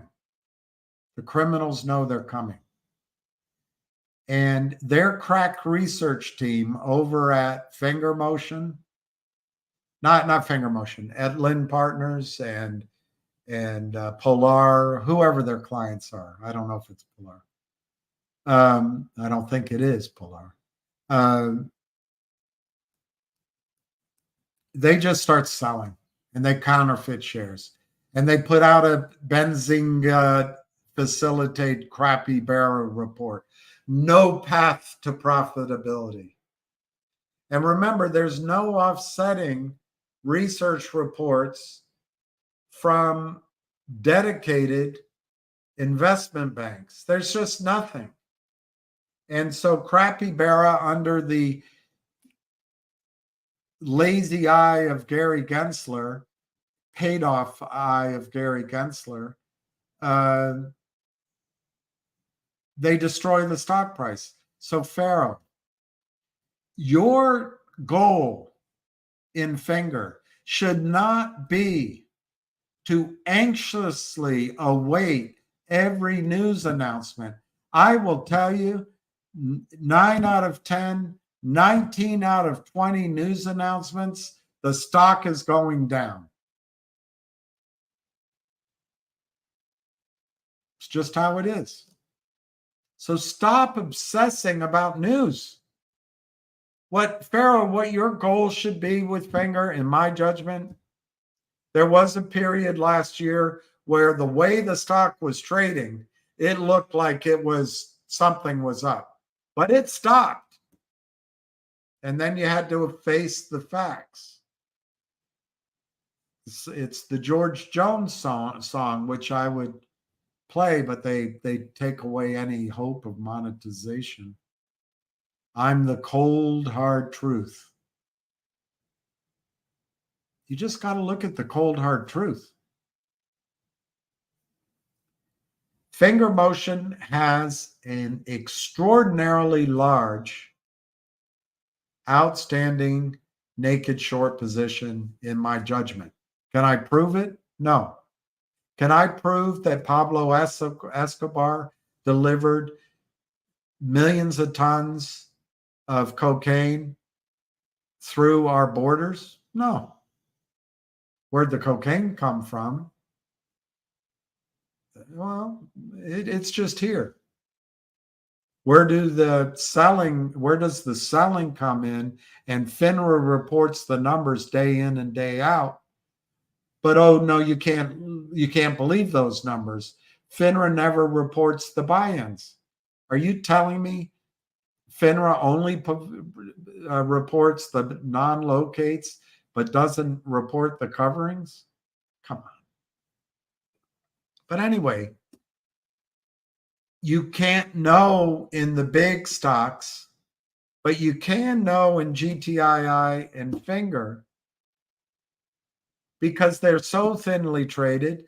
And I trust the eye and the memory and the pattern recognition of Ham. But I also watched Finger for 10 days, a little over a year ago. They sold 100 million shares in 10 trading days. Oh, but you don't see the buyback. Well, if there were a buyback, the stock price wouldn't have gone down and stayed down. It's preposterous, these arguments of the apologists. So anyway, I believe there's a large short, naked, counterfeit position of Finger. But Pharaoh, it's probably a Jefferies. Jefferies is up, but Wall Street helps each other out. Lind Partners clearly is under pressure. At least someone at a legal department somewhere said, take your data down from your website. Why? We don't know. But does Jefferies want to go down? No. Does Wall Street want this game to be up? No.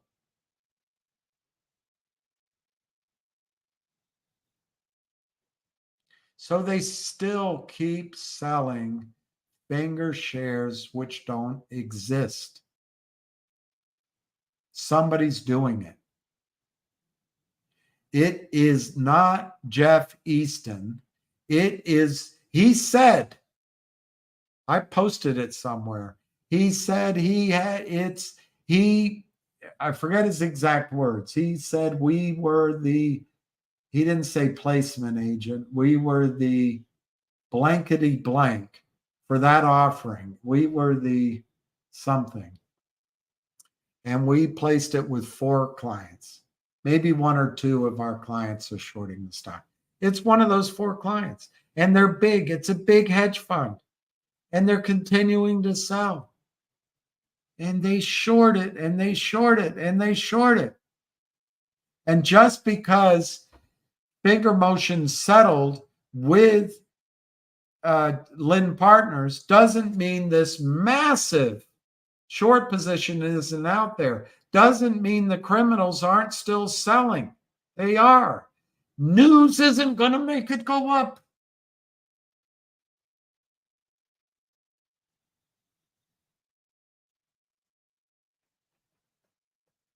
Unexpected news can make it go up. Unexpected news. But it doesn't always work either, because we're so panicked. What does it mean? What does it mean? Oh, is it good? Is it good? Pharaoh, if you go back to what I was talking about before, if Verifone came out with a big contract and there was a big short in the stock, and the short was selling it down from 20 to 16, and Verifone got a big contract with J.C. Penney, and they announced it. In the current environment, today's time, the shorts could drive it down to $10, because we're all sitting here. Oh my God, is it going to go down? Is it going to go up? Why is the stock still down? It keeps going down. That's how we are. We have no buying power. We have zero buying power. So they can drive it down even though it's a good contract. Why? Because in the contract it says Verifone needs to raise $10 million to build out the terminals across 15,000 stores worldwide. And the revenues are expected to materialize in 6 months. That's all the shorts need to hear. Destroy it, destroy it, destroy it. We can get them to raise money at $10 a share instead of 16. Maybe we can get them to do it $7. That's today's world. That's today's world. Back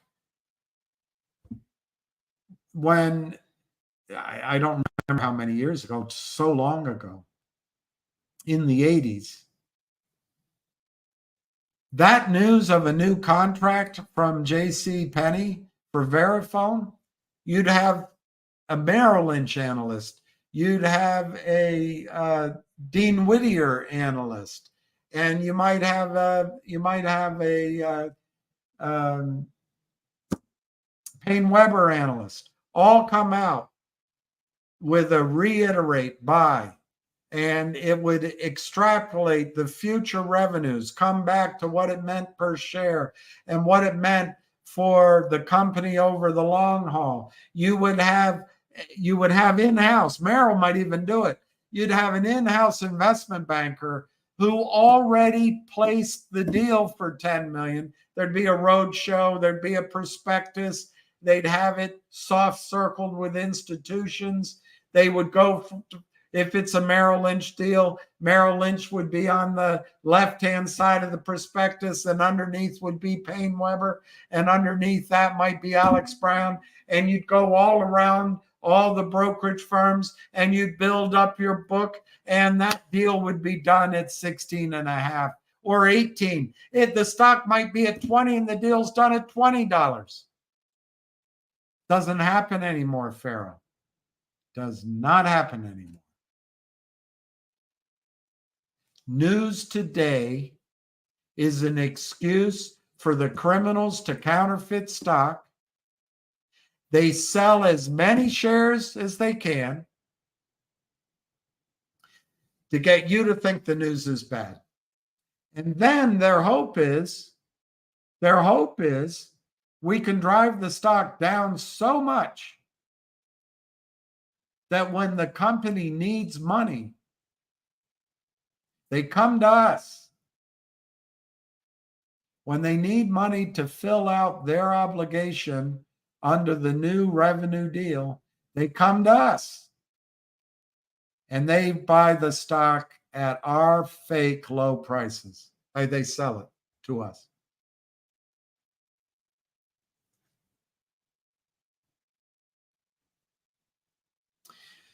So anyway, Farrell, I do believe, based on everything I hear, reading the confidence of the company, and the fact that there was a shelf registration put in place that specifically named a New York investment bank, I do believe there's more than one deal pending.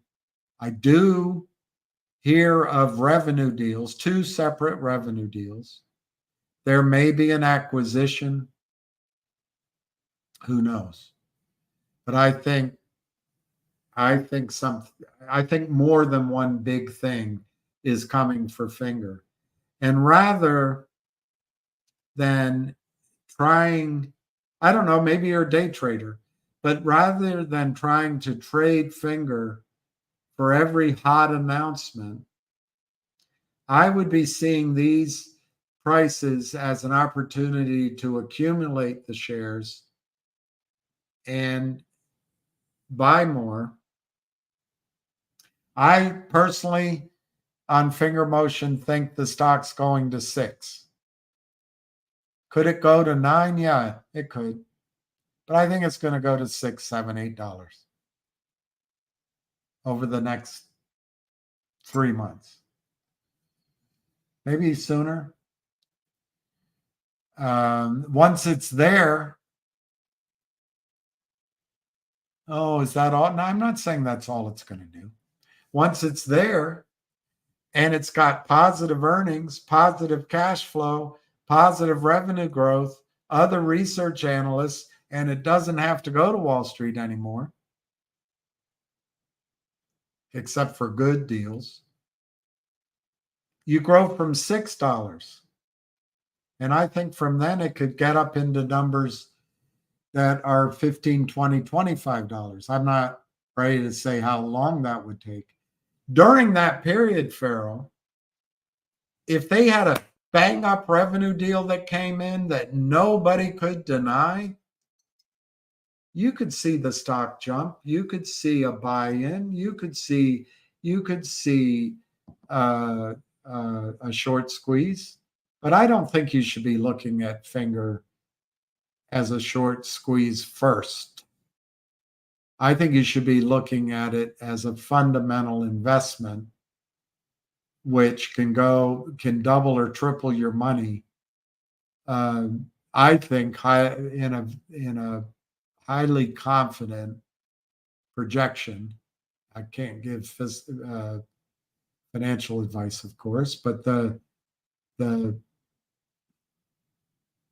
if there were a research analyst at more than one brokerage firm and an investment bank, I think they'd be putting out a buy recommendation, maybe speculative, but I think it would be overweight, and I think it would be highly confident. That's how I see it.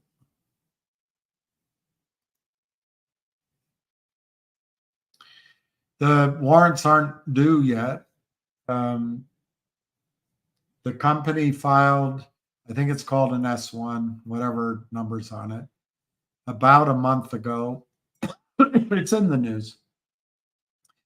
Asking the SEC for approval for the issuance of a $7 warrant, which I think had a short duration. I don't think it went out very far. I think it was 9 months or a year. $7 warrant, 1 warrant per 10 shares.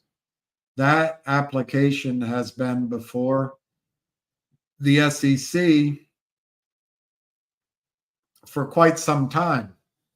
Now, I heard on the call the other day when Ham spoke that the SEC wanted to see Finger's financials before they approved the warrant. I don't know if that's confidential, but it made sense. Well, Finger has done its financials, as far as I know.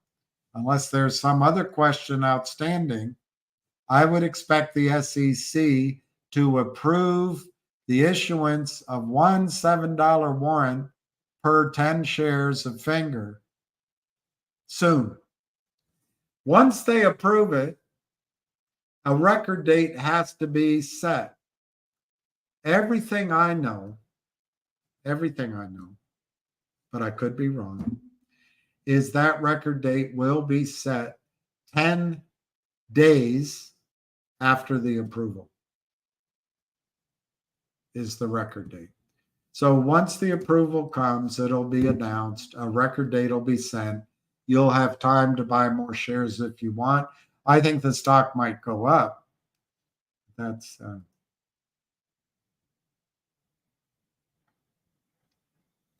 yeah, Jordan, that's interesting. All the memes traded together. That's my theory. I could be wrong, but I think Roaring Kitty, because they cracked down on text messages, cell phone records, and WhatsApp. And all these criminals, the key thing to collusion is trust and communication. And I just think Roaring Kitty's behavior over the last week or so might just been like going down and ringing the steeple bell on Wall Street to let everyone know, okay, first thing to do is let the stock go up. Second thing to do is to run it up after hours. Third thing to do is to negotiate a deal with the investment bank to sell 75 million shares. Third thing to do is set up a conference call, a Zoom, YouTube call, and announce the shares out and the earnings prior to that call, but to keep the excitement up as we cross shares.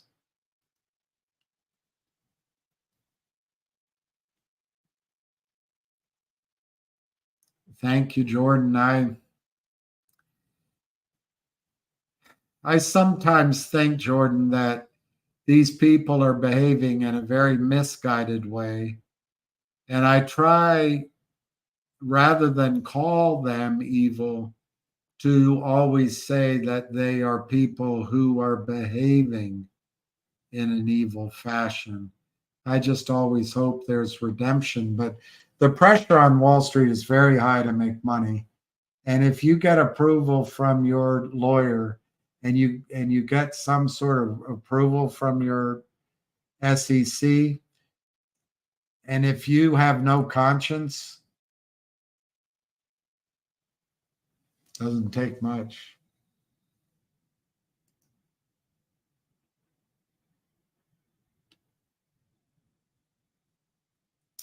Well, Peter Sack, I agree. They hammer down everything.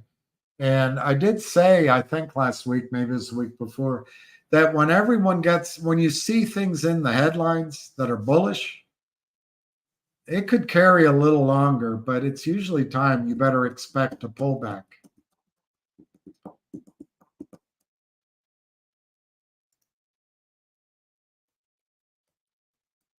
I don't know. I'm not sure everything's normal.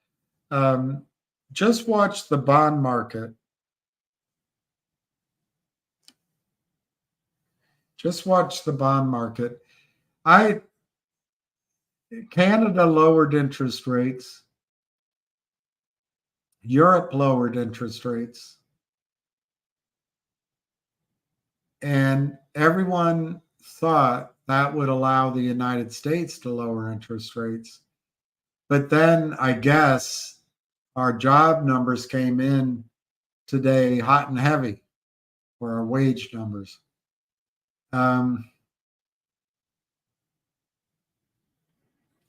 So the market took it as, well, the Fed's not going to be able to cut interest rates. I personally don't see how the Fed can cut interest rates.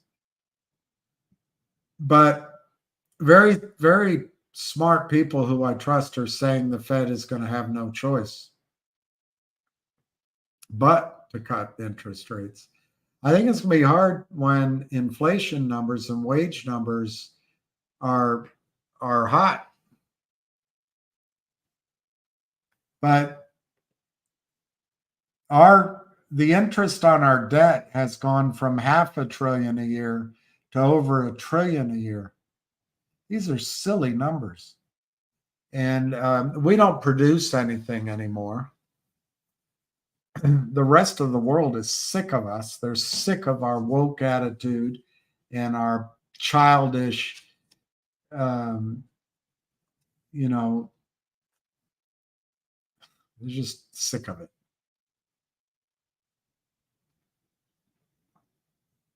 So it's only as good as people take our dollars and our bond market stays strong. I'm really worried, Peter, about it looks like the United States wants to go to war before this election. And they always accused Trump of not being a dictator and, you know, all that, whatever.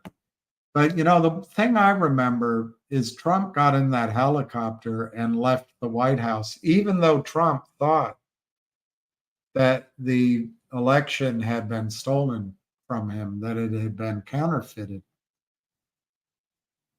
He still got in the helicopter and left. But I wonder if these people want to leave. And we are at war with Russia. Make no mistake about it. We are at war. And I'm older than you guys are. I can't tell you how insane that is. It has to require fantasy thinking. Right now, I think it's thinking that is generated, and I hate to talk like this, but I think it's generated out of this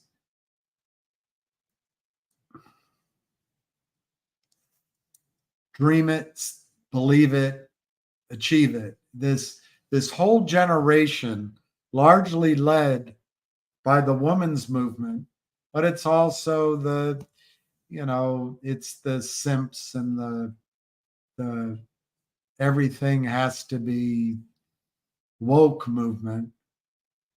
Look, there's some strengths to it. I don't know. I don't want to get into being on the wrong side of what I really believe either. But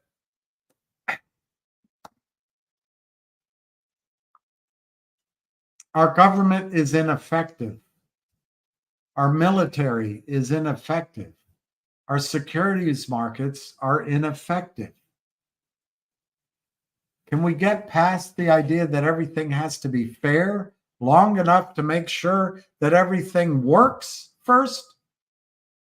Let's get it back working. But anyway,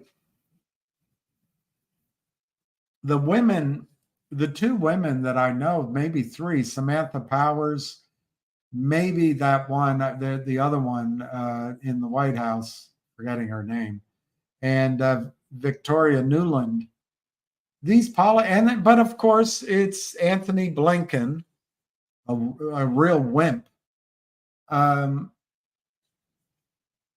it's that guy over at Defense that is focused more on going woke at the Defense Department than on, I don't know. And then our whole defense system structure. We've got more 4-star generals now than, I think in World War II, we had 3 or 4. We're so top heavy. We haven't won a war since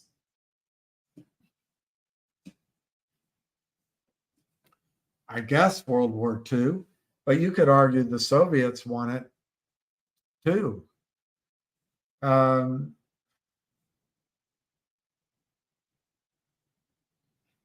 So anyway, Peter, what I'm really worried about is these policies that Victoria Nuland, she's now out of government, but she's calling for the United States, for U.S. weapons to be used by the Ukraine to attack Russia inside of the Russian borders.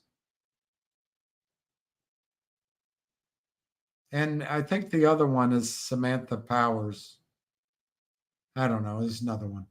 And then you've got all these young go along men, and we have a Cold War Biden who mumbles around and stumbles around and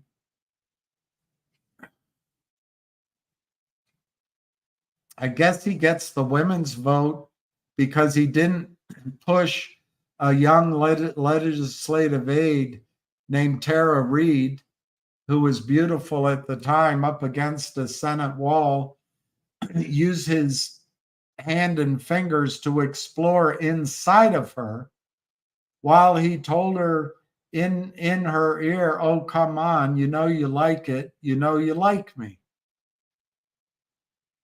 But I guess he's good with women.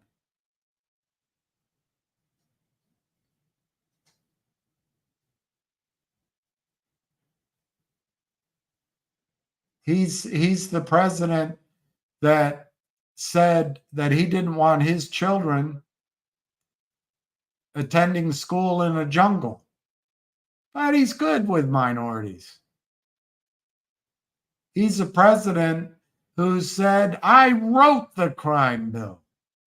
This is a crime bill that destroyed generations of brown and black families in the United States, and maybe a handful of whites, destroyed the futures of brown and black children, the crime bill, which Bill Clinton campaigned on. But I guess Joe Biden's okay with the minorities. Joe Biden accused Trump, if he gets into office, he's going to take us to war. He's going to take us to war. It's not safe. And of course, Hillary said the same. As far as I can remember, Trump dropped the mother of all bombs. I wish he hadn't done that in Afghanistan. And you could argue he went along with a couple of things, but he didn't, because of Russia, and the Steele dossier, he was precluded from having a summit with Putin because the neocons pulled out all the stops. If he had done that, they would have said he was a Putin lover. So for 4 years, we couldn't even talk with Russia because Hillary Clinton lost an election. Boo-hoo.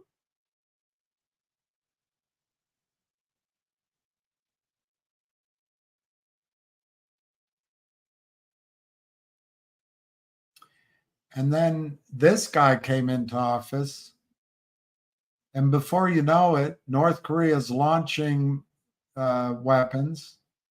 Pelosi goes to Taiwan to stir up the war drums in person, she goes.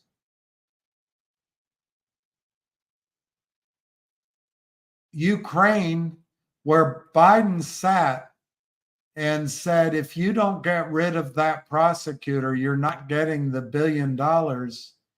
And I'm leaving today on the plane. And the Ukrainian government at that time said, no, we're not going to replace him.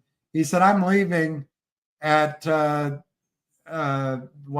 midnight. If you don't transfer that $1 billion, he was the sitting vice president. Make your phone calls. And Biden brags about this. The money was transferred. The prosecutor was moved. They were investigating Burisma. Well, no sooner does this guy come into office, and it's all Victoria Nuland's pushing from the time she was Bush, Obama, and I think she had a job under Trump too. But man, did it come on strong. The slaughterhouse of the Ukraine. 600 million people, 600,000 people, the youth of the Ukraine slaughtered on the whim of this woman, Victoria Nuland, backed up by the wimps, the simps in our government. So, and then I don't want to talk about the Middle East, but it is shocking. I heard a number that we dropped something like 70,000 tons, or Israel has 70,000 tons of bombs in Gaza in the last 2 months. Some number like that.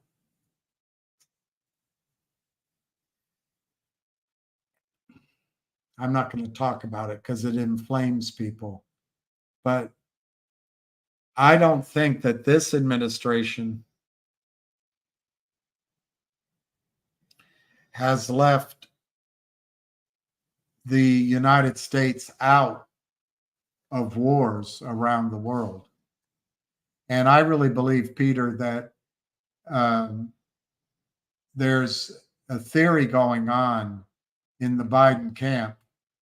If we can provoke Putin to do something that we can call a Russian attack, that we can go to war with Russia full-fledged, and then we can call off the elections. Or the theory is no wartime president has not been reelected. And I'm frightened by that. I'm frightened by that. But I think there's no question that the banks are going to take us to war to save the bond market, to save the banks, and to inflate our debt, and to carry on the New York, London, Tokyo world financial system for as long as we can. That's why I think precious metals are important. I think there's zero risk of a reverse split with GTII. I mean, it depends on who they bring in to run it. I know one person who would never let that happen, but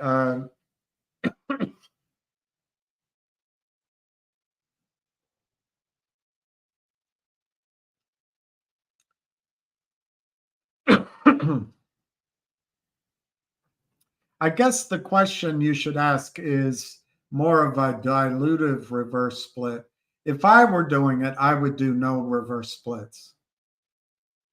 But Wall Street would probably say, well, institutionally, to get it on NASDAQ, to get it on New York Stock Exchange, we have to get a $20 stock price.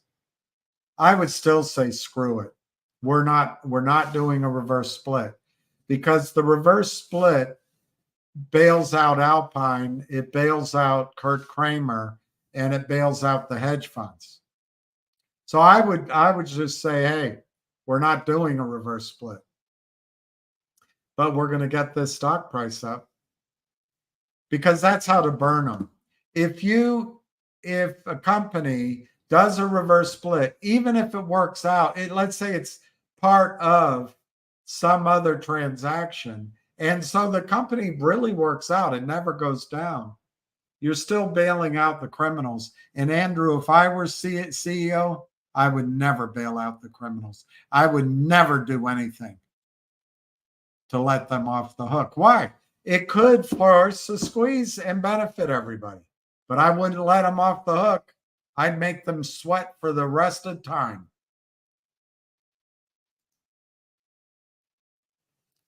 How many trading halts were there on GME? I agree, Peter. I think there's a big the option market is different under different regulators. They were just stripping retail, stripping momentum traders of options premium. And then I think we'll find out how much money he raised in this offering if it went off. And they just transferred probably $1 billion from momentum players over to the company. In the meantime, they made investment bankers rich. They let short sellers off the hook, and they probably made a lot of market makers and stockbrokers rich too. It's amazing. Ham is the best, Ted. Ham is the best. Well, that's interesting, Lion. I trust your sense of stock markets. GTII could be consolidating, and it can look good, and it can go up before good things happen. All you have to believe is that together we're going to make it happen and people start buying. Things can happen, not financial advice. And that's a good point, too, that I was trying to make with Faro GTII. And of course, Ham doesn't believe you can look at charts in the squeeze place. He's right. He's absolutely right. But charts do tell you, and market prices and volume. See, Ham can do all of that in his head. He can see it. But charts are a way of seeing it where the market is starting to notice that the selling stopped, the buying's coming. The markets can sense before the explanation of why is available. It used to be that people would study it. In the case of GTII, it's like the olden times. People are studying it. People know the story. The whales are studying it. Lawyers are studying it. Chartists are studying it. Shareholders are studying it. So it is a little bit like the olden times where the price action can start to tell you what's going to happen before the news is really available. By the time it's news, the price might have already made its move.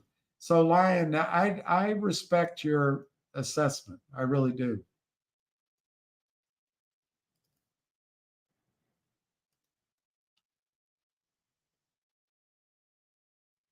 I'll try to go through some of this more quickly because I know I went on.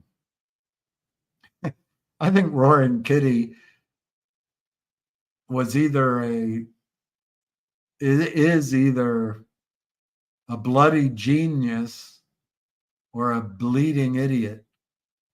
But I think today he was, he was either stoned today. He might have been giddy from the money he had been paid off.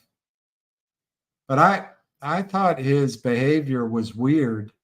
It might have been a act.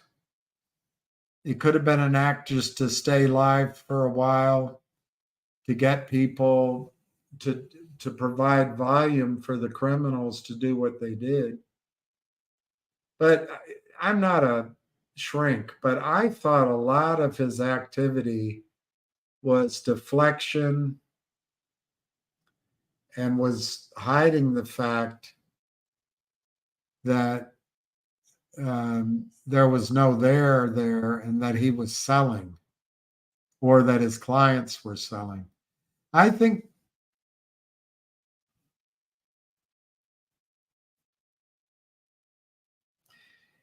it was a song and dance while Wall Street raped us. But another way to look at it is his signaling to his loyal faithful couldn't be blatant. It had to be, was that the Uno card or something? It had to be that he showed certain signals like, today I'm going to exercise my calls or something. But he couldn't come out and say that.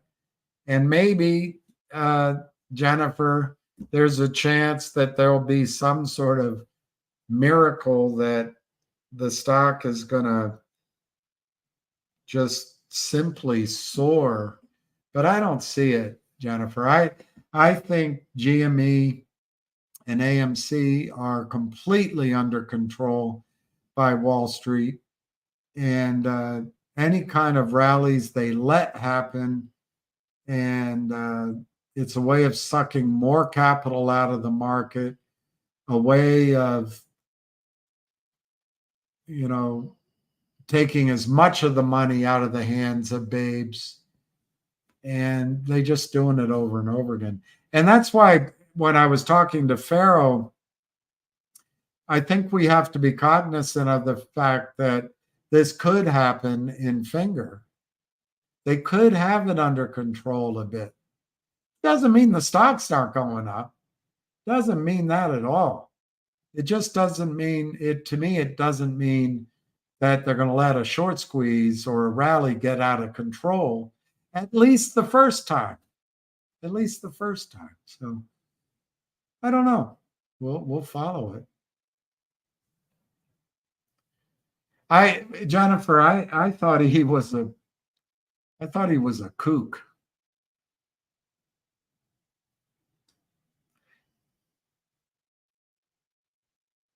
It's like that scene when who was running against George W. Bush? Oh, Al Gore was running against George W. Bush in Saturday Night Live, and the guy that's playing Al Gore says, "I can't believe I'm losing to this guy." It's kind of how I felt when I watched Roaring Kitty.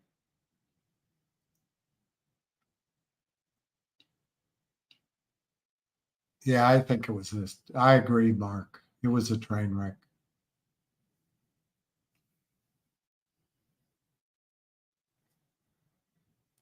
I think it was a joke to him, but I think I predicted it that they would raise money. I don't think I said they'd do an offering. I said they'd raise money. Same thing. It was a really weird call.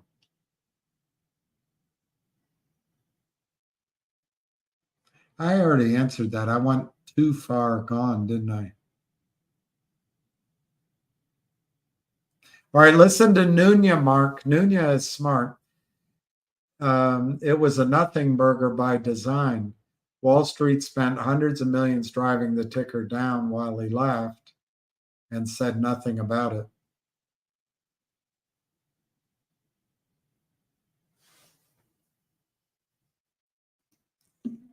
Well, options expire 6/21 for him, I hear.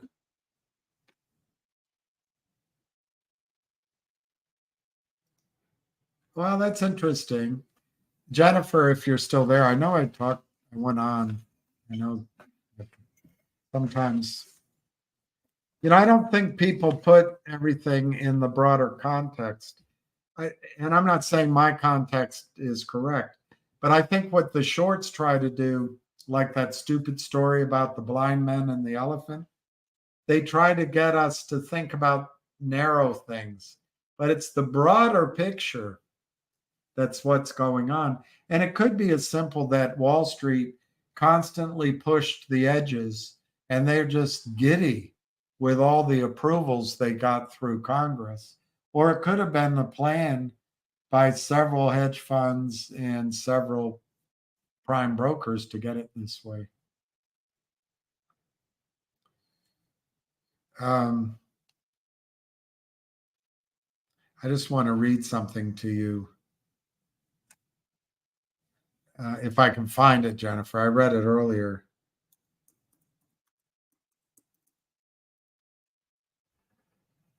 Yeah, here, maybe that'll have it. Here it is. This is from somebody, maybe Ross Gerber.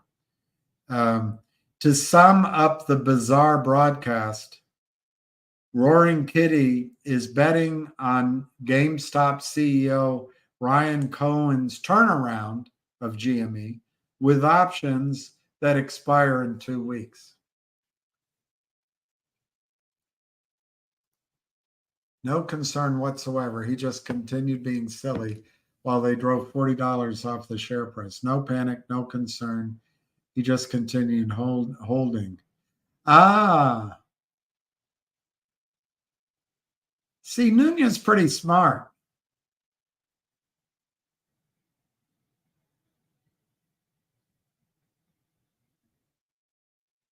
See, that's a completely different interpretation than what I got. And it could be right. That could be correct. His message was kind of a hand-holding. I'm not worried. We just have to get through option expiration Friday.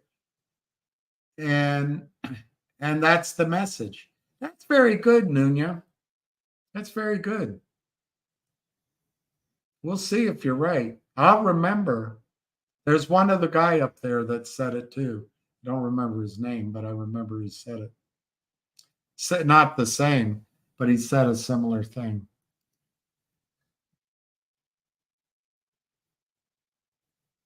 Bitching about the WAPs. What does WAP stand for? Without papers. My dad, who is Irish, dead now, but I mean, he's more than just Irish, but his primary background was Irish, and that was his my dad's claim to his heritage. It's what he was proud of. Makes me Irish too. But anyway, he went. I won't tell the long version, but he ended up at Mount St. Mary's in Emmitsburg, Maryland, and he was actually studying to be a priest. But back then it was a men's school, and he was in the dorm, and they would have lockdown or whatever you call it. They would have curfew, and then lights out. And apparently, after that, someone down the hall would open the door and yell, "You effing mix," which are the Irish, and slam the door. And on the other end of the hall, the door would open, "You blankety blank wops." And all night, the yelling would be going back and forth, Mick wop, Mick wop, Mick wop. Dad told that story so many times. But my dad married an Italian, so I always hear that in my head, Mick wop, Mick wop, Mick wop, Mick wop.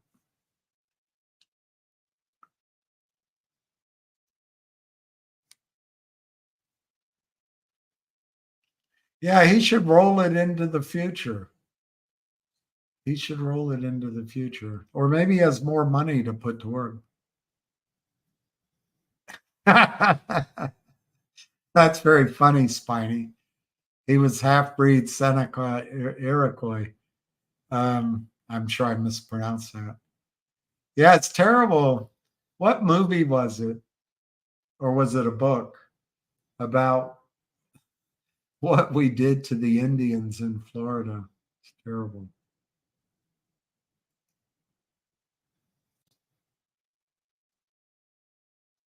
Yeah, that's right, Bradley. Shares are sold to the shorts. Shares are sold to the shorts, and then they can take the profit out of the prime broker.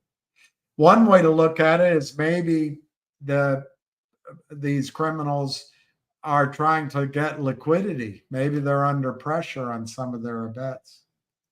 What's my take on GME? Just like I've said for the last couple of weeks, I think that they have it under control. To me, it's like a bouncing ball. The first bounce was really high, and then it came down. The second bounce isn't as high, and it's just to come back down to this level. I do think George Donahue is a great person to watch, and I watch him sometimes. And others. I'm not completely shutting out what Nunez said, or a couple of guys up there, that maybe something bigger is going on. But Paolo, my feeling with GME, it's way too expensive to buy the options. The future is way too indeterminate. And there's so much room in the stock. When it's $60, it's like I told you, it's like that stupid joke of the old bull and the young bull at the top of the hill, and there's a bunch of cows down in the valley, and the young bull wants to race down there so he can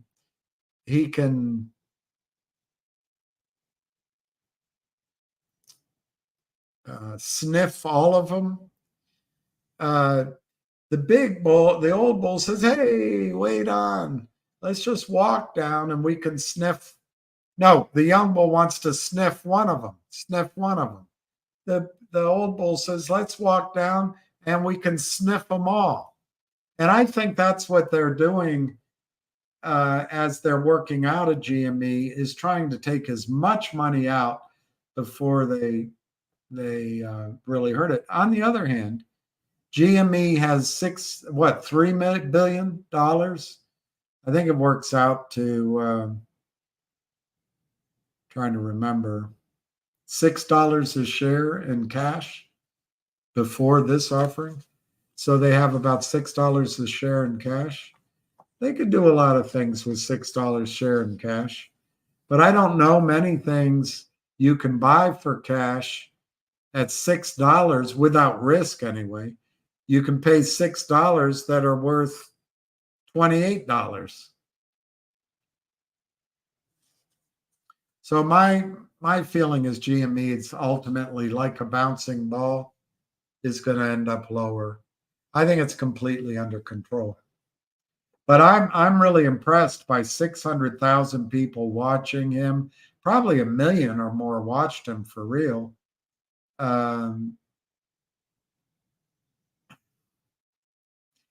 Maybe there's a lot more to the story behind the scenes than I can even contemplate.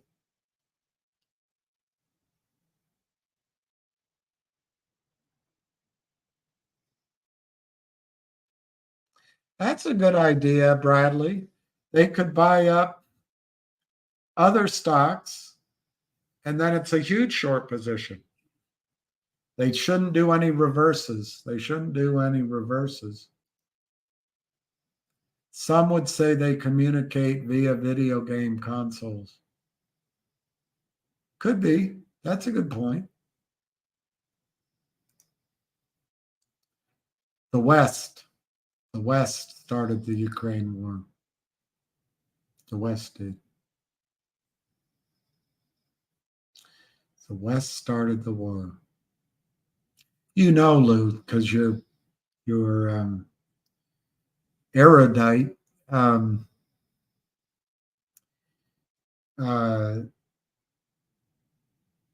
Bill Clinton, and I think George H.W., but Bill Clinton promised we wouldn't move NATO eastward. And then we did. And we even promised, Putin even asked if he could join NATO. And then I think it's called the Minsk Accords. We violated those.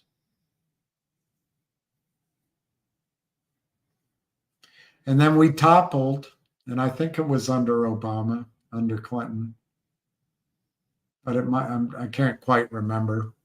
We toppled the legitimate president of Ukraine and got this complete crook.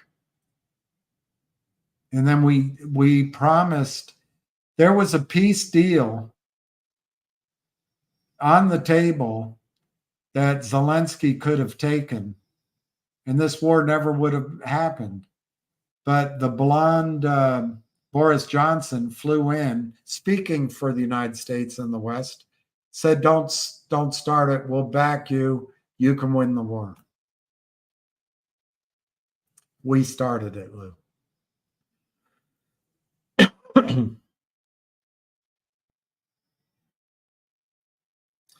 Ham keeps saying that the shorts are broke, but if they can sell unlimited shares without buying back, how could they be broke? Well,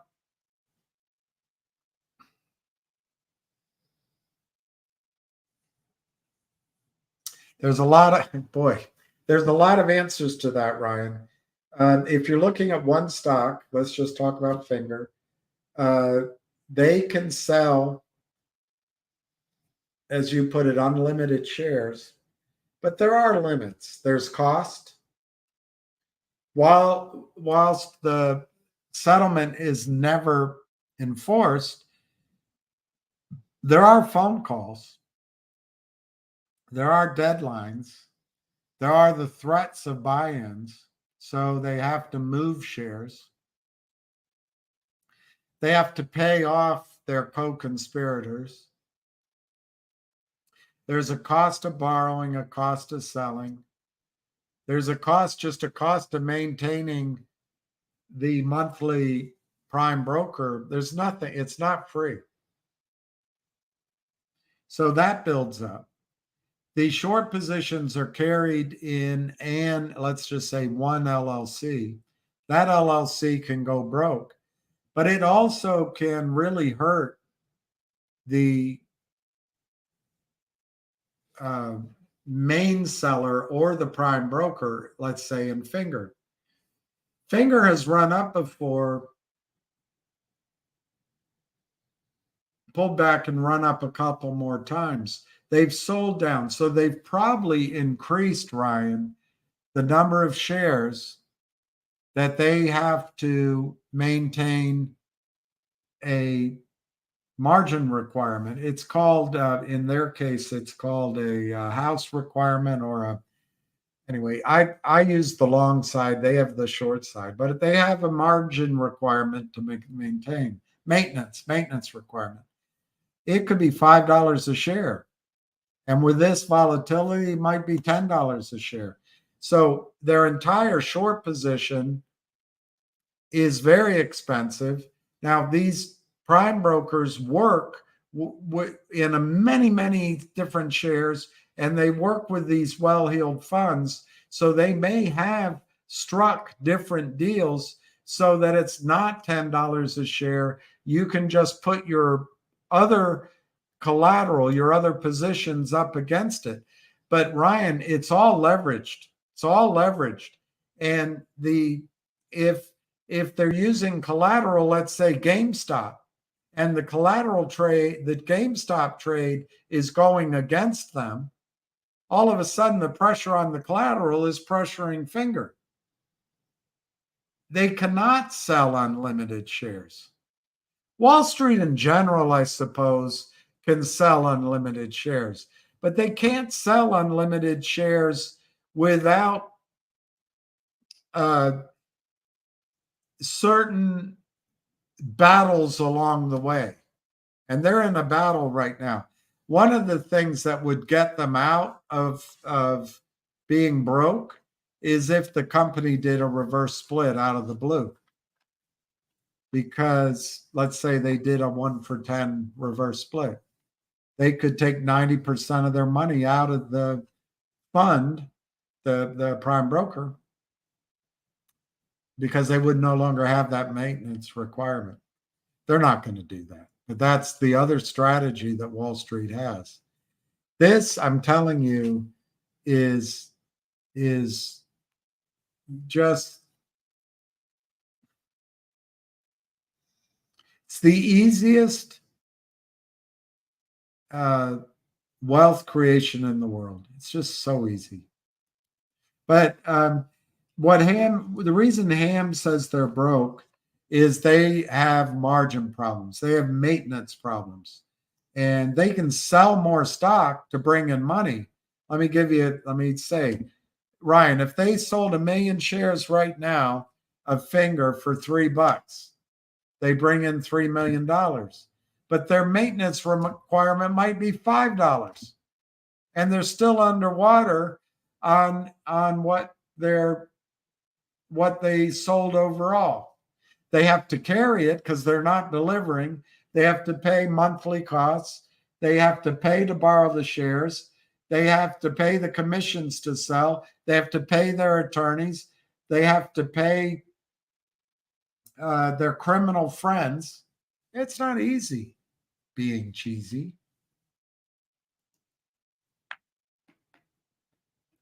What would be the point of him doing a live stream? My idea was that he was just signaling all the players. But I like Nunez's idea and the other gentleman. He'll give me his name, I hope. I like that. I like how Nunez thinking. Maybe the whole point was I'm coming online. If I'm giggling and having a beer, don't fear.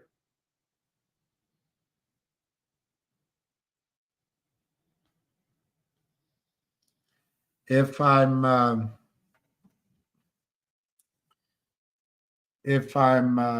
very serious, be quite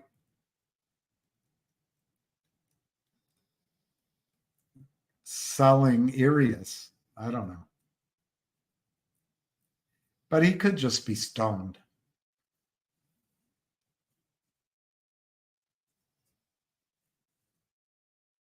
So Victor's saying, so everybody, I like this that you're giving your other point of views because I could be totally wrong.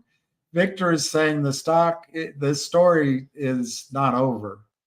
And Kitty's going to come back with more videos. And Victor, one thing, if you want to be bullish, his options expire in 2 weeks. He could roll them, but he could also do other things. So I'm not. I hope I'm totally wrong. I really do. I would love every single person in GME just to get bloody rich. I would love it. He got played by GME releasing their earnings early. Well, if you listen to Ham says that the government probably, that's what he just said, probably came to the CEO and said, you got to work with us. And maybe that's why he released earnings early. It's Victor, you could be right. I'm not.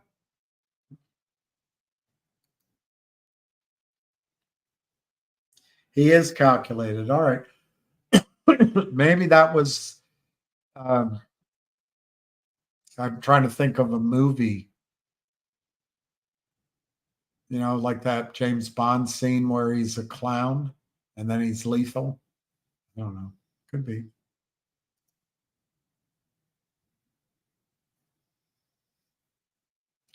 He's going to revest on the stock, drive the price up on the options deadline.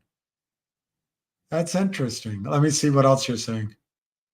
Kitty is working with Ryan Cohen behind the scenes. So maybe my interpretation is all wrong.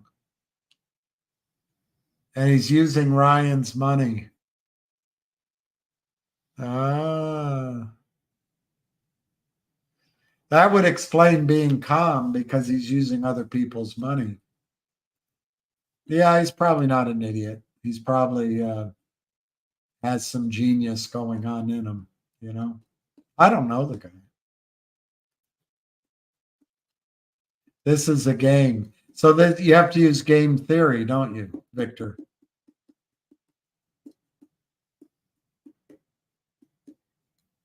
I'm not against your theory, and Nunya, I'm not against your theory.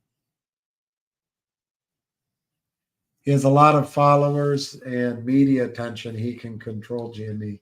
That makes sense. He might already be a billionaire. Is he 6'2" or taller?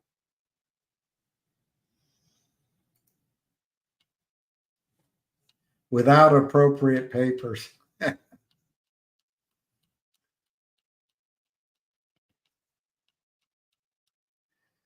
Oh, Lordy, Lordy, Lordy, Lordy.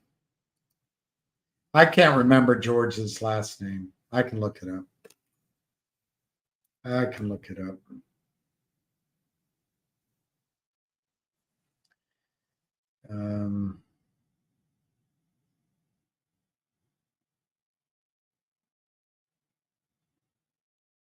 Maybe I can look it up.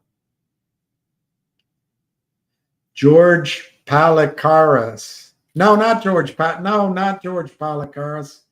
The wrong one. Wrong one. Not George Palikaris.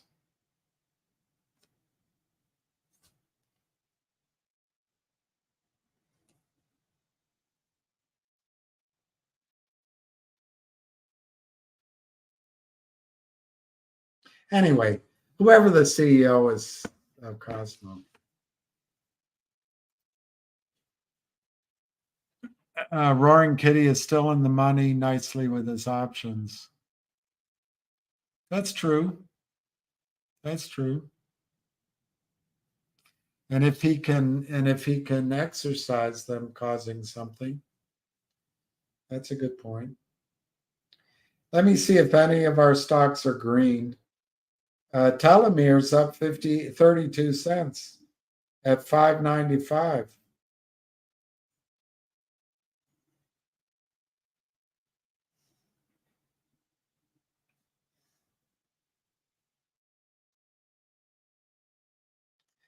GDC is up 2 cents at 119. Even the other one I can't talk about is up 5 cents at 260.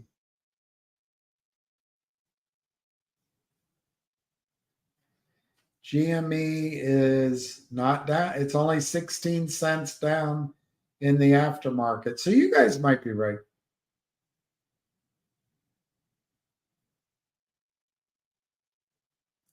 And Finger is down 2 cents.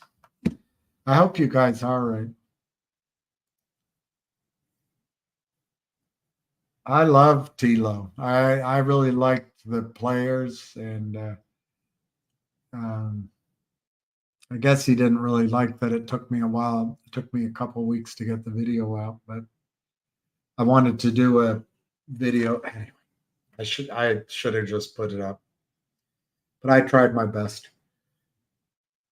Oh, okay, it's 6 o'clock.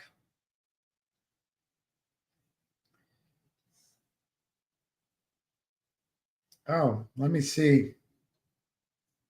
I didn't realize this. Let me see.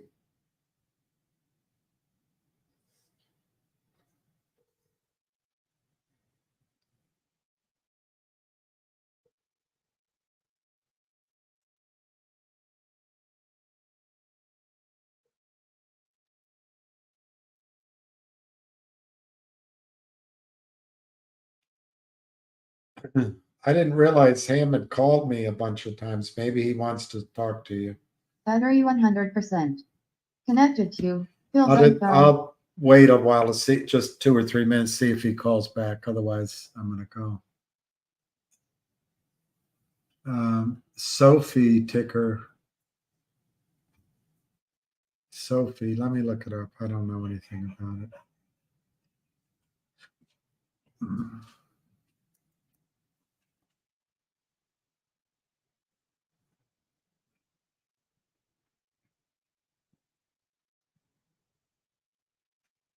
I don't know what they do. Maybe that chart's going to do something. It looks a little washed out. And you could argue that it could go up, but I don't know enough about it. It's not the most exciting chart I've seen. I don't know anything about Sophie. I mean, down at its lows, and the lows are higher, and there seems to be an uptick in it.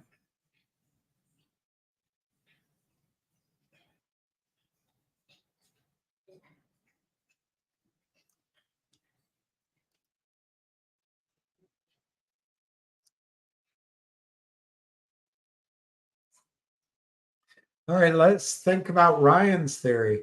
The world is watching Roaring Kitty. If GME goes to the moon, he could make billions and they could take it away from him and imprison him for stock manipulation.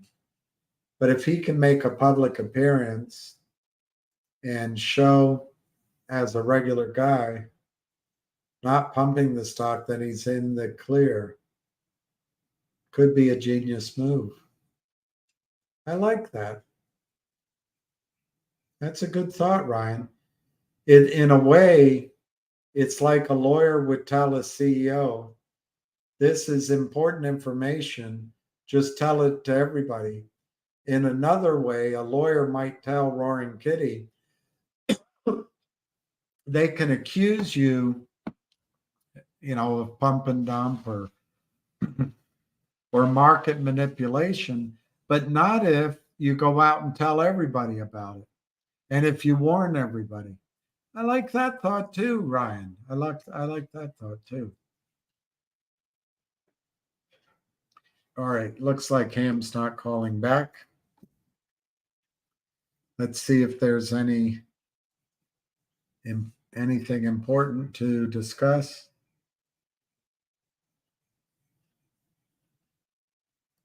I know he had 620,000 viewers, but I listened through a different channel because I couldn't find him. That guy had 25,000 viewers. Maybe there were quite a people listening. Oh, Lucky, I know you want to go outside. I'm not sure I can walk.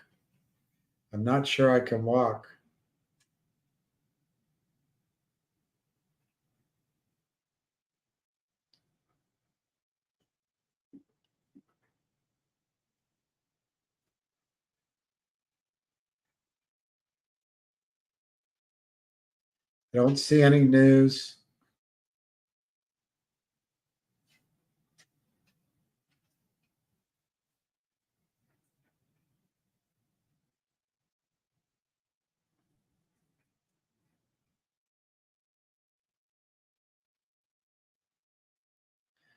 I don't see any news that wouldn't take me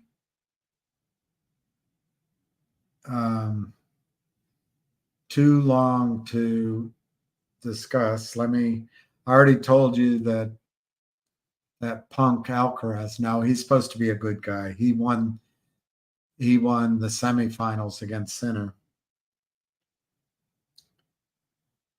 Who did Zverev have to play?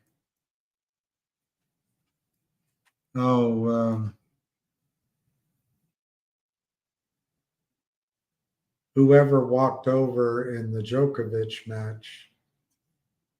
Cerundolo? No, it wasn't Cerundolo. I don't know.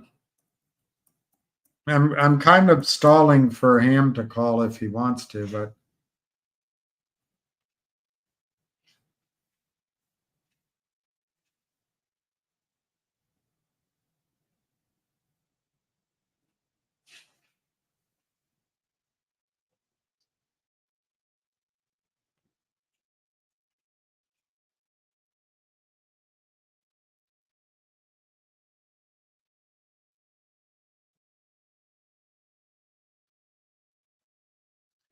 I listened to a Billie Eilish song the other day, or part of it. It said something about, I have to tell you I lied. Her voice is really good. Made me want to hear more of her music.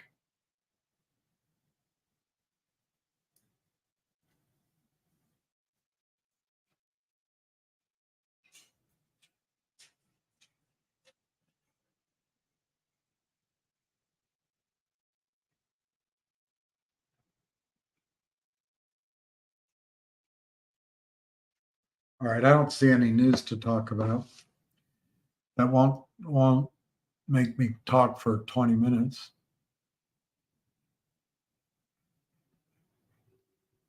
CNBC was listening and was excited. Yeah, it could have been. We'll see what happens over the weekend. Wickedums, let me look at something. I was thinking about that on the guy I was listening to, I forget his name, because I just clicked where I could find it. He's a penny stock guy, and I'll find him. He sounds pretty good. But he was asking for subscribers, and he was trying to get to 150,000. And I was just thinking, I never go over 8,000. It's been that way for 2 years. Let me look.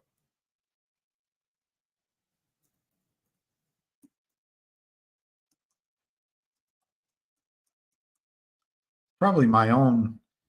It's probably because of my own failings. It's probably because I get all worked up. Yeah, I have 8,366 subscribers, and it never goes to 10,000. And I don't know. I don't know if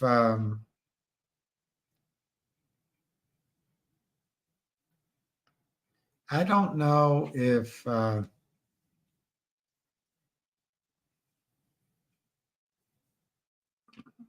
didn't know this was.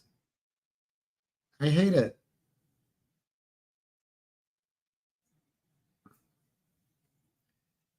I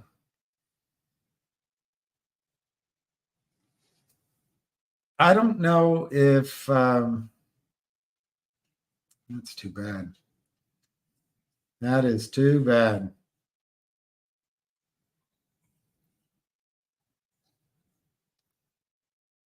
Well, anyway, whatever.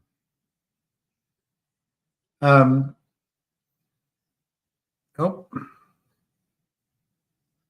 I don't know if going over.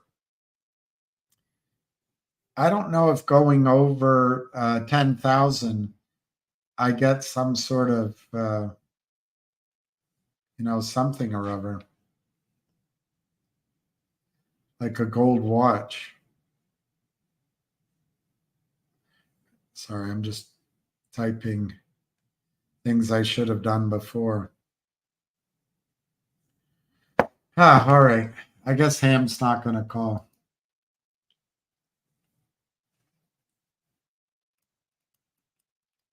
Yeah, Scott, that's how it's funny how you saw it.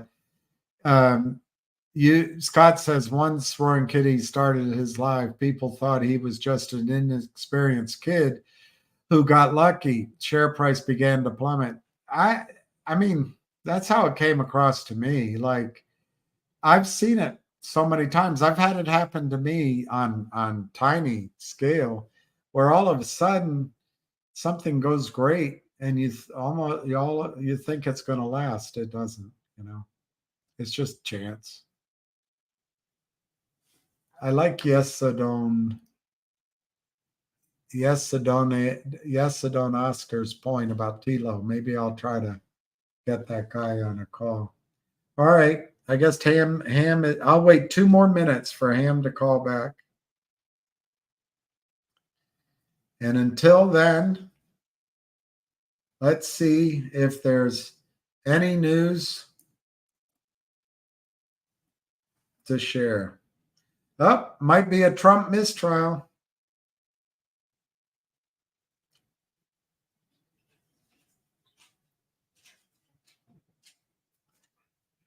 Trump doesn't think Joe Biden will be on the ballot. Where have you heard that? Where have you heard that first?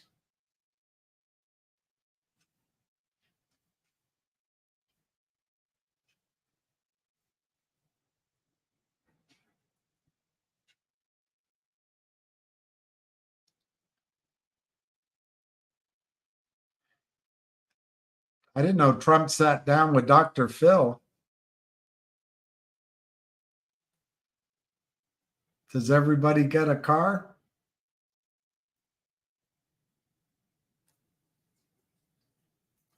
All right, 1 more minute. So I'll say good. Oh, there's some questions.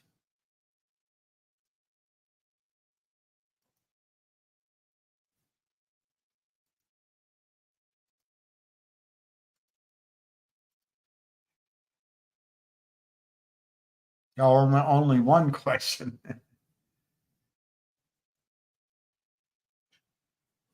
Unbelievable. That's called mania. And you know what? In history books, if this is the top of the market and we get a crash, Roaring Kitty will be in history books as the top of the everything bubble. It's just how things work. You get these manias. All right, it's 6:15. I'm gonna sign off. Thank you for watching. I thought Ham would call back. I know I went long on some of these answers.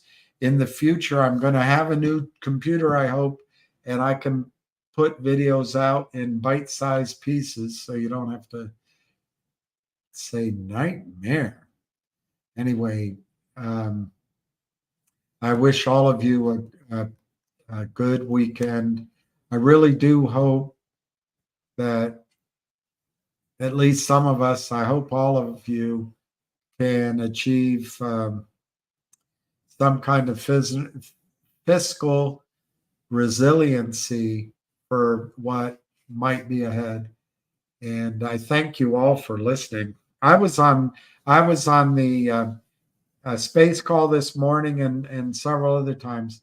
It's just such an honor to be on with so many of you, because the brain power, the dedication, the goodness, it's incredible. So I'm really appreciative of each of you. And I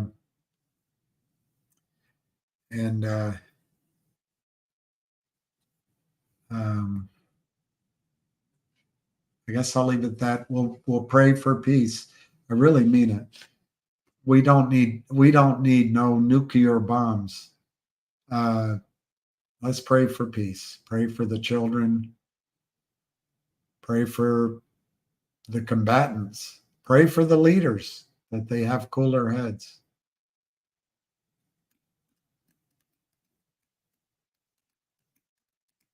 So anyway, I'll say good night. So, ciao.